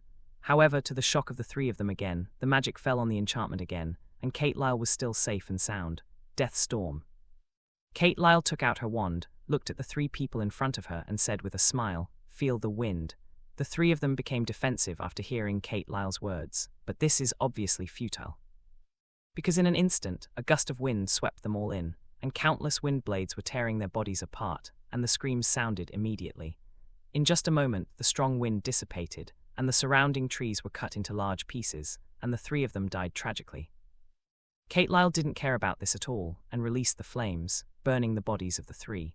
And just when Kate Lyle was about to leave, a cloud of green gas suddenly appeared at the place where the 3 Death Eaters were burned, forming a vague figure. "I remember your breath, I'll come to you." The hoarse voice was a bit weird. Upon hearing this, Kate Lyle smiled slightly and said, "You are welcome." After finishing speaking, Kate Lyle waved her hand, setting off a strong wind, blowing away the figures, and then turning into a crow and going away. After returning to the dormitory, Harry and Ronald were just dazed for a while, and after recovering their energy a bit, they immediately got up from the bed. Neville, Moxie and Andy slept soundly. They left the dormitory without disturbing them. In the hall, Harry and Ronald met Hermione, who was already waiting here. "Why don't you go back to sleep?" Ronald asked, looking at Hermione. Ronald didn't want Hermione to participate in such a wizard duel, which was a bit cruel for a girl. "I worry about you," Hermione said hesitantly. Ronald smiled slightly, raised his wand and said, "I am an earth elemental magician. I can release earth thorns. Malfoy and Crabbe cannot be our opponents, so you'd better go back to sleep." Hermione shook her head and said very firmly, "No, I have to go with you. Even if I lose in the end, I can avenge you. The worst thing is, if something really happens, I can call the professor. I don't think Malfoy would do that." Seeing this, Harry said, "Okay, let's go together, Ronald. Take care of Hermione." After speaking, Harry strode outside. Ronald looked at Hermione and whispered, "You should trust us." After finishing speaking, he continued to follow Harry's footsteps, followed by Hermione. She has studied Night Tour with Professor Kate Lyle several times, so Hermione, who should have followed the rules, fell in love with this kind of night tour. The 3 of Harry walked briskly along the corridor. The moonlight shone in from the tall windows and spread across the ground, bringing some light to Harry and the others. Even so, the 3 of Harry walked cautiously, for fear that every time they turned a corner, they would meet Filch and Mrs. Norris, who were patrolling the building at night, because once they are exposed, the consequences will be disastrous. "Phew, we were so lucky that we didn't meet Filch and his cat," Ronald said with a sigh of relief. Maybe he's in that corner, sleeping with his cat in his arms, Harry quipped in a low voice. After a while, the three of them came to the fourth floor and entered the prize showroom. It was eerily quiet inside, without any sound. In the darkness, trophies, shields, medals, and statues shone with silver and gold in the faint night light, making the silence here a little warmer. Even so, the three of Harry still leaned against the wall cautiously, their 6 eyes carefully scanning any possible hiding place. Malfoy is an insidious villain. Maybe they are hiding in a certain corner at this time, and suddenly attack them. However, a little bit of time passed, and after the three of them walked through the small trophy showroom, they realized that there was no one in the trophy showroom at all. I'm pretty sure that Malfoy is too scared to come. After all, he was intimidated by you during flying lessons today, Harry. Ronald breathed a sigh of relief and then said happily. Harry frowned slightly when he heard this, and then said in a low voice, "We may be in trouble." "Why?" Ronald asked subconsciously. "Malfoy played us, it's a trap," Hermione said angrily, gritting her teeth. When Ronald heard this, his expression changed immediately, and he panicked inside, and he said quickly, "Then let's go back quickly." Just at this moment, after Ronald finished speaking, a voice from the next room made them horrified. A person that they were afraid of and they didn't want to see appeared. "Honey, smell it carefully, they must be hiding in some corner," Filch's voice sounded, and Mrs. Norris' figure was elongated under the moonlight, making her look a bit hideous. Malfoy B********. Harry's face was ugly, and he lowered his voice and hurriedly said, "Go, get out of here quickly." At this time, Harry had already understood Malfoy's calculations, and Filch was so sure of their existence that Malfoy must have informed them. The three of Harry quietly moved to the door away from Filch, and when Filch entered the prize showroom, the three of Harry walked out of the prize showroom. "I know you're here, Harry Potter. It's no use hiding. My Lady Norris will find you." Filch swept across the gloomy prize showroom with a gloomy expression. A smile appeared on the corner of his mouth and said, "Filch likes to tease students, and sometimes even likes to fish for law enforcement, which is very interesting. These days, he's like teasing Harry Potter et al." Outside, Ronald accidentally tripped himself as he stooped and trotted on his robes. Hermione followed and bumped into Ronald. Boom! Ouch! The heavy object fell to the ground, and the pain in Ronald's buttocks made the sound of his exclamation sounded, and Filch, who was in the prize display room, immediately sensed something. "Quick, quick, Lissy, they escaped." Filch held the lamp, walked anxiously outside, and shouted at the same time. "Run!" Harry growled as his expression changed. Harry pulled Ronald up, Ronald took Hermione's hand, and the three of them ran quickly in the corridor without any hesitation or turning around.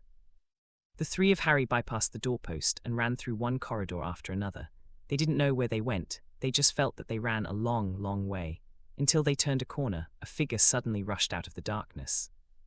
At this moment, the three of Harry only felt their hearts stop suddenly, and their breathing also stopped uncontrollably.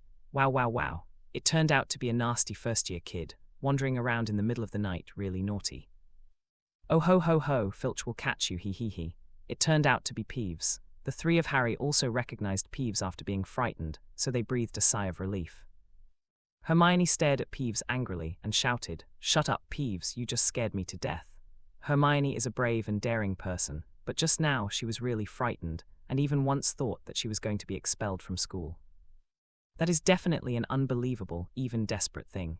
Hearing what Hermione said, Peeves not only didn't shut up, but proudly smiled mischievously and said, "Well, it turns out that you were frightened, that's really funny. That just proves that my intimidation was effective and correct. You should be honored, shouldn't you? Damn it, you're so annoying." Ronald was so d off by Peeves when he heard that, he immediately stretched out his hand to grab Peeves. Peeves dodged Ronald's hand, flew higher and called out playfully, "Damn Filch, where are you?" There are students here who don't sleep. They are so naughty that they bully ghosts. Seeing this, Harry wished to give Peeves a ball of fire and teach Peeves a profound lesson, but he didn't have the time. He heard Filch's voice. "Where, naughty Peeves?" "In the corridor of the charms class." Peeves responded loudly. "Go," Harry cursed secretly and said hastily. He ran all the way to the end of the corridor and slammed into a door. "The door is locked and cannot be opened."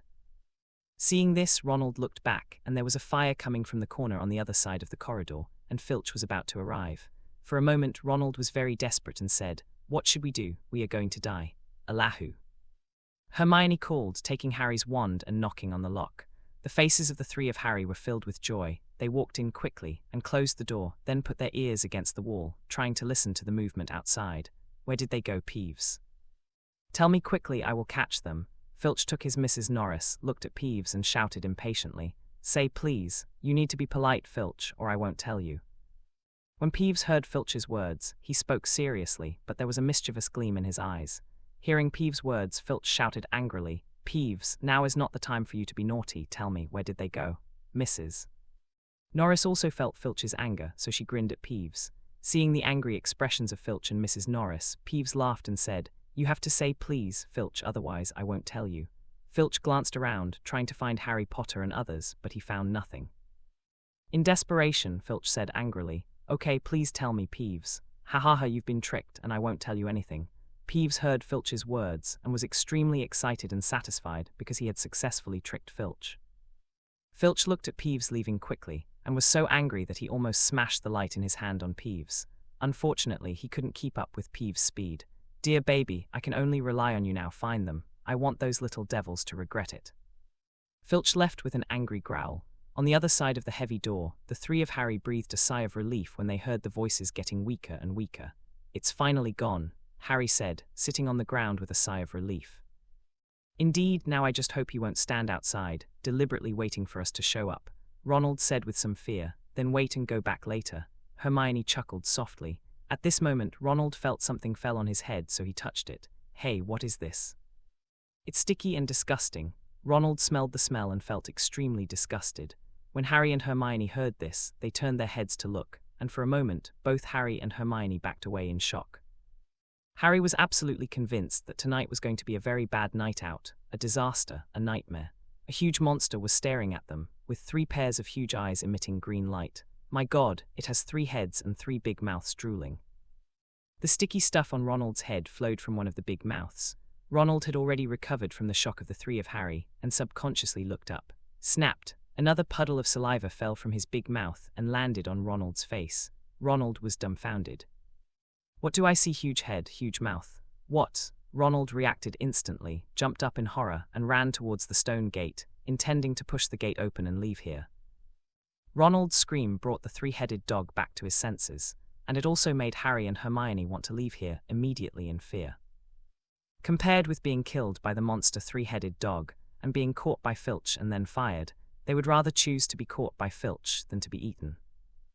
However, in their haste, they failed to find the switch to open the stone gate and forgot to cast the magic. Wow, the 3-headed dog barked deafeningly, shaking the 3 of Harry into a state of fascination, and despair echoed in their minds. Dying, Allahu hole is open. A voice sounded, the door was opened, and the 3 of Harry fell out instantly. At the same time, 3 big mouths also bit down on the 3 of Harry.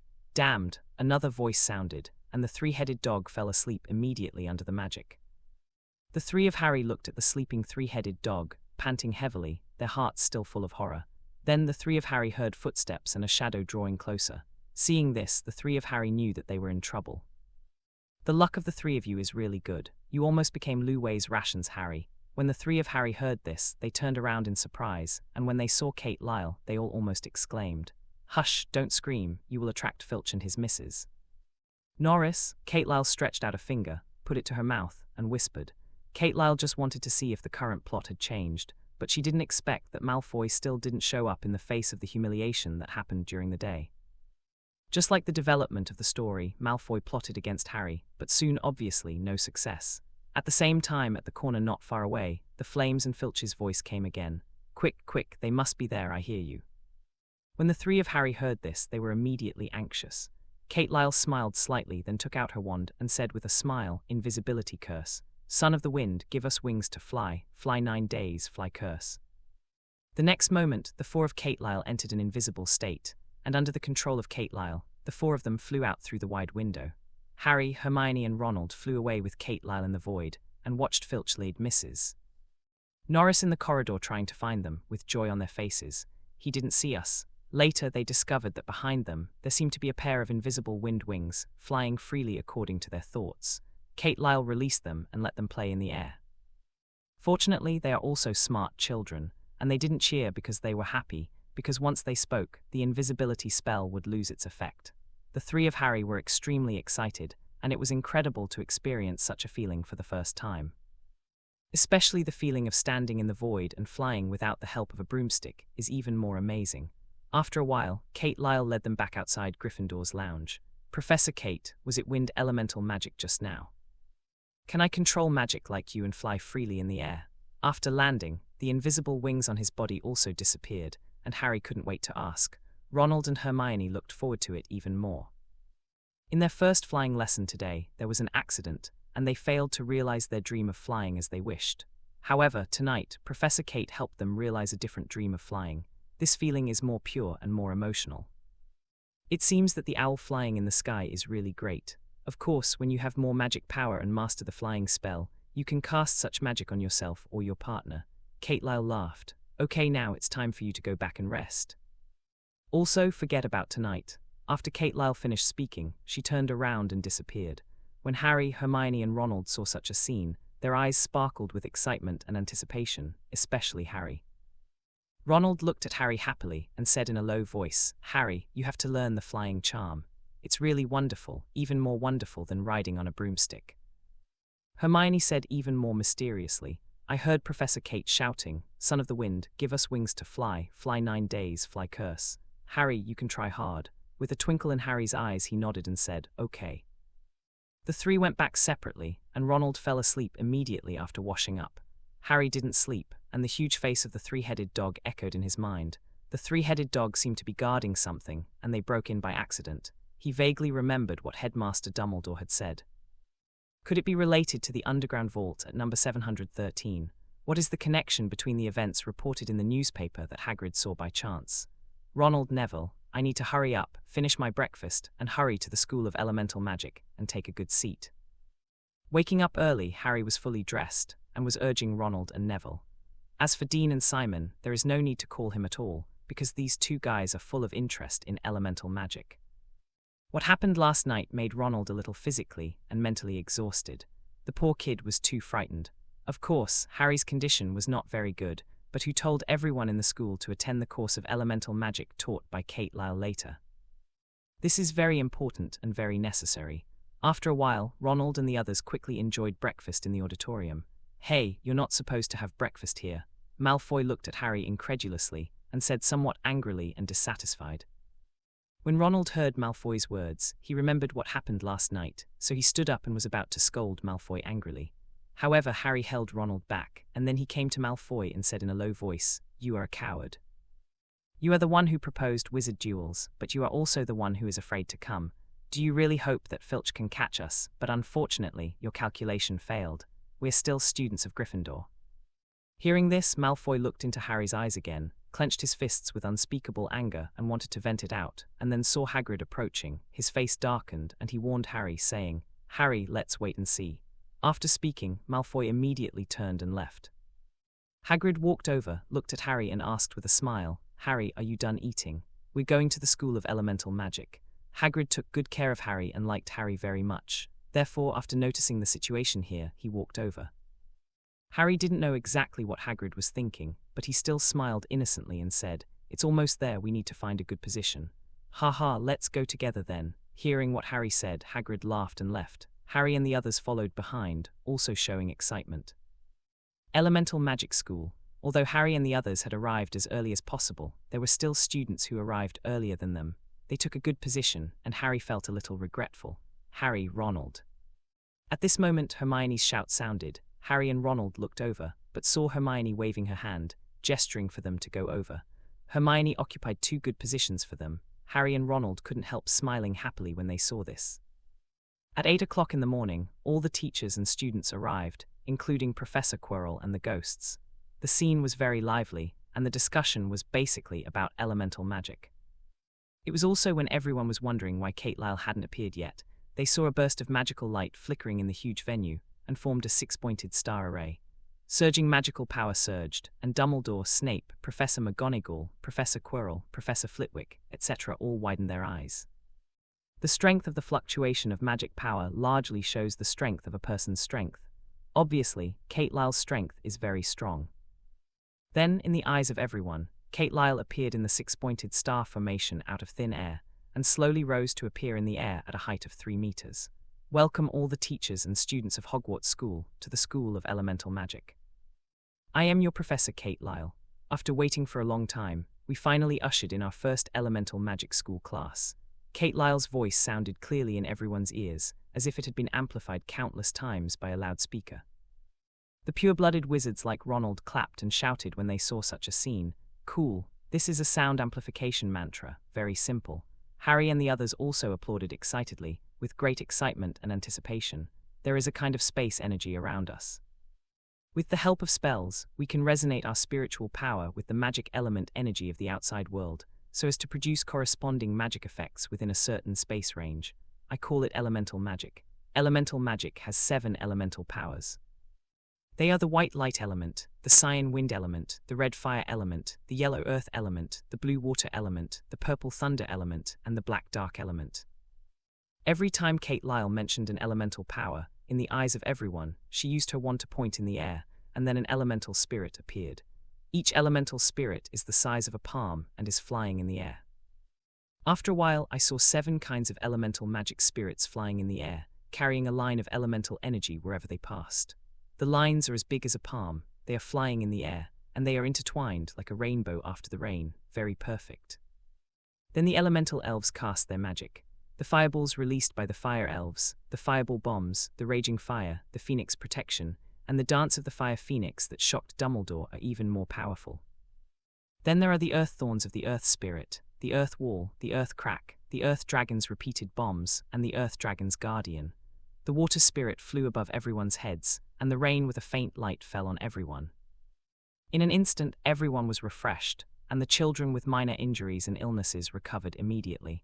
Then there are the spirits of wind, spirits of thunder, spirits of light, spirits of darkness, etc., and they all displayed their abilities. All kinds of magic were staged on the practice field, dazzling and colorful, and amazingly powerful. The magic that they could not imagine made all the teachers and students amazed, and made them full of expectations for what kind of elemental magic they wanted to learn. Finally, under the control of Kate Lyle, these energies were intertwined, forming a powerful energy and leaving a few words. Elemental magic, all the teachers and students cheered and applauded when they saw such a scene. Different from the magic performance at the welcome dinner, the magic Kate Lyle cast at this time is undoubtedly more sensational and stunning. The same is true, they have seen the power of Kate Lyle in more detail, and even someone has secretly compared here who is stronger between Kate Lyle and Dumbledore. Just thinking about it, the more I feel the horror of Kate Lyle. You have already seen the power and brilliance of elemental magic, and this is just the beginning. There are more powerful magics waiting for you to learn and explore. And before learning elemental magic, there is one more thing to do, and that is the attribute test of elemental magic. Now take the class as a unit, stand in front of a crystal ball, conduct an attribute test, and there will be a professor to guide and register the magic attribute. I expect that among you, there will be a genius who surprises me. On the practice field, 8 pillars of crystal balls were raised at different positions. Each pillar is only 1 meter high, and on top of it, there is this face-sized crystal ball. This crystal ball is the element attribute test ball. At the same time, next to each crystal ball is a dean or professor of the respective college to register. Snape was in charge of the Slytherin Academy, and he was very curious about how many geniuses who could learn elemental magic would appear in the Slytherin Academy. Like Snape, Professor McGonagall, head of Gryffindor College, Professor Flitwick, head of Ravenclaw College, and Pomona Sprout, head of Hufflepuff College, had this idea. When it comes to Pomona Sprout, many people should not have much impression, but when it comes to the woman who often wears a patched hat and walks in the garden, she should have an impression. The first to take the attribute test is the first-year freshman. On the side of Gryffindor College, the 3 of Harry Potter walked in front first, while the others lined up behind. To the left of Gryffindor is Slytherin House, and to the right is Ravenclaw House. On the Slytherin side, Malfoy was at the front, followed by Crabbe and Goyle. Malfoy looked towards Harry Potter with a provocative look in his eyes. Malfoy, how many elemental magic do you think we will have? Professor Kate is very powerful. He has mastered 7 elemental magics, which is great. If it were me, I would like to have wind and earth elements. Such a combination must be very interesting. Goyle looked in the direction of Kate Lyle and said enviously. Hearing this, Malfoy said confidently, I will have at least 3 elemental magics. I am most looking forward to the wind, thunder and dark. They are powerful enough, especially the wind. He can bring me enough magic, mobility and combat power. I want to crush Harry. I want him to understand how powerful I am. After hearing Malfoy's words, Goyle and Calabu praised them expectantly. On the side, Snape heard the conversation between Malfoy and Goyle. His eyes sparkled, and then he looked towards Harry. Although there was only one glance, it happened to be caught by Harry, and he felt uncomfortable for a moment.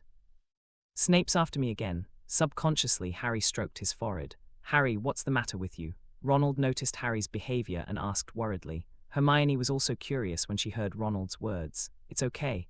Harry shook his head and turned to look to the right. To Harry's astonishment, in Ravenclaw College, the first-year freshman standing in the front was a girl, and she looked very quiet. Those who can stand at the forefront are generally recognized by the class, have prestige, and have strength. For example, in the flight class, everyone regarded him as the class monitor, and he was the eldest brother among the first-year Gryffindor freshmen. The purpose of Ravenclaw Academy is to be wise, just, shrewd, and knowledgeable, so this girl in front of her must be the smartest existence in the freshman year of Ravenclaw Academy.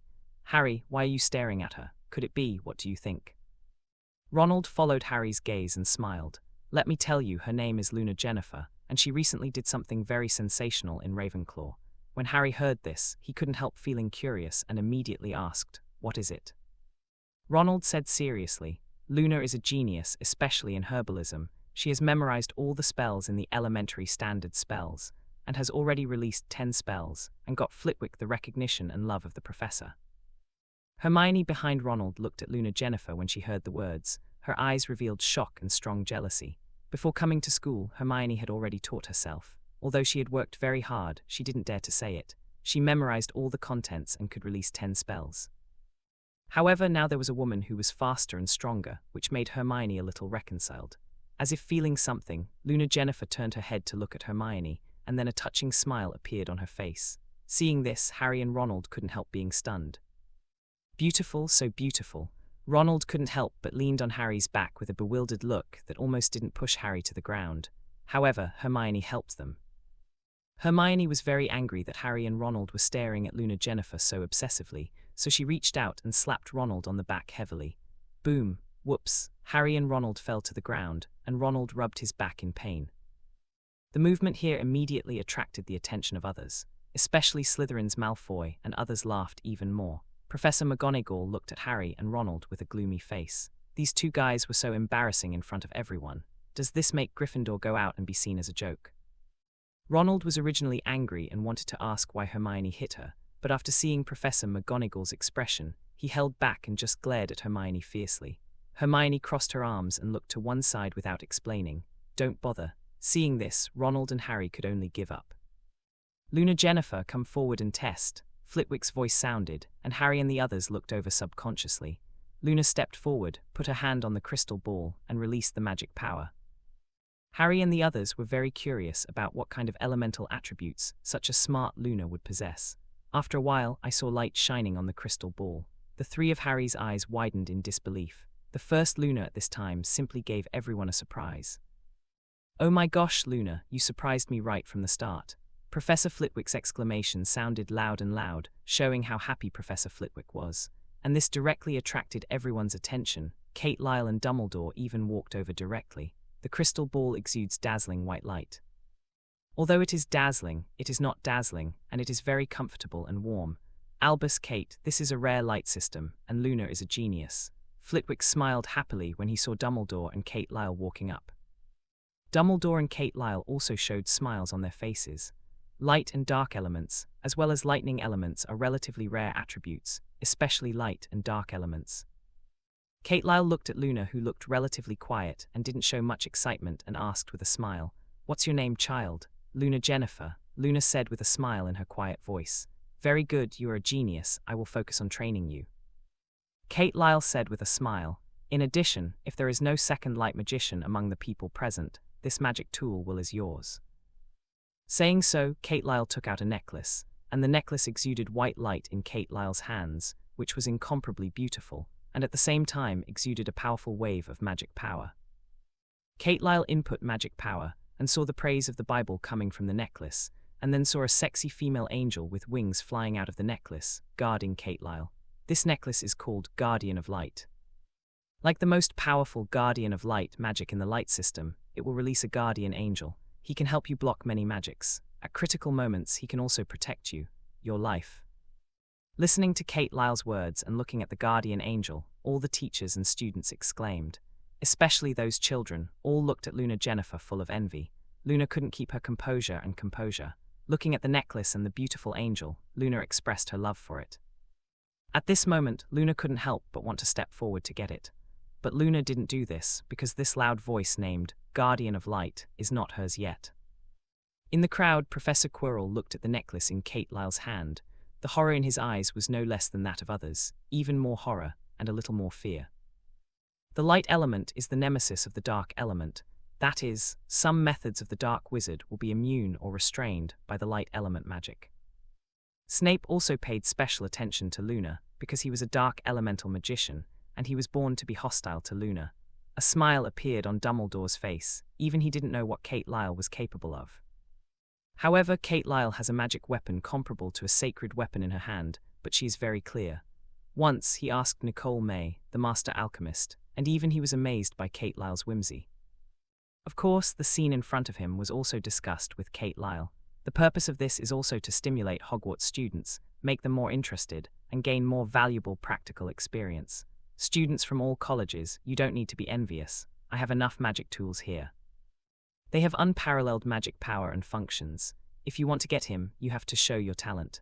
According to different attributes, I will select the most talented person and reward them with a magic weapon. In addition, the Elemental Magic School will also set up the Elemental Magic Dueling Department. Here, you can also get powerful magic tools. Well, the site of the Elemental Magic Duel Department is being planned and constructed, but it will be completed soon. The upcoming Elemental Magic Duel Department will be very interesting, but you have to pay attention. In front of the powerful temptation, it also means that you might lose your life, because elemental magic is powerful. Kate Lyle's words resounded in the School of Elemental Magic, and shocked everyone at the same time. However, this is undoubtedly an exciting and challenging thing for students.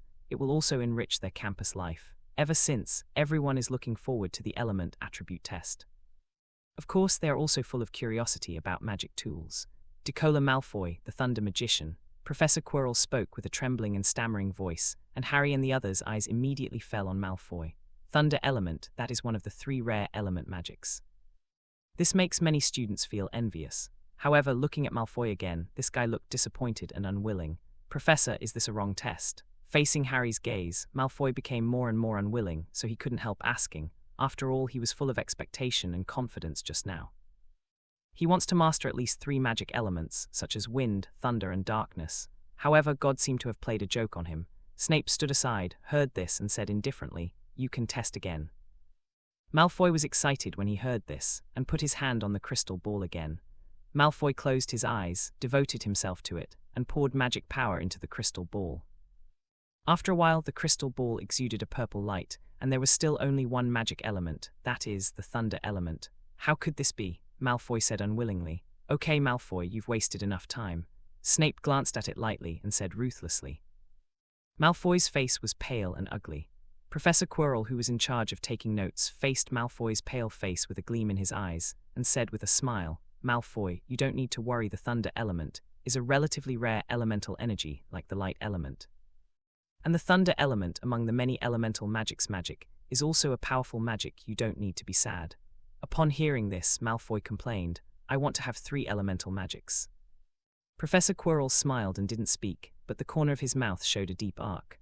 Oh, Harry Potter, you surprised me and gave Gryffindor House a great start. Harry Potter, wind, fire, dual magic. Professor McGonagall's voice was a bit loud. She was very excited and at the same time full of confidence in Harry Potter. The teachers and students around heard Professor McGonagall's words and looked at the crystal ball in front of Harry again, all exclaimed. Everyone understands that the more elemental magic, the stronger his strength, because he can master more powerful magic and possess more mana. Malfoy looked at the crystal ball in front of Harry, releasing red and cyan energy. His pale face was terribly hazy. Harry looked back at Malfoy, the corners of his mouth slightly raised, a little provocative. Malfoy understood, curled his lips, clenched his fists, and quickly turned to leave. Kate Lyle looked at Malfoy. What he didn't expect was that Malfoy's character actually contained thunder elements in his body. In Kate Lyle's research on elemental magic, there has been research on the attributes related to personality and magic elements. In his opinion, most people with a bad temper will be favored by fire attribute elements, and a few will be favored by thunder attribute elements. And with Malfoy's dark heart, it is a bit too much to be favored by elements of the thunder attribute. However, since he is a thunder elemental magician, it is worth cultivating. As for the contest between Malfoy and Harry, let's see whether the eagle is better or the vulture is better. Decora Malfoy, Kate Lyle called to Malfoy. When Kate Lyle's voice sounded, it once again attracted everyone's attention, and they had high expectations. Malfoy didn't expect that Kate Lyle would call him back. After being a little surprised, he immediately thought of the magic tool, and his whole body became excited. Malfoy trotted up to Kate Lyle, looking at Kate Lyle with some expectation. "Hold out your hand," Kate Lyle laughed. Although Malfoy didn't know what Kate Lyle was going to do, he still held out his hand. Kate Lyle took out her wand, drew a spell on Malfoy's palm, and then saw a thunder elf appearing on Malfoy's palm, and Malfoy also felt his magic power being consumed. Even so, Malfoy was also curious about the thunder elf in his hand. "That's right, I have indeed been favored by elements of the thunder attribute. She is a very talented thunder magician. Now you can become a candidate for the magic tool reward in the thunder system." Kate Lyle smiled slightly. Malfoy laughed excitedly when he heard that, and then he thought of something, and looked at Harry Potter with provocative eyes and raised mouth corners, a bit handsome and evil. Harry met Malfoy's gaze with a twinkle in his eyes and then ignored Malfoy's gaze, turned and left. "Harry Potter." When Kate Lyle's voice sounded, the smile on Malfoy's face froze for a moment. "Damn it, I forgot that this guy is a wind and fire magician." Harry was slightly taken aback, and then, amidst the excitement of Ronald and Hermione, he pushed Harry towards Kate Lyle. Only then did Harry come to his senses. A smile appeared on his face, and he looked at Malfoy with some amusement. "A magic weapon, a sacred weapon that enhances power, who wouldn't want to have it? Luna Jennifer." Kate Lyle's voice sounded again, and Luna Jennifer, among the freshmen of Ravenclaw, walked out of it quietly and gracefully. Everyone looked at the three of Harry enviously at this moment. The element attribute test is still going on, and more people's magic attributes have been tested. Most of the young wizards are fire, water, and earth, and occasionally wind, and most of them are Ravenclaw. Perhaps this is Ravenclaw, their symbol is an eagle, and they believe in the wind, so they are favored by the wind department. Except for Luna Jennifer, no light magician has appeared until all the students have been tested. There were 10 lightning magicians, and Malfoy was included in these 10 people. None of the dark magicians appeared, as if they were rarer than other elements.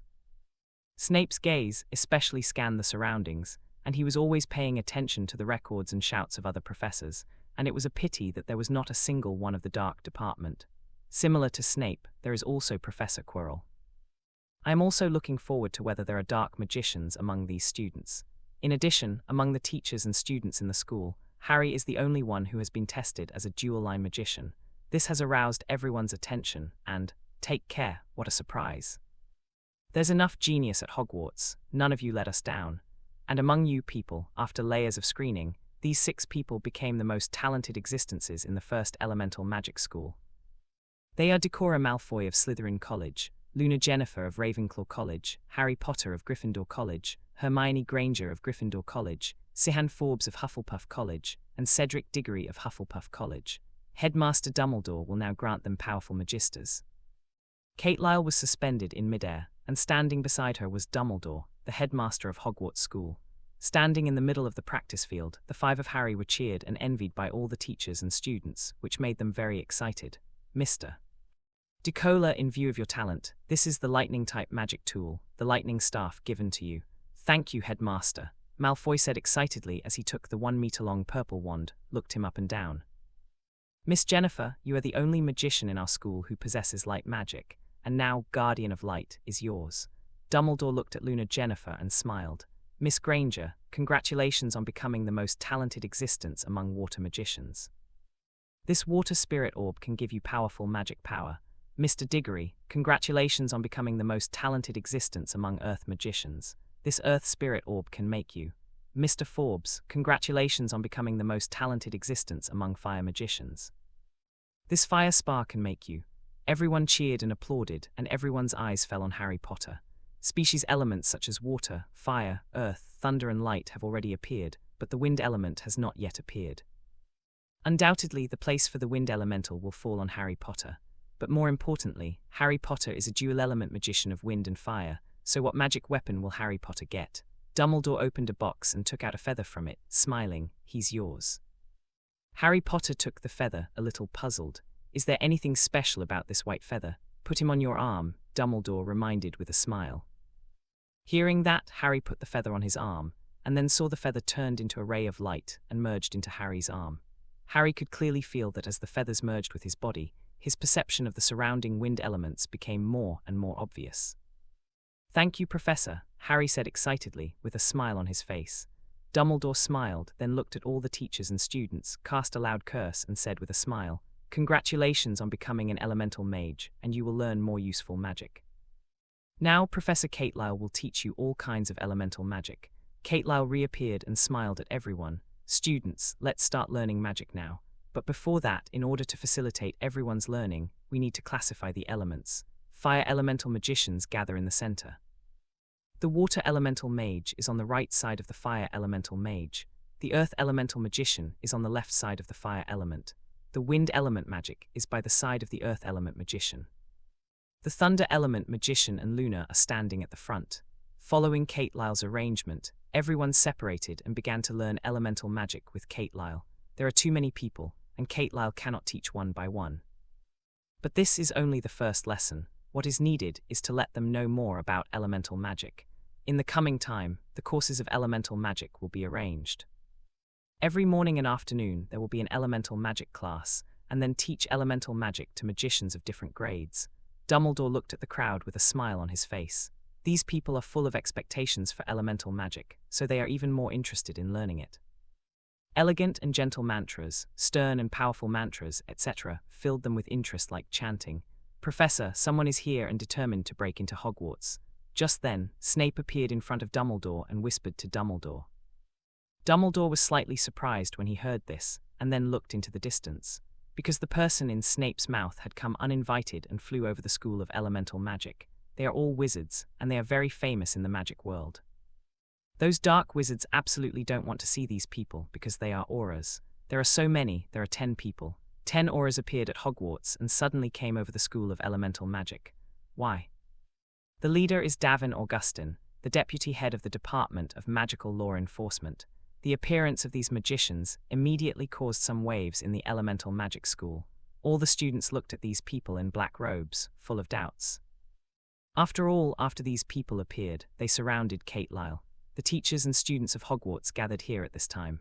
Malfoy, Harry and others were protected by Professor McGonagall and stood behind and gave way. Dumbledore looked at Augustin and said with a gloomy expression, Mr.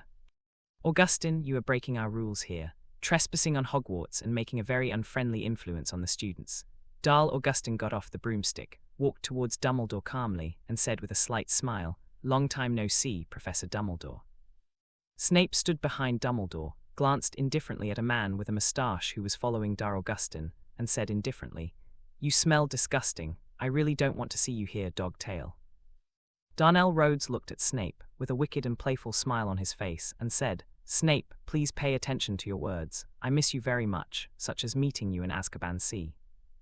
Augustin heard Darnell's words, and immediately looked at Snape, chuckled, then looked at Dumbledore and said, Professor Dumbledore, I'm sorry, we didn't come here without invitation. It's just that there is a very important thing here, which is related to the safety of the entire magic world. When Augustin said this, he looked at Catelyle intentionally. Dumbledore frowned slightly, a little dissatisfied, and then said, Then you really made a wrong decision, Augustin. And you brought them here. I am very curious. What is it that requires you to do this? Augustin smiled slightly, and then looked at Catelyle. In fact, when 8 auras surrounded Catelyle, almost all eyes were on Catelyle. What are they trying to do? Harry looked at the surrounded Catelyle, puzzled. Malfoy on the side suddenly said seriously, This is definitely not a good thing, and those people are not good people either. By the way, they have a title that scares black wizards, and that is Aura. Harry, you are a genius, as we are standing here in the limelight. I've always looked forward to having you as my friend and realizing our ambitions. Malfoy began babbling suddenly in Harry's ear. Harry frowned, somewhat dissatisfied. Luna Jennifer glanced at Malfoy, and Malfoy became inexplicably quiet when facing Luna's gaze. Malfoy, you should keep quiet, if you don't want to be taken away by the auras, Luna reminded softly. Upon hearing this, Malfoy complained, My dad is the school director of Hogwarts, they don't dare to mess around. Then you can try it, Luna smiled slightly. Malfoy didn't speak anymore, he didn't dare to try. Harry also ignored Malfoy, who was very worried about Kate Lyle now. "Are you Kate Lyle?" Augustin came to Kate Lyle, looked around Kate Lyle and said, "Do you have any advice?" Kate Lyle said with a calm and aristocratic smile on her face, "Advice?" Augustin laughed and said, "Advice can't be said. It is said that you created magical elemental magic, which is very remarkable." But, having said that, Augustin stopped and looked around with a somewhat exaggerated expression, looking at Dumbledore, Snape, Professor McGonagall, Harry Potter and others. Suddenly, Augustin turned around and looked at Kate Lyle, saying, "You are an unregistered wizard, and your existence is a mystery. The so-called elemental magic you created is even more powerful black magic. We seriously doubt your identity and purpose. The existence of every wizard will be recorded for the convenience of management and supervision. And for someone who has no record and is walking around and casting magic, these auras will show up and take him away. In the worst case, they were given a warning, and in the worst case, they were directly imprisoned in Azkaban, where they were punished and tortured." Dumbledore heard Augustin's words and immediately stepped forward, stood in front of Kate Lyle, and shouted at Augustin, "Augustin, pay attention to your words, and besides, I have the right to appeal against you. You are deliberately slandering us, Professor, at Hogwarts School. Now, in the name of the headmaster of Hogwarts, I solemnly warn you that you must leave here immediately. Your existence has seriously affected our teaching at Hogwarts." Facing Dumbledore's serious words, Augustin showed indifference and disdain. He stretched out his hand, moved Dumbledore aside and said, "Dumbledore, you should think about it. What are you doing? He is a wizard without a record, and there is no record in the Ministry of Magic. Secondly, the so-called magic he created is a powerful black magic. These students are too young, they don't know what safety is. Their wills are too weak and they cannot control themselves. They will suddenly release these powerful magics at some point and bring great harm to the wizarding world and even the Muggle world. Therefore, the spread of these black magic must be prohibited." Every word Augustin uttered was so indifferent and hateful. Even in the face of Dumbledore's serious eyes, it was the same. Dumbledore frowned tightly, and Professor McGonagall was a little uneasy. Professor Snape stood behind Dumbledore expressionlessly, like a loyal servant. Professor Flitwick shook his calf uneasily, with an anxious expression on his face. Professor Quirrell stood behind many professors, with a strange expression and seemed a little happy. At this moment Harry came out, stared at Augustin and said, "This is the School of Magic. We are learning magic and how to control magic. Also, Professor Kate's elemental magic is not black magic. It's amazing and great magic. Professor Kate cannot be a dark wizard." Darnell turned his head to look at Harry, walked towards Harry and jokingly said, "Aha, who is this? The boy with scars called the boy who lived, Harry Potter. You are really brave, but you don't understand the darkness of a person at all. In front of outsiders, he is glamorous and looks like a good man, but secretly he's a devil with a broken heart." Harry was frightened by Darnell's gloomy words and expression, and took a few steps back. Finally, Hagrid appeared and held Harry down, preventing Harry from falling to the ground in embarrassment. "Mixed-blood giant, Rubeus Hagrid, it's just that you are so ugly." Darnell looked up at the huge Hagrid and then laughed. "That's right, but you're uglier than me. Seeing you, I have the urge to slap you into the cesspit." Hagrid countered with some dissatisfaction. Darnell was annoyed by Hagrid's words, but this is really not the place to make a move. In addition to the verbal contest, if you lose, you have to do it, which is very out of style.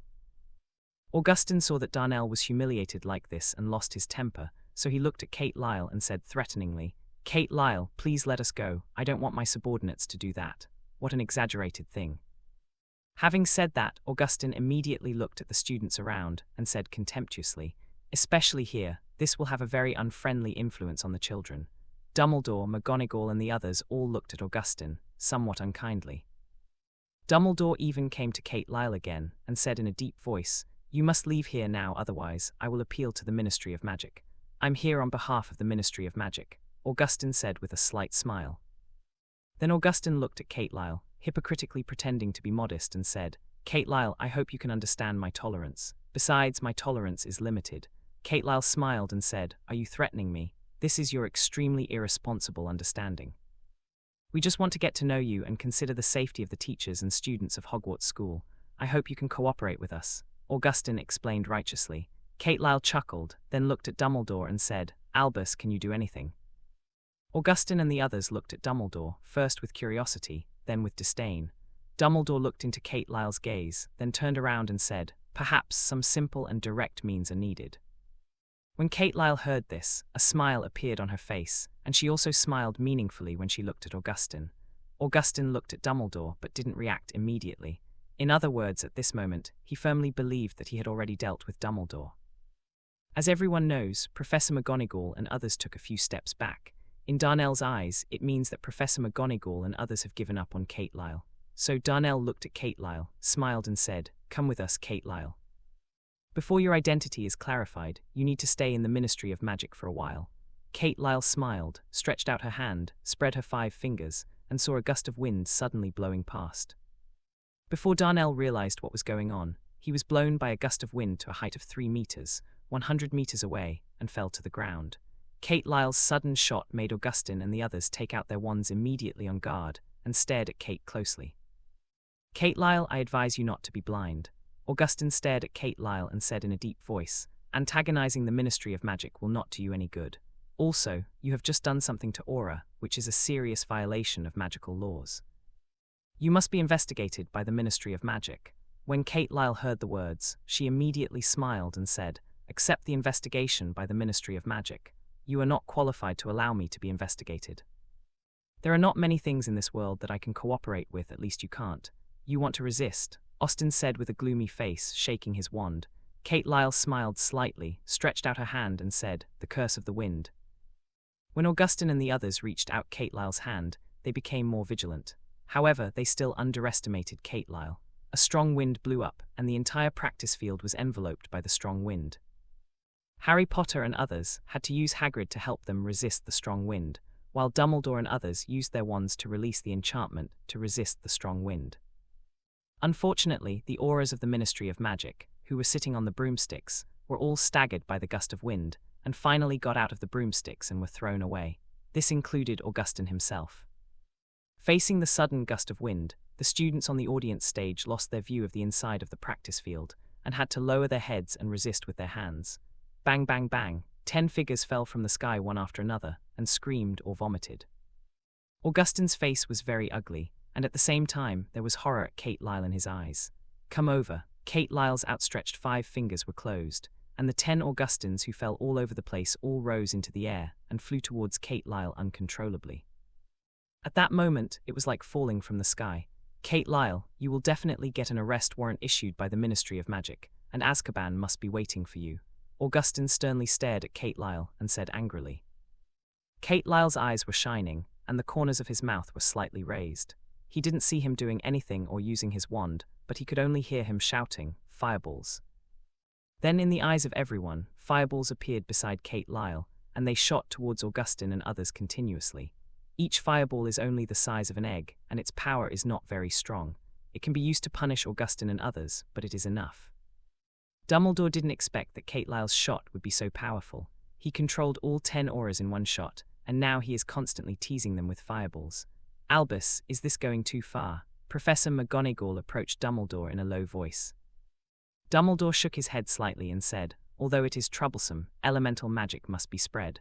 After a pause, he said in a low voice, "Fudge is getting old and confused." When Professor McGonagall heard this, he stopped talking.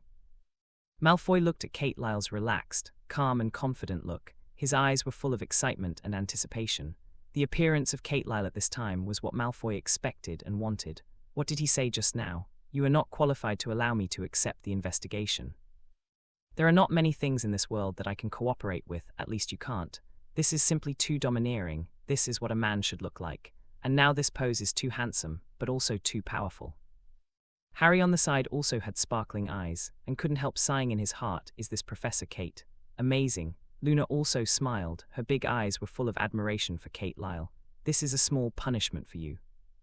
If there is any offense, I will make you regret appearing in front of me." Then Kate Lyle looked at Augustin, and Augustin's figure instantly appeared 1 meter in front of him. "It's best to shut your stinking mouth. Elemental magic is not comparable to the black magic in your mind. It is more noble and more aspirational. Roll." With a wave of Kate Lyle's hand, Augustin and others flew out. A high and far magical parabola, they will fly straight out of Hogwarts. Light Wheel 2000. At this moment, Malfoy saw a broom with a Nimbus 2000, and he yelled. Originally, he wanted to send these broomsticks away together, but when Kate Lyle heard this, she waved her hand, and 10 broomsticks came to her in an instant. Kate Lyle glanced at it, then waved, and saw 6 broomsticks of Nimbus 2000 coming in front of Harry Potter and the other 6. They are yours now. Kate Lyle looked at Harry, Hermione, Malfoy, Luna, Sihan, Cedric and smiled. When Malfoy and the others heard this, smiles appeared on their faces, and they were very excited. This is the Nimbus 2000 after all, one of the best broomsticks out there, extremely fast and their favorite. Isn't this against the rules? Professor McGonagall stood up, looked at Kate Lyle and said. Professor McGonagall's words forced Harry and the 6 to suppress the urge to put away the Nimbus 2000. Professor McGonagall, this is my rule, and even the Ministry of Magic cannot change it. Kate Lyle said confidently and domineeringly. Professor McGonagall couldn't help staring at Kate Lyle upon hearing this. Snape also felt a little surprised, and the way he looked at Kate Lyle also changed a little. This guy is really powerful. Dumbledore pondered for a moment, then smiled and said, I respect Kate Lyle's opinion. Then he looked at Harry and the other 6 and said, You are worthy, this is a reward for you.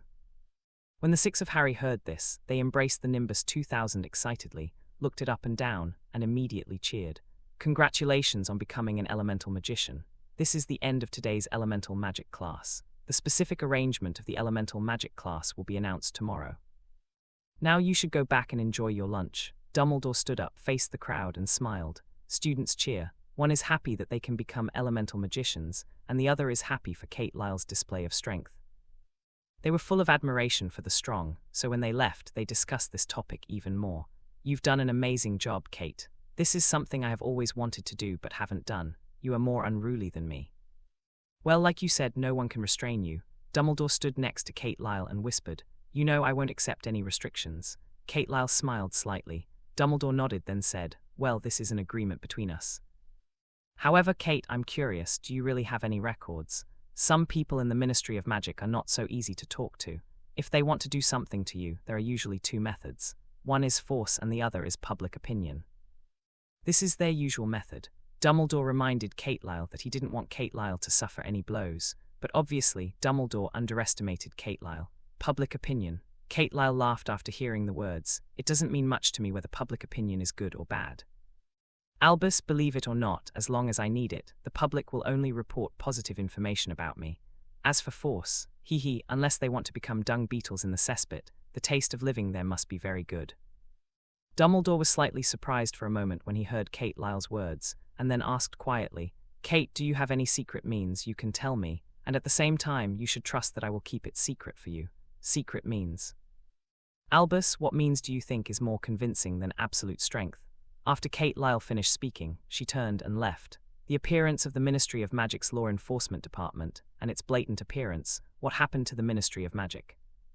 Dumbledore stroked his beard. Is that old guy Connolly really old and confused?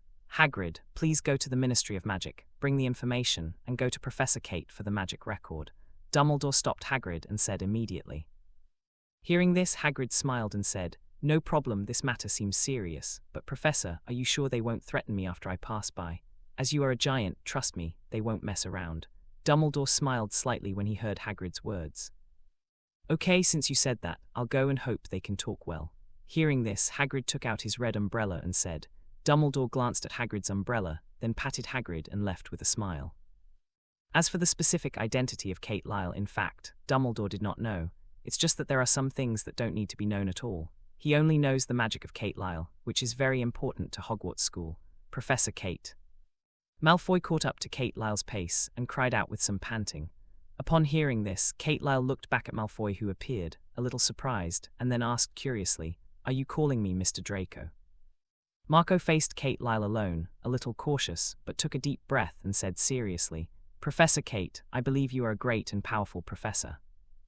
Hearing this, Kate Lyle chuckled, stretched out her hand, touched Malfoy's yellow hair, led him along and said with a smile, As far as I know, this is not like you. You would actually praise a man. It's surprising.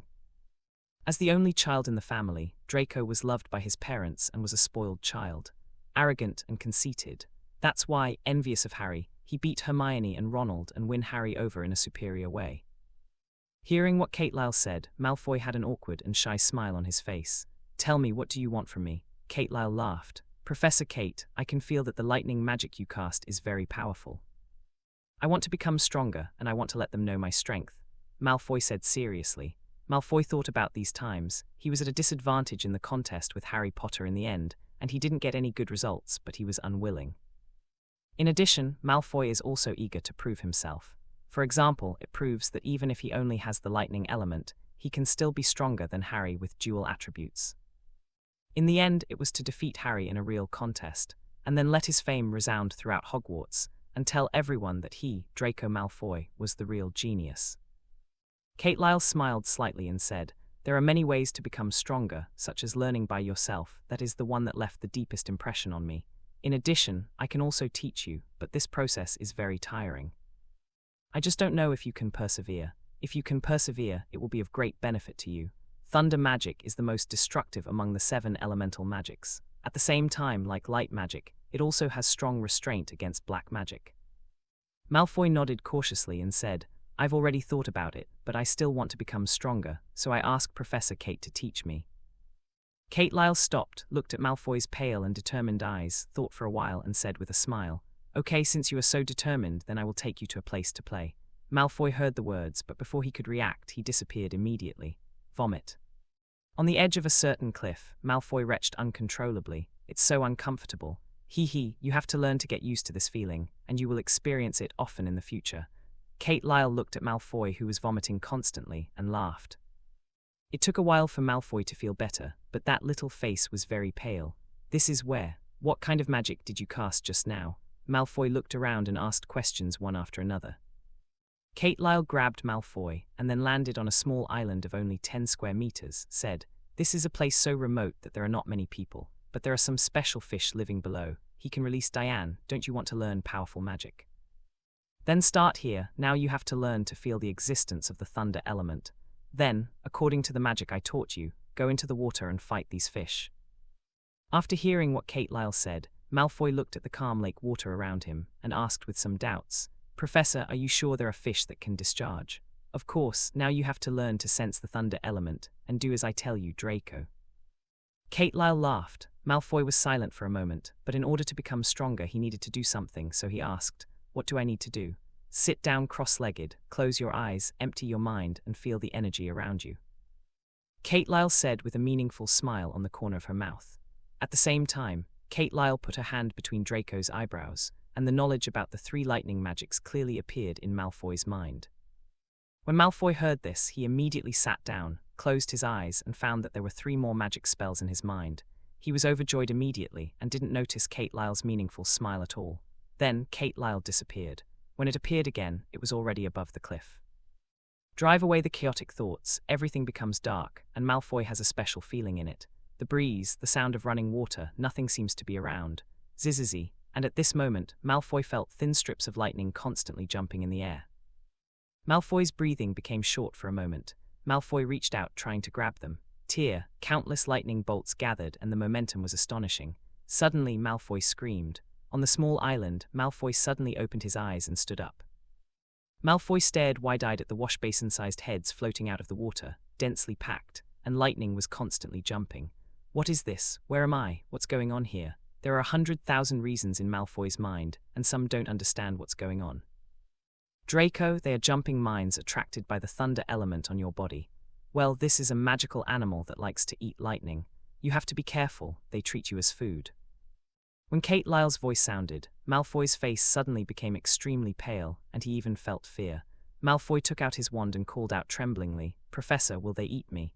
"They will eat you, no doubt. However, you can unleash magic to knock them back." "However, if it were me, I would find a way to catch them, because their meat can help you understand the thunder element very well." Malfoy was a little excited when he heard this, but still trembling with fear, "But there are too many of them." "No, don't worry, I will control them." Kate Lyle laughed and said, "For example, set a small goal for yourself, starting with being harassed by 100 jumping mines." As soon as Malfoy heard Kate Lyle's words, he saw a jumping mine immediately, jumped out of the water and attacked it. It was a fish with 2 legs, somewhat like a tadpole, but it was obvious that Tierociale was more than 100 times bigger than a tadpole. It discharges. Damn it, Merlin's underpants. Thunderball, Malfoy felt hopeless. Isn't the electricity released by these jumping mines very powerful? It can only be said to hurt. However, there were a lot of these guys, and when they collided, the electricity released made Malfoy feel very bad. He had to resist the damage and launch a counterattack under the attack of the jumping mine. Kate Lyle looked at Malfoy, who was being abused and screamed by jumping thunder, and touched his chin. I don't know if Malfoy's personality will change under such cultivation. The future trajectory, how will Malfoy choose his own life? Besides, if Malfoy persisted, Harry would be in big trouble. So Harry, how will you try to prove yourself? Have you heard? Malfoy didn't go to class this afternoon. This guy seems to have disappeared out of thin air. Professor Snape seems to be very concerned about him and sent someone to find him. Ronald sat across from Harry and whispered. Harry couldn't help being surprised when he heard this and immediately asked, "How do you know? Malfoy had disappeared. This is very strange." You must know that Malfoy has become a genius of lightning magic today and has obtained a powerful magic weapon, the lightning rod.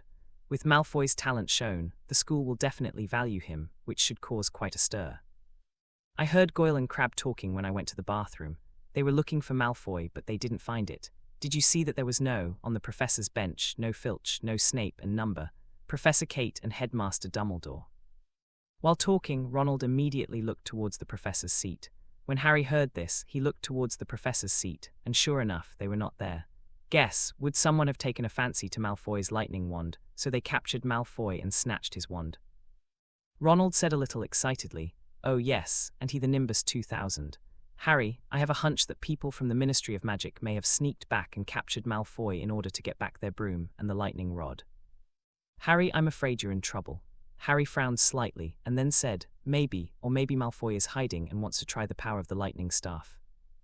Ronald thought for a while and said, "It's possible, but I'm more inclined to get that nasty guy Malfoy captured and his wand taken away, otherwise, he will definitely be embarrassed in front of me."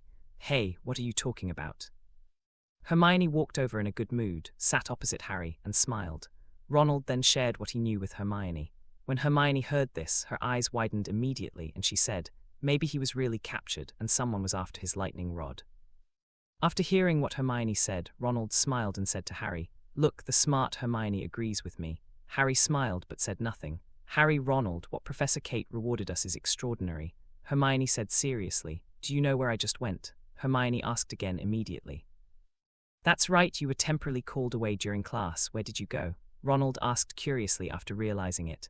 "I went to St. Mungo's Hospital for magical injuries and injuries," Hermione responded. What's wrong with you? Are you injured?" Ronald asked anxiously. "No, I'm fine." Hermione smiled slightly and then said excitedly, "I went there because Madame Pomfrey came to me and tested the water spirit orb, and I can use it to cast it easily, healing." "Oh, Hermione, you actually learned to heal," Harry exclaimed in shock. "Of course." Hermione said proudly, "Madame Pomfrey also specially invited me, hoping that I could become a therapist." "You agree?" Harry and Ronald said in unison. "No," Hermione smiled, seeing Harry's expressions. "Phew, I was scared to death."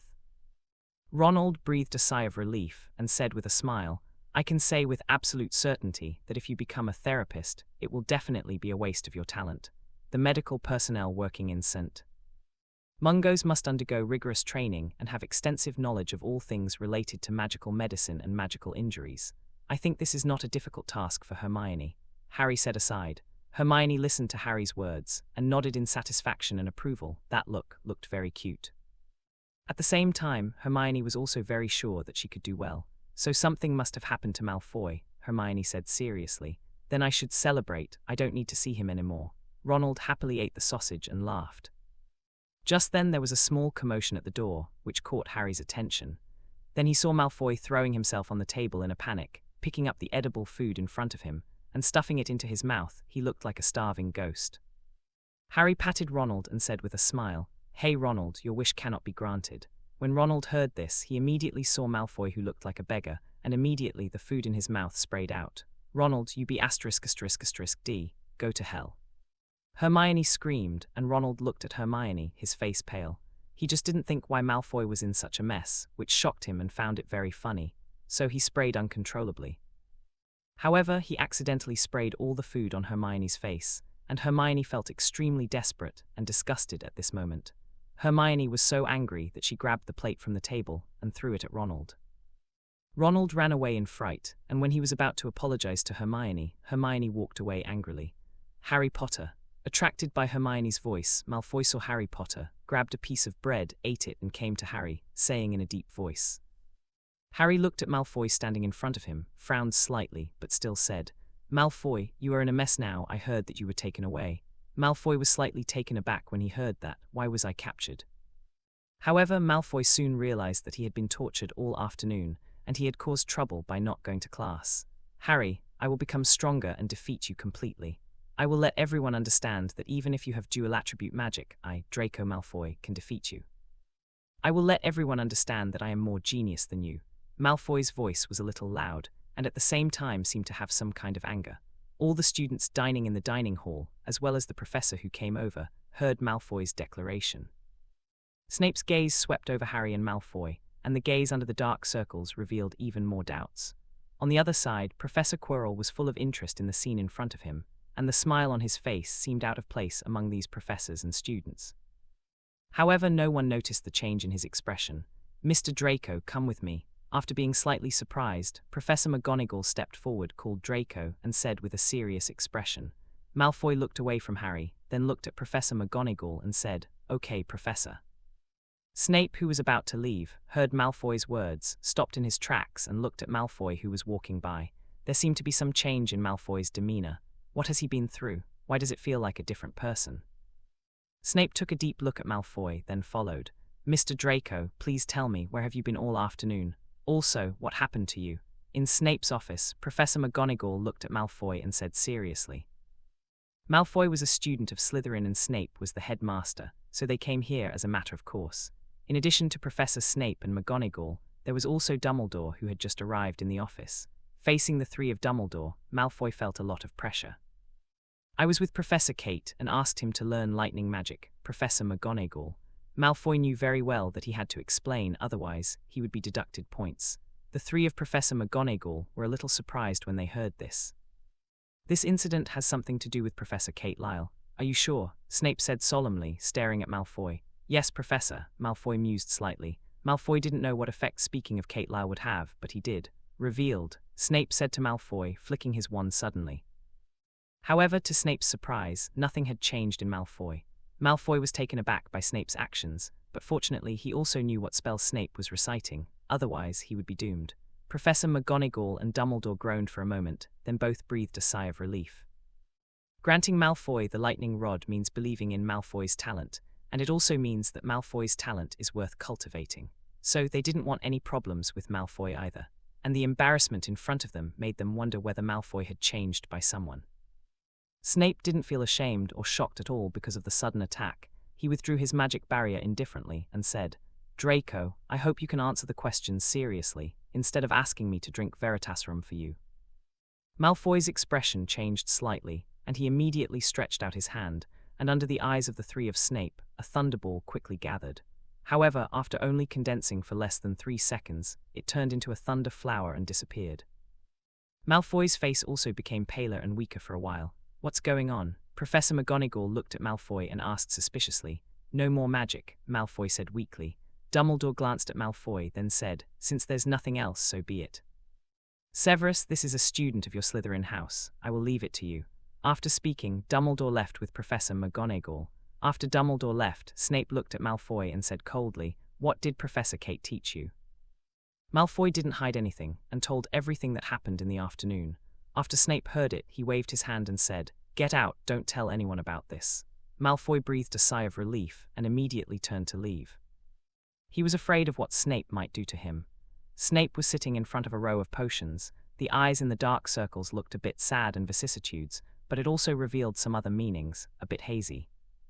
Harry, Ronald, Neville and Hermione, as agreed, came to Kate Lyle's bungalow again. Hermione got changed and took a shower before arriving. The four of Harry are very busy now. During the day they had to attend classes, and during the lunch break, they still needed to find time to study potions. At night, they also needed elemental magic, so there was almost no time for entertainment. Especially Harry, who still needs to find time for the Gryffindor Quidditch team's in-house training. Back at the dormitory at night, Harry fell asleep immediately after washing up. The next day, Harry and Ronald overslept and Neville didn't wake them up. So they had to trot in a hurry to take the charm class taught by Flitwick, and when they passed by a corridor, they saw several figures flashing past on broomsticks. Ministry of Magic. Ronald saw the identities and attire of those people clearly, pulled Harry back and said, When Harry heard this, he immediately thought of what happened last night. They should have come to trouble Professor Kate. Harry said in a deep voice with a twinkle in his eyes. Ronald nodded, then asked, "What should I do then?" "Follow up and take a look." Harry immediately suggested, "However, if we don't go to class, points will be deducted." Ronald hesitated, then let him buckle it. Harry said without thinking. After speaking, Harry started to run even more towards the School of Elemental Magic. This morning is Slytherin's Elemental Magic class. Because everyone started to learn from the basics, and the Elemental Magic School was large enough, and there were not many people in each school, so at this time, the Elemental Magic School gathered nearly 200 teachers and students from Slytherin Academy. At this time, Kate Lyle was teaching elemental magic to Slytherin students. They formed a huge semicircle on the huge practice field, and divided them according to different attributes. Yes, Kate Lyle has shown extraordinary talent, teaching several kinds of elemental magic at the same time. After Dumbledore came, he couldn't help but admire Kate Lyle's teaching. In fact, learning elemental magic is not as difficult as imagined. As long as you can understand the elemental magic and complete the sorting of the elemental magic, then the next time you cast magic, you only need to chant the spell to release it. Unleashing elemental magic is not like traditional magic. When chanting a spell, you need specific techniques, tone of voice, pronunciation, etc. In addition, as long as you are familiar with the mastery of elemental magic, you can cast silent magic, and the speed of magic released in this way will undoubtedly be faster. Even, it can be released without a wand as a guide, and that leads to another kind of career. But this kind of profession, I think no one can do it at present. However, it cannot be denied that the existence of that profession is really powerful. Kate Lyle, you're under arrest. You used black magic at will, attacked others, and robbed others of their property. The Ministry of Magic officially issued an arrest warrant for you. Now you must leave with us and go to the Ministry of Magic for investigation. A loud voice rang out over the Elemental Magic School, and then 6 figures appeared over the Elemental Magic School. Augustin stared at Kate Lyle, with gloomy anger flashing in his eyes, with an indifferent face, staring at Kate Lyle aloofly, and took out a piece of parchment. There are charges against Kate Lyle, as well as an arrest warrant. Augustin's voice also made the Slytherin students feel unbelievable and exclaimed. Draco Malfoy looked at Augustin and the others, and after the shock, a smile appeared on his face. After encountering the Hell training yesterday afternoon, Malfoy also had a good understanding of Kate Lyle's strength. In addition, the powerful scene shown by Kate Lyle yesterday made Malfoy firm, and Augustin was going to be unlucky again. Augustin came here this time, full of confidence. As long as the arrest warrant is in hand, he can arrest Kate Lyle, and what's more, as long as Kate Lyle continues to resist, they can justifiably publish and slander her in the newspaper. Augustin was extremely confident. Under such circumstances, Kate Lyle had no choice but to follow him and leave. Although Harry and Ronald hadn't entered the School of Elemental Magic yet, they heard Augustin's words. Augustin deliberately used the loud curse to let the Hogwarts students know that Kate Lyle had been arrested by the Ministry of Magic. This was to put pressure on Kate Lyle, and at the same time, to express something to Dumbledore. Something went wrong, Ronald said in a panic. Although Ronald didn't know much about the Ministry of Magic, he knew that it was a place where it was difficult to get out after entering. In particular, some people inside are very cruel. They will use all means to create and exaggerate your black history, create public opinion pressure in society, and confuse some people into believing that what they are doing is correct. Therefore, those who were arrested had to accept the charges, and even after they came out, they would be rejected by the world. Harry looked anxious and ran as fast as he could, running faster and faster. Seeing this, Ronald could only follow along as quickly as possible. Malfoy groped his chin, the corners of his mouth slightly raised, and looked at Augustin with a bit of evil spirit. This guy is so confident. Then Malfoy saw Harry and Ronald appearing from the main entrance, and his expression became serious. Harry Potter actually came. Could it be that he is going to be a student of Slytherin and take classes here? Thinking of this, Malfoy walked towards Harry Potter. Kate Lyle glanced at Augustin and the people he brought with a faint smile on his face and said, "You don't seem to care about what I said yesterday, Augustin." Facing Kate Lyle's eyes, Augustin couldn't help frowning when he thought of what happened last night. The strength that Cartwright showed yesterday shocked him. This strength is really strong, but after going back, he analyzed it again and always felt that Kate Lyle just took the lead and made them lose the chance to fight back. Therefore, this time Augustin directly signaled that the few auras he brought immediately took out their wands and were ready to make a move. Especially seeing Kate Lyle have any possibility of shooting, they will shoot immediately. Augustin looked at Kate Lyle, holding an arrest warrant, raised his hand, and said in a deep voice, "Kate Lyle, we have legal procedures. You must accept our investigation. If you resist arrest, we will not hesitate to deal with you shot." "The arrest warrant is useless to me. You can leave," Kate Lyle said calmly. "Now you have affected my teaching. If you want to wait, stand aside, unless you want to soak in the cesspool for a while." Augustin's face was ugly, and Kate Lyle's strength still ignored his identity and the majesty and justice of the Ministry of Magic. "You insist on resisting arrest." Augustin took out his wand, stared at Kate Lyle, and said again, "I'm not guilty. Where did you resist arrest?" Kate Lyle smiled slightly. Drowsy, Augustin didn't want to wait anymore and didn't want to talk nonsense with Kate Lyle, so he started directly. The other auras were also the first to attack. Total petrification. Disarm you, stand up and stop dead. Augustin and others made a sudden move, causing the students to exclaim and look at Kate Lyle with even more worry. Harry and Ronald became even more nervous, staring at Kate Lyle closely, for fear that something would happen to Kate Lyle and she would be taken away. The light flickered, the sound of bang bang sounded, and an enchantment blocked all the attacks of Augustin and others. Malfoy, Harry and the others were shocked, and then smiled excitedly. "You know, Professor Kate won't be so easily attacked." Augustin's face changed slightly, and his eyes on Kate Lyle also became cloudy. Avada Kedavra. Augustin and others shot again, but unlike before, this time they shot to kill Kate Lyle, Guardian of Light. Kate Lyle's speed was even faster, and a white light flashed, protecting Kate Lyle inside. At the same time, the barrier was also broken, and the magic of Augustin and others fell on the light curtain. The magic contest lasted for a while, and Augustin and others discovered that the light curtain on Kate Lyle's body was very powerful and had extremely high defensive power, and it even blocked the Avada Kedavra released by several of them at the same time. Wind Curse. When Kate Lyle's voice sounded, the faces of Augustin and others changed suddenly, especially yesterday, but they had personally experienced the feeling of being swept by the strong wind, so he quickly waved his wand and said, "The spell stops immediately." Many people used magic at the same time, and the gust of wind that was set off changed in an instant. The wind dissipated. Meteor fire shower. Kate Lyle's voice sounded again, the surrounding temperature also increased, and the sky turned red. Before Augustin recovered, he was horrified to discover that face-sized flaming stones were constantly falling from the sky. Levitation curse. Augustin roared, waving his wand. "The levitation spell works. At least some falling flaming stones lose their impact and are suspended in midair." But there were too many flaming stones falling, and the speed was too fast. The levitation spell was not enough. The flaming stones that were originally floating were hit by the impacting stones from behind and continued to fall. The students in the seats were filled with horror and excitement when they saw the falling meteor fire rain, so spectacular and so beautiful at the same time. Especially Harry Potter, who possessed fire elemental magic, was full of shock and anticipation at this time. What a terrible magic this is. Thousands of obstacles, armor protection, hover spell. Augustin and the others tried their best to dodge and cast a protective spell on themselves, because if they were not careful, they would die here. They d off Kate Lyle, and he's getting revenge. Augustin clearly discovered this time that Kate Lyle is so powerful, especially such a large-scale magic attack, which is even more shocking. Too strong. He is very much like that person. No, it felt like he was stronger than that guy. In addition, this is a magic that he has never seen before, and it is also a magic that that person cannot cast. Ahem. Augustin crawled out of the pit in a state of embarrassment, with a dazed expression on his face.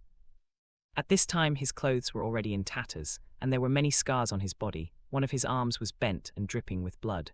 Similar to Augustin, there are several others. They were even more embarrassed than Augustin. Kate Lyle didn't kill them, which is not a good thing for Hogwarts, but the necessary punishment is necessary. However, at this time Augustin was desperate. Merlin's underpants, how can they have such amazing magic? Professor McGonagall, who had already received the news and rushed over just in time, just witnessed the scene where the meteor rain engulfed Augustin and others, couldn't help sighing. Harry and Ronald, when they heard Professor McGonagall's words, were startled and felt helpless at the same time. The two of them are skipping class now and came here, which was seen by Professor McGonagall, and points will be deducted again. Kate Lyle grasped with 5 fingers, and a wind magic appeared, and Augustin was controlled to fly in front of Kate Lyle. Healing technique. Kate Lyle cured most of Augustin's injuries and then asked, "I'm very curious, who ordered you to be so persistent to fight against me?"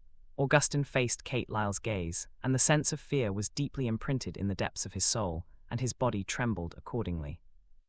All this is only because of Kate Lyle's strength and those sharp eyes, which seem to be able to see through a person's soul, making it impossible to look directly at. I don't know who he is, but he is my upline, and his order to me is to expel you from Hogwarts. Augustin trembled, lowered his voice, and responded with difficulty. The fear in his eyes did not subside in any way. Kate Lyle frowned slightly upon hearing this. Are you a Death Eater? Saying that, Kate Lyle grabbed Augustin's hand and opened its sleeve. No Death Eater logo. Seeing this, Kate Lyle frowned again, then stretched out a finger and landed on her arm. The white light flickered, and the black, unique symbol of Death Eaters appeared. Augustin's eyes widened. He didn't expect that he would be discovered after hiding so well. Kate Lyle's eyes were shining, and the corners of her mouth were raised immediately. She looked at Augustin and said, Dementor. In an instant, the memory in Augustin's mind was unreservedly read by Kate Lyle. Augustin had no chance to resist at all, let alone scream. This is the effect of great strength. After a while, Kate Lyle withdrew from Augustin's memory and found that Augustin really hadn't lied. When the other party contacted him, they were all in one-line contact, and the few contacts were all wearing masks, leaving a piece of paper and then leaving. This time, I will spare you from dying, but if I see you appear again and offend me, what awaits you will be the punishment of the arbitration panel. I believe you. You should understand what methods those guys in the arbitration group like to use. When Kate Lyle's voice sounded, Augustin's face suddenly became extremely ugly, even fearful.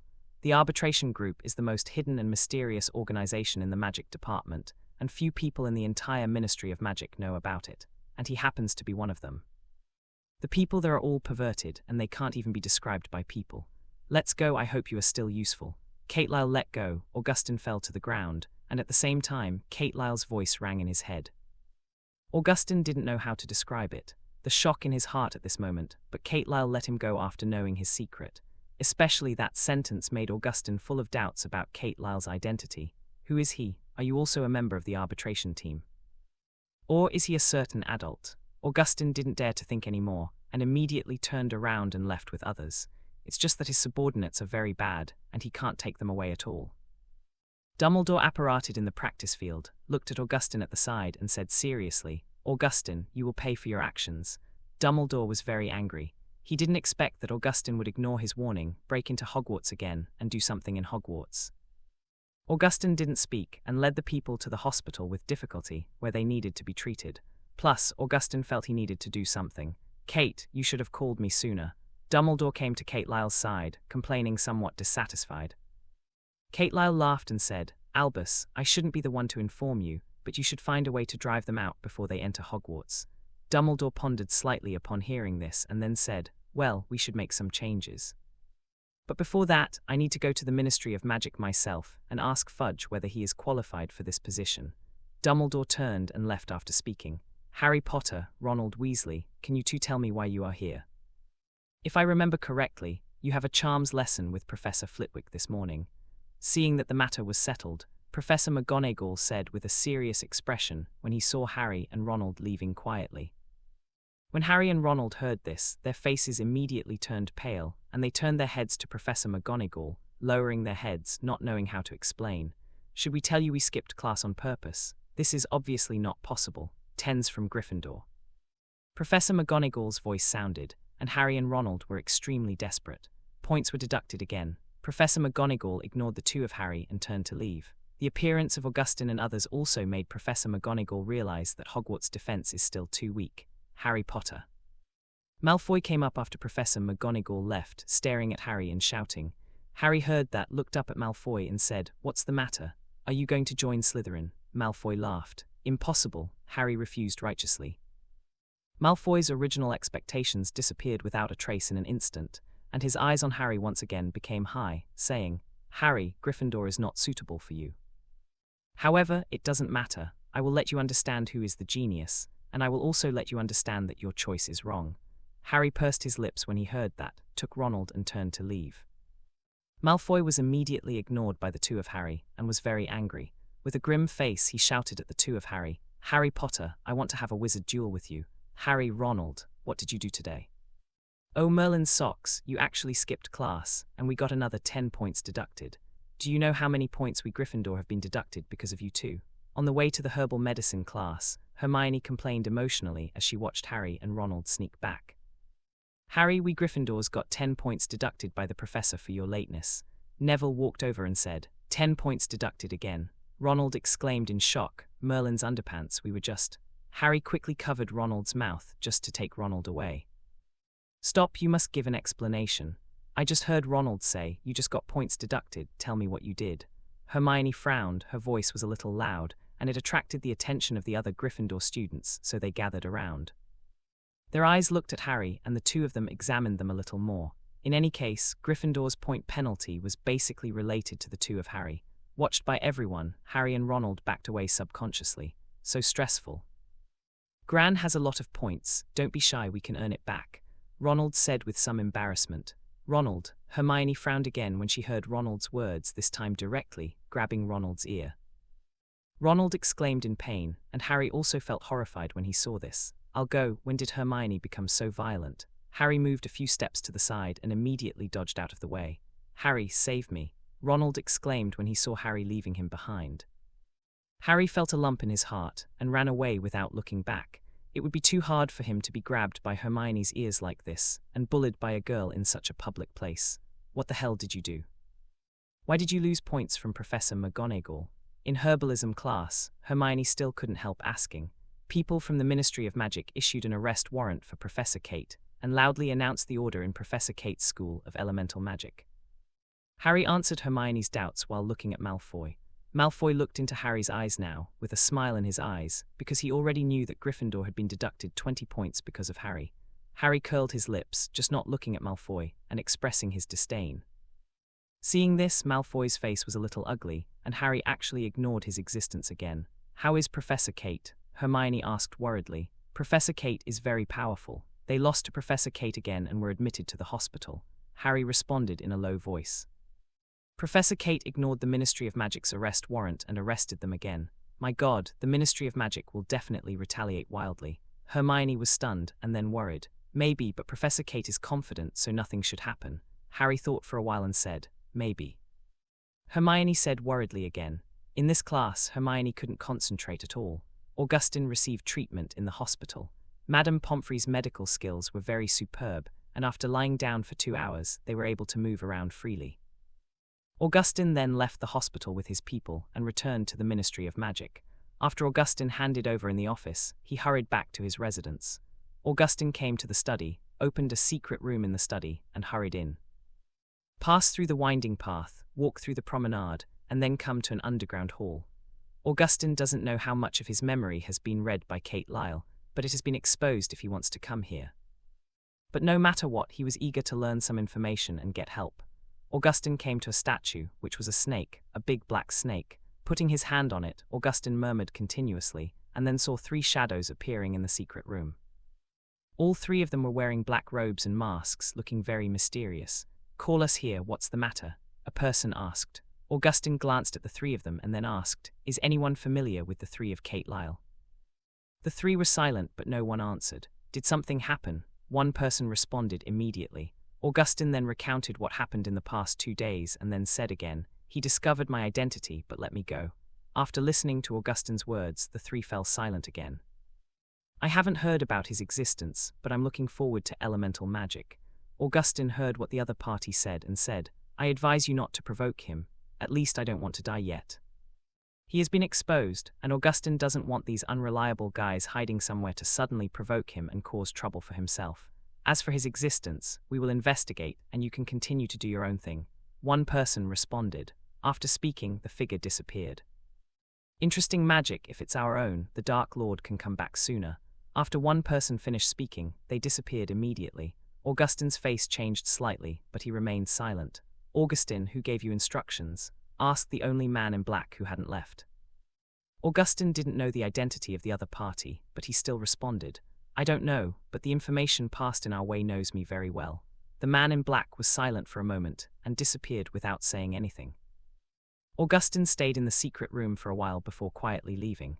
Augustin, who returned to the study, quickly received the message from the owl and left in a hurry. The next day, there was an explosive news event about Kate Lyle, and it exploded directly in the wizarding world. For example, brand new elemental magic, gorgeous and full of destructive power, the secret of Kate Lyle, the creator of elemental magic, a mysterious wizard without records. Aura invaded Hogwarts and was beaten by a mysterious professor. Urine flow, mysterious wizard who ignores arrest warrant, etc. Magazine reports went straight to the headlines of well-known newspapers such as the Daily Prophet, the Quibbler, and Transfiguration Today. Meanwhile, everyone's interested in Kate Lyle. Not only did he resist arrest, he also beat down all the auras who came to resist arrest, which is very rare in the magic world. Therefore, people in the magic world are watching the jokes of the Ministry of Magic. Of course, the brand new elemental magic is gorgeous and beautiful, so powerful that it makes people tremble, and it is even more novel. So they began to gather towards Hogwarts, including those with ulterior motives. Hello, everyone! As we wrap up this video, I want to share a quick note. I have a Patreon account. If you'd like to support me and enjoy on-demand audiobooks, you can become a Patreon member. Alternatively, you can check out my Google Drive link, which has 500+ novel audiobooks available through my Ko-fi or Patreon shop. I appreciate your support.